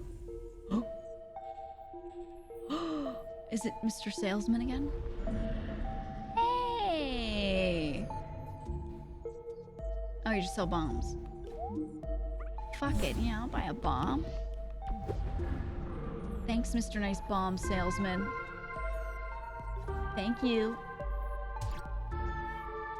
Alright. This is me when I wake up in the middle of the night looking for food and I open the fridge and it casts a glow on me as I look for 3 a.m. snacks. You hear that music playing. Boop, boop, boop, boop, as I open the fridge. And I go, what treasures await in this fridge tonight?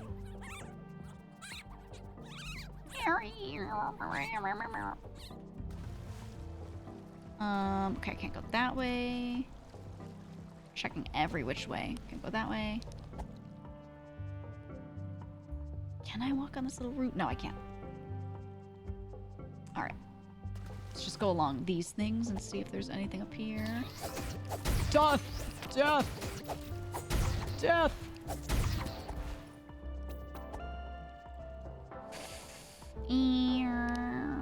Oh my god, the camera moved. But the camera never moves. What? Huh? And it'll never move again. See? Didn't move that time. What's he looking at? His head is looking down when I'm over there. Hold on. Hold on. We gotta... first of all, I've never been up to one of these things. Oh, great. Hexaforce obelisk. He's definitely looking up at it. Ooh, I see the door all the way to the right that I need to use the key on. Okay. Alright, well, walking up to that thing does nothing. So we'll ignore the weird obelisk for now. Can I go further along this? I don't think I can. A little statue. Little tchotchkes. Yeah, it's a thingamajig, exactly. Hi, kitty! How are you, kitty? You miss me? I'm trying to get the person who owns the house near you in GTA to, or the, you know, the little house that you have in, like on, not Route 68, you know what I mean? Near the convenience store, near the U-Tool. Trying to get someone to sell me their house over there. I need it. I need it. I want it. Alright. Let's see what we got. Oh, cave? Who is this? Look at him. Oh, I love his stupid little mouth. He went... Oh my god, he killed me. I still like him. I forgive him. It's a lizard man, guys. It's a classic lizard man. I love a good old lizard man. You need one in every game. Oh my god. I have to go back. Ugh. Oh, I never noticed that the ladder fell there. I didn't notice that detail. Oops. And then this was him. Yeah. I really like the FPGM in there. It's so spooky. You're decorating it to be your crime spot? Ooh. She's gonna be a criminal. Let me know if you want to do crimes. I'll do crimes with you. In-game. For legal purposes. Alright, let's run it back real fast. Speed run to the spot. Oh, listen to their little crab feet. Skittering about. I love that. Alright, now we are right back where we were, so we went here. And then we went back this way. I'm just retracing what I did. Devil Shadowed Archer gifted a tier 1 sub to Ike Kitty. This is their first gift sub. Thank you in for the channel. hitting a sub. Thank you. Thank you. Alright. Let's go back all the way. Oh, all the way over here. Like this. And then like this. And then to the lizard man cave. And this time I will not die to the lizard man. Right? Right? Hello, sir. Oh my god. Okay, just a little 1, 2, 3.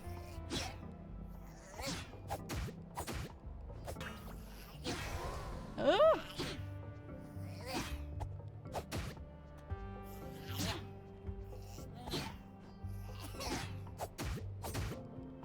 Sounds like he's coughing. Ah! I got knocked into the next area. Fuck. Oh my god, more of these hooks. I don't know what to do with the hooks, man. He's full health again. No.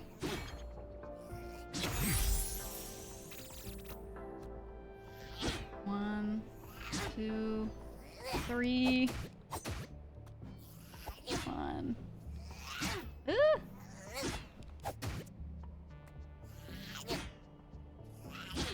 And 3.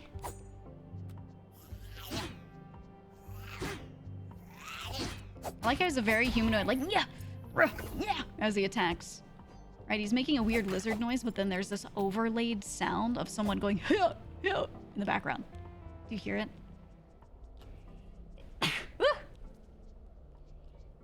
Oh my god, I've been sneezing all week, but I don't feel sick. I don't know what's happening. What is happening to me? Okay, we have another frog. Yeah! Look at him, he has a little dual blades. He's a little rogue.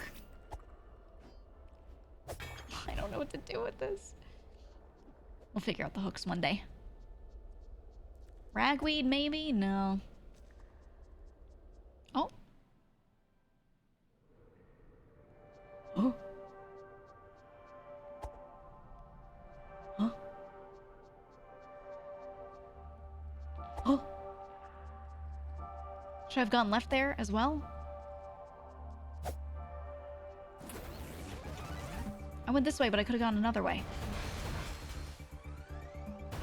Oh, and I don't know what to do with these still. Ah, it's just hooks. Okay, okay, okay. This game looks super cute. It is. It's because it is. So far. I like all the little enemies. They're really cute. Okay, we can go down. Oh, we go really far down. It's so dark. Ooh. Frog's domain. Oh. Oh, we're gonna have to kill a huge frog. Anytime there's a big frog or toad enemy in a game, I think about Blaster Master. I don't know if you guys played that game. I played the OG, and I replayed that game like 5 million times. It's one of my most replayed games ever. Blaster Master. And the lore of that game is so stupid. There's an animatic in the beginning. You're some kid, and you have a pet frog, or toad, I don't know. And your frog / toad, like, jumps out of your arms, and you're like, oh no, my pet! And it jumps down some hole and you look in the hole, and there's like a vat of toxic waste. Actually, no, the hole is later. It your pet frog gets exposed to toxic waste, and you're like, oh my god, my frog.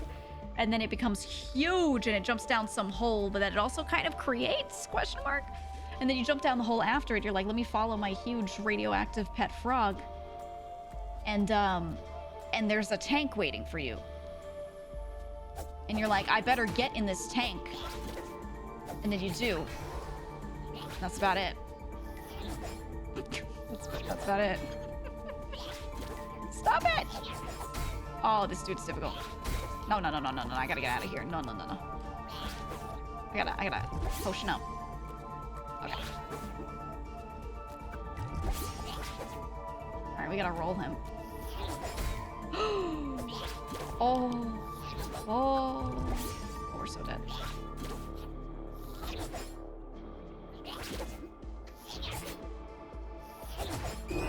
Yeah, I think I have to use the shield on that?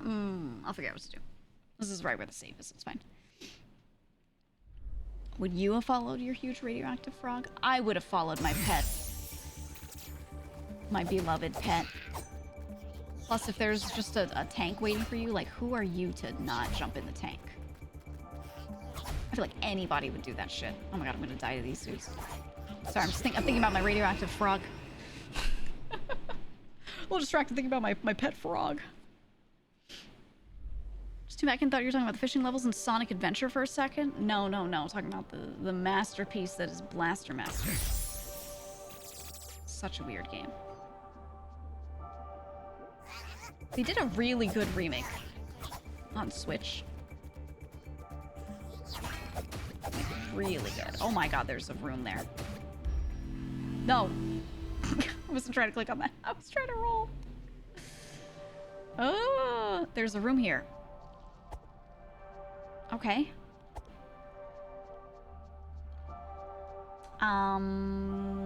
Nowhere to go in this room so far.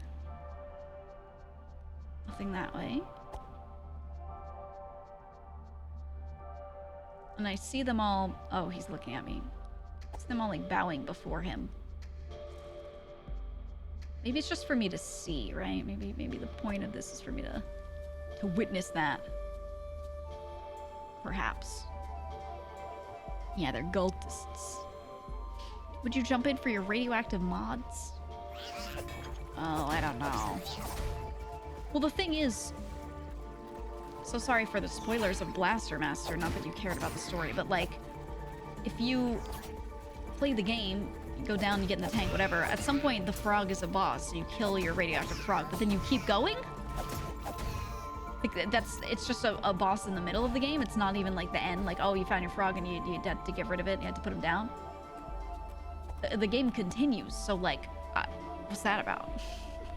You know, like, what's all that? And they don't explain anything. There's like no dialogue. Nothing written.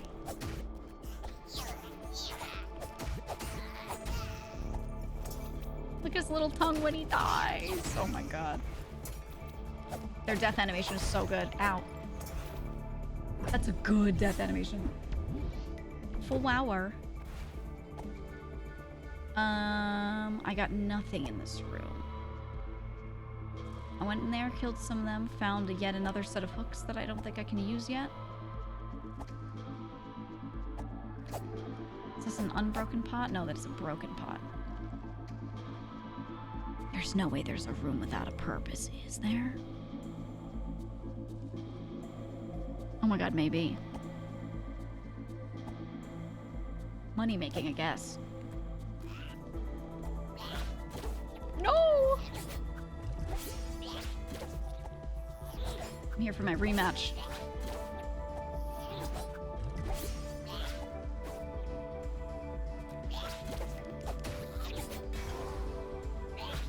No!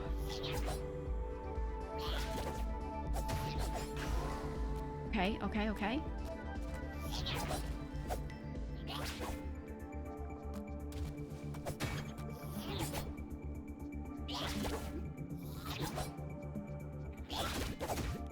Okay, okay, I'm gonna get him. I'm gonna get him. Ooh, we got him. pattern's a little funny, a little funky. It's like not hard to see what he's doing, but it's hard to actually figure out what's even doing or turn against it. This looks like a... Okay, I can go that way. What about this? Because I also saw this. I could go both ways. Oh, look at them. I actually really like this level. It looks just... It's just cool, man. It's just cool.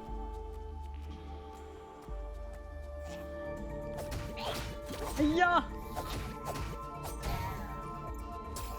There we go. Okay. Let's clear all this out. I haven't found any keys or like major items yet that would open anything else up. Oh my god. Oh my god. No, my stamina.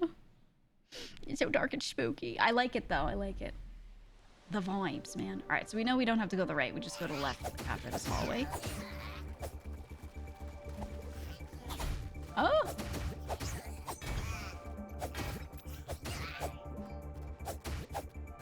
Come here. Come on. Okay. Now, can I run past him? Excuse me, sorry. Oh. Oh. Ooh. All right. Can. No, just kidding. Oh my god. We are boned.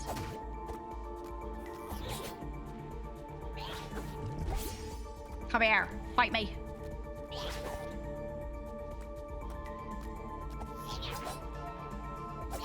Okay. I'm getting him. Oh my god. What the heck? He could pull me across there? New info. You don't think you've ever raged at a game as hard as this? Really? It's not that bad. There are enough saves. You don't have to go that far back. This doesn't feel like a game to rage at. Just play real good. You know what? You would hate Sifu. You would never survive. If this game made you rage, don't play Sifu. Now, I think it's one of the best games. But you would not like it. Alright, use all my potions. That's great. Great start. Ow.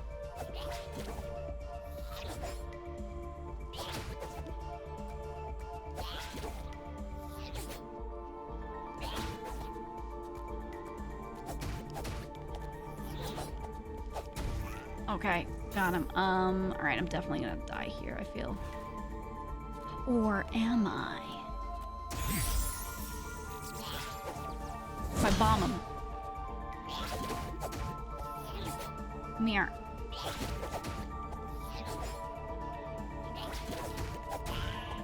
Yeah, I should just get grabbed and hit him. That should be the strat, right?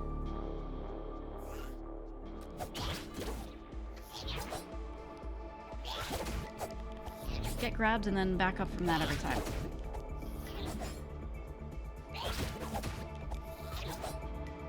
Yeah, you just need the room to do that, because if you back up into a wall, that spinning attack lasts long enough that your iframes just won't, you know, be enough. He'll still hit you, so you have to make sure you're on a long plane there. I feel like as long as you do that, you're chilling.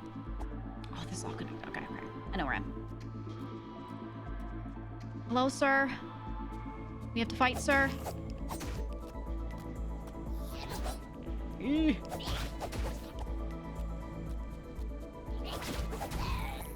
Yeah, see?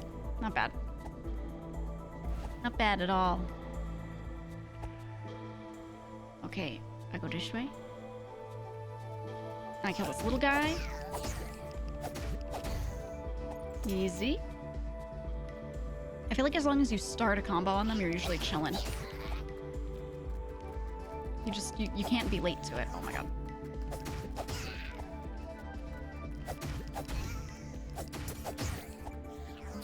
Need stamina. Okay. Come here! Don't run! He's a coward. I am the protagonist. I am the main character. I am the guy in the green tunic. Hiya! Okay. Here we go. You cannot hope to defeat me! They have shields.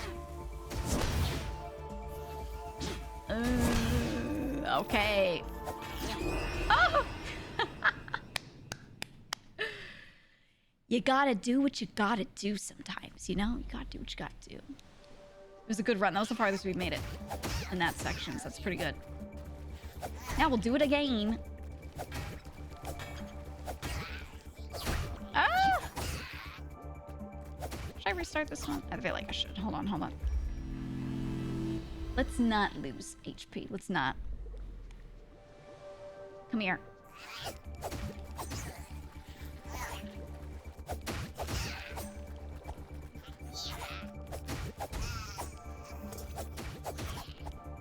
All right. There we go. No HP lost. Easy. Same thing here.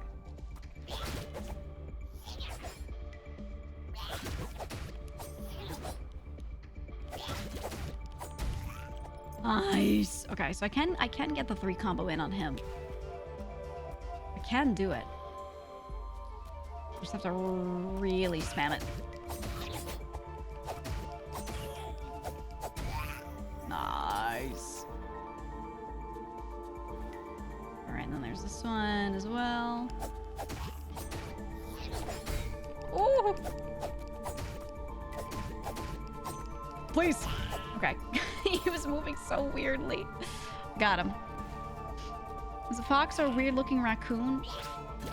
In what world would this ever be a raccoon? Huh? He's orange! Or what's the actual color? It's supposed to be like sable, right? Foxes have a nice sable colored coat. Whatever that means. Alright, I didn't go here before, so let's Oh. Oh. That's it? It just sends you through? Okay. Okay. Alright. That's cool. Okay, he does a little 1, 2, 3. Oh my god. I was spamming roll and it didn't happen. At least you know that shortcut though, so it's super, super quick. Wait, they're sleeping, right? Can I just pass them? Oh my god, I can. Oh my god, I can. Oh! No, one woke up. Alright, let's do that again. He woke up. I have to let him not wake up. I have to keep him in that little pool. Okay, I go past. He's sleeping, Hello. Oh my god. Oh my god, that still hit me. Alright. Maybe he comes from a reality where raccoons are orange? Let's not defend. No. No.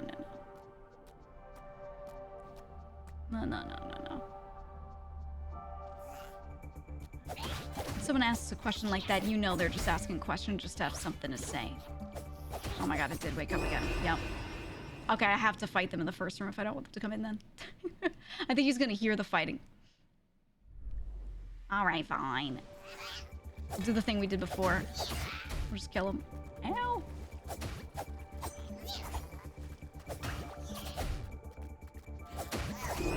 Oh my god, why am I dying all of a sudden? I gotta lock it in. Could be disguised. No. You're once again... You're pushing the agenda. You're pushing the let's entertain people's rhetorical questions agenda. It's a slippery slope, guys. Hiya!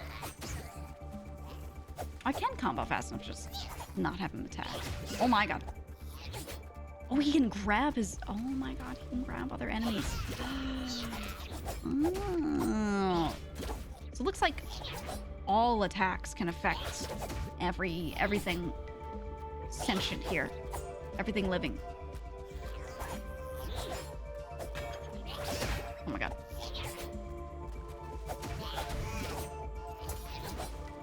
That's actually pretty cool.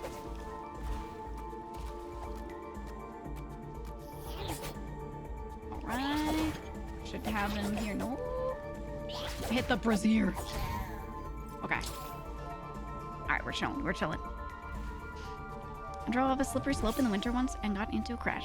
I used to have this place I would go to for a thingy yearly. And when you get to said place, I wonder if there's a shortcut here. You have to drive down toward the place. It is like a house thing, business-looking thing toward the back of a property. So when you enter the property, you're up on the road and you have to drive down into the property. It's a big hill. And I would always have to go there in the winter. It was like always winter and it was always snowing. So you'd go there and you'd have no problem getting down.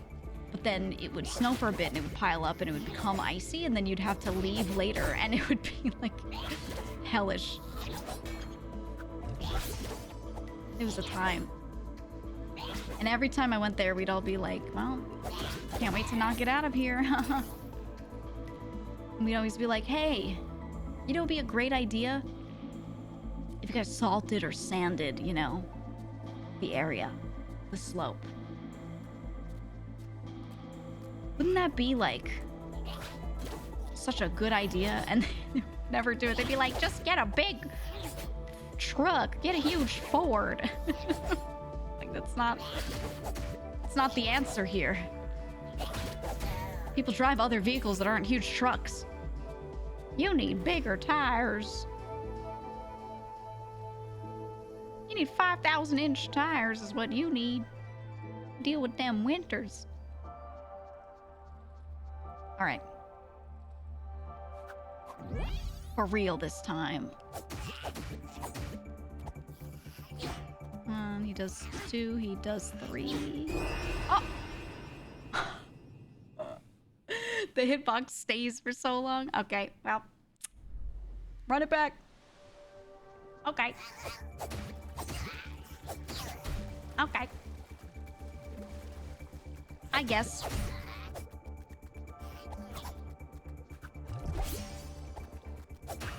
I like the battle music a lot here, actually.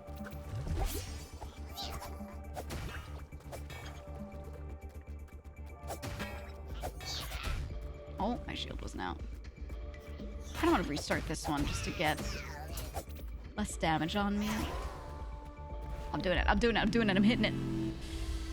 Which active frames? You're crazy. Well, I mean, okay, a lot of games, some character will do an attack and then they hold their weapon out like that, but the hitbox is gone, the active frames, you know, there's nothing going on with it. And it's not very realistic because if you just walk into a spear, it would hurt. Right? So that doesn't actually make me mad when things like that happen, right? I did fair and square just walk into it. Nah, we're starting this one. We know we can do this. We know we can do this one with like no damage.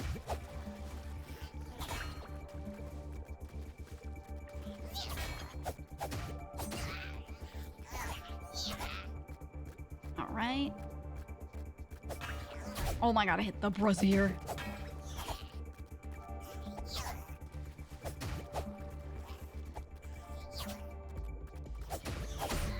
Oh, I was hoping I would stun him out of that. And we have the big guy. Okay.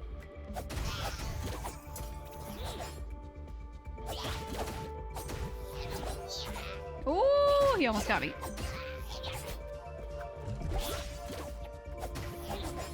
Ah! I knew he was gonna get me on that one because I was healing.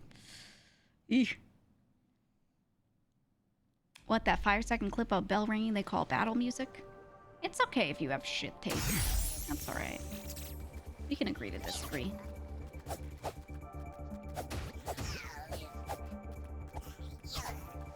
I didn't call it a symphony.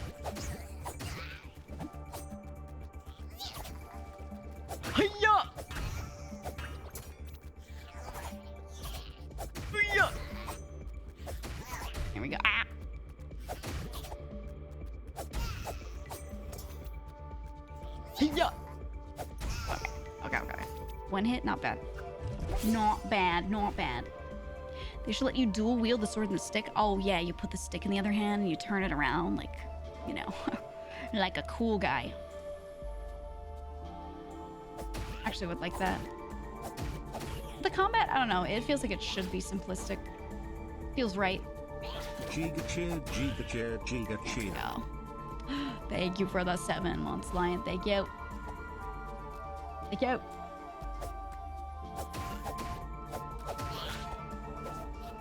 Okay.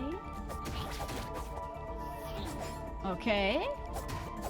And he said, alright, this run is good so far. It's quite nice. We're gonna go down here. We're gonna go down the ladder, and then we're right back to the spot we're trying to progress past. There we go. Music that's catered to atmospheric instead of grandiose must be ship. Yeah, I mean, there's room for both, but this works for this game. I like it.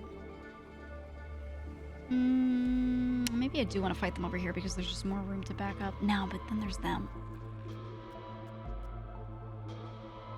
Ooh, would he get dragged into the fight? I wonder.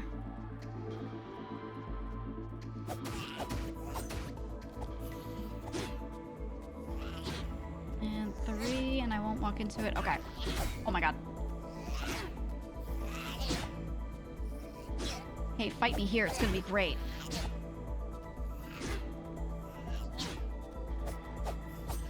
Oh my god. Oh my god. Oh, he can hit me across that. Why does he hit me across that? Alright, just a couple more tries. Just a couple more. Come here. Oh! There we go. Oh my god. No, we redo. Is this a roguelike? It does not feel like it. If it has roguelike elements, I haven't found them.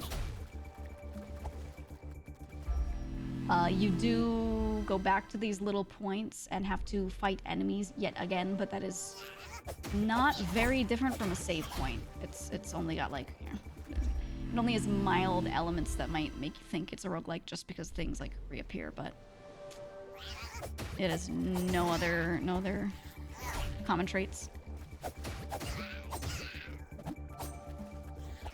Though they could put in a roguelike mode, just saying. Just saying. Tunic, I have an update idea. Tunic DLC, please. Oh my god.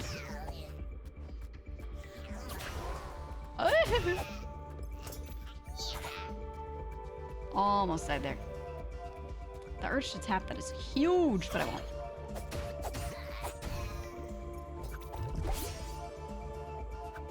One more. Okay, there's all my heals.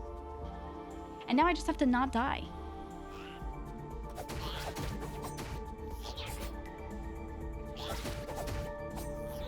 Oh! Now I really have to just not die. It'll be fine.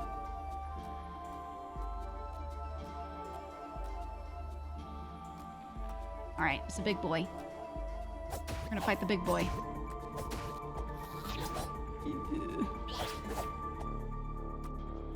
Come here! Yes. Yes.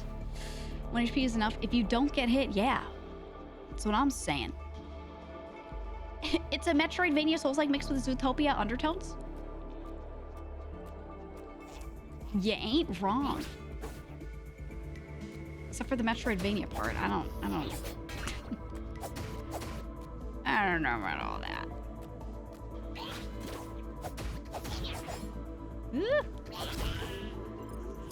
Alright, see that? Just don't get hit. Just stay alive, man. Just stay alive. That's all it takes. Alright. Yep, that woke everyone up. Great.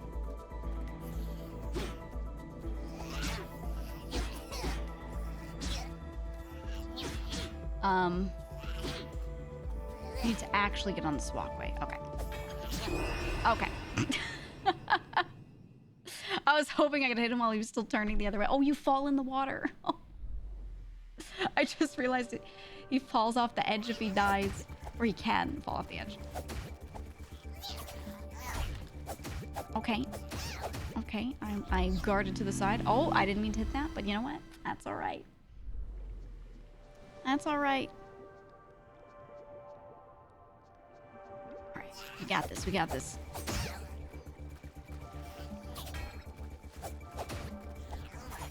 Ooh.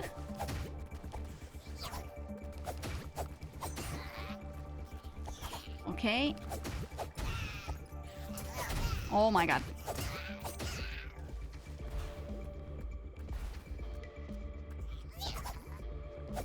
Okay.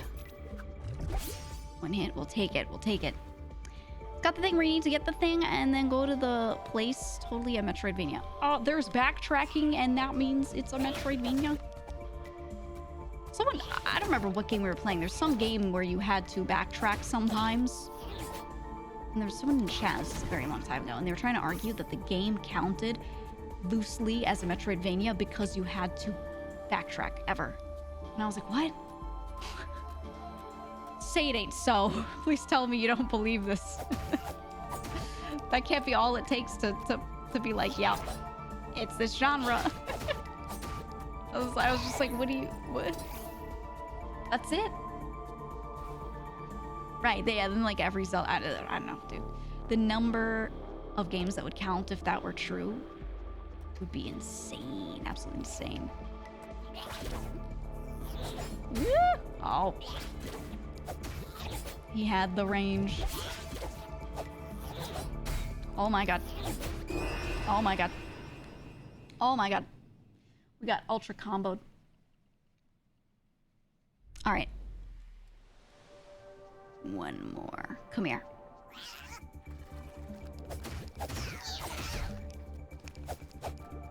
Come here. Stop running!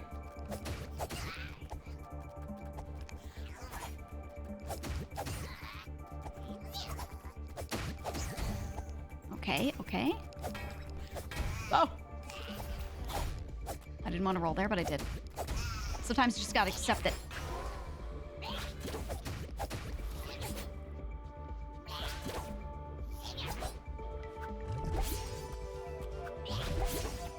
Okay.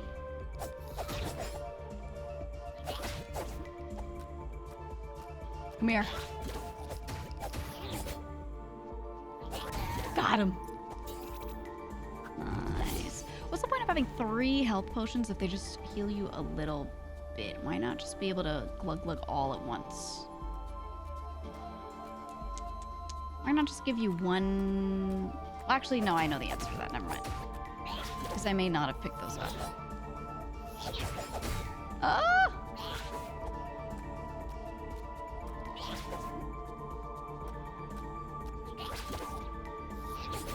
Alright, come here. Nice. Alright, we're basically 1 hit because of how much these things do. So we'll do it. The frogs look edible. They do look delicious. This will call everyone to me. No, they were out of range. Okay.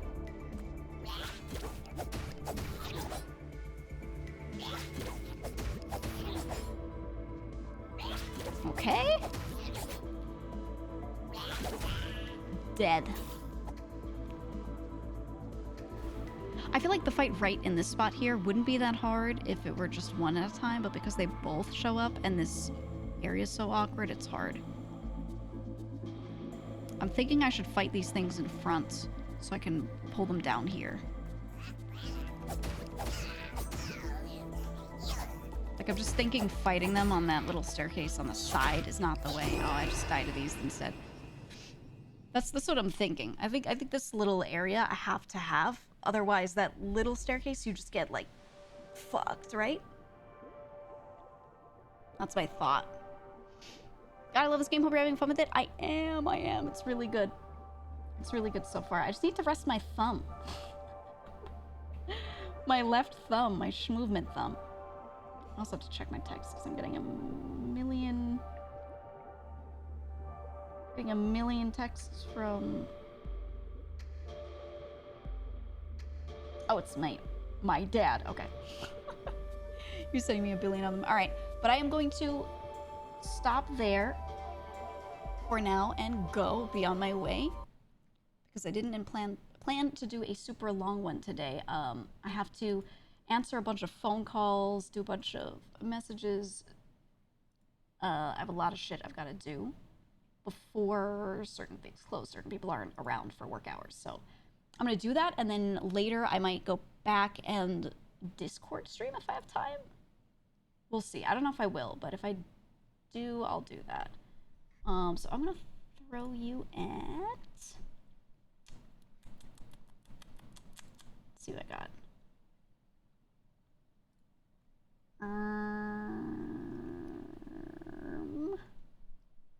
There's a lot of options.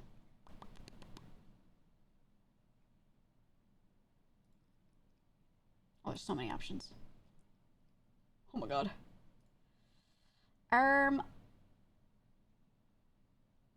Let's do... I'm trying to find someone playing something I want to watch.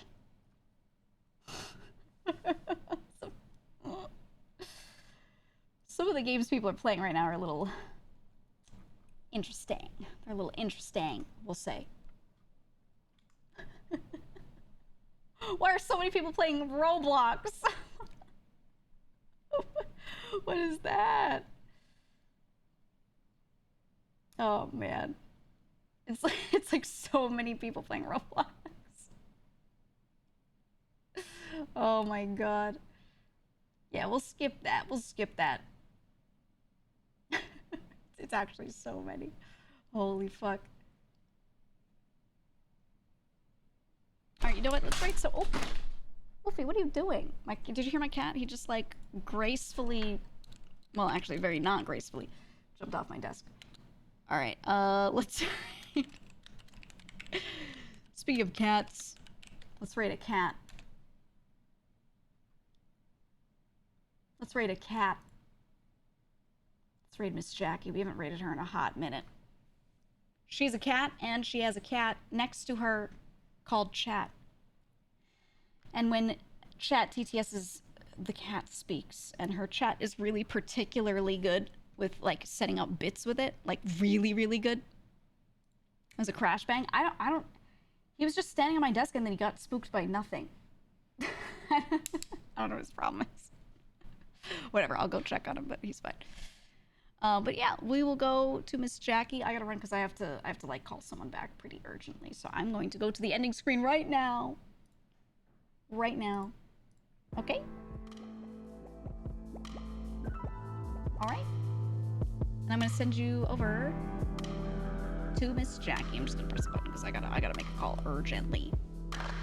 Okay? See you all. Thank you for joining. I'll be back tomorrow. Bye-bye.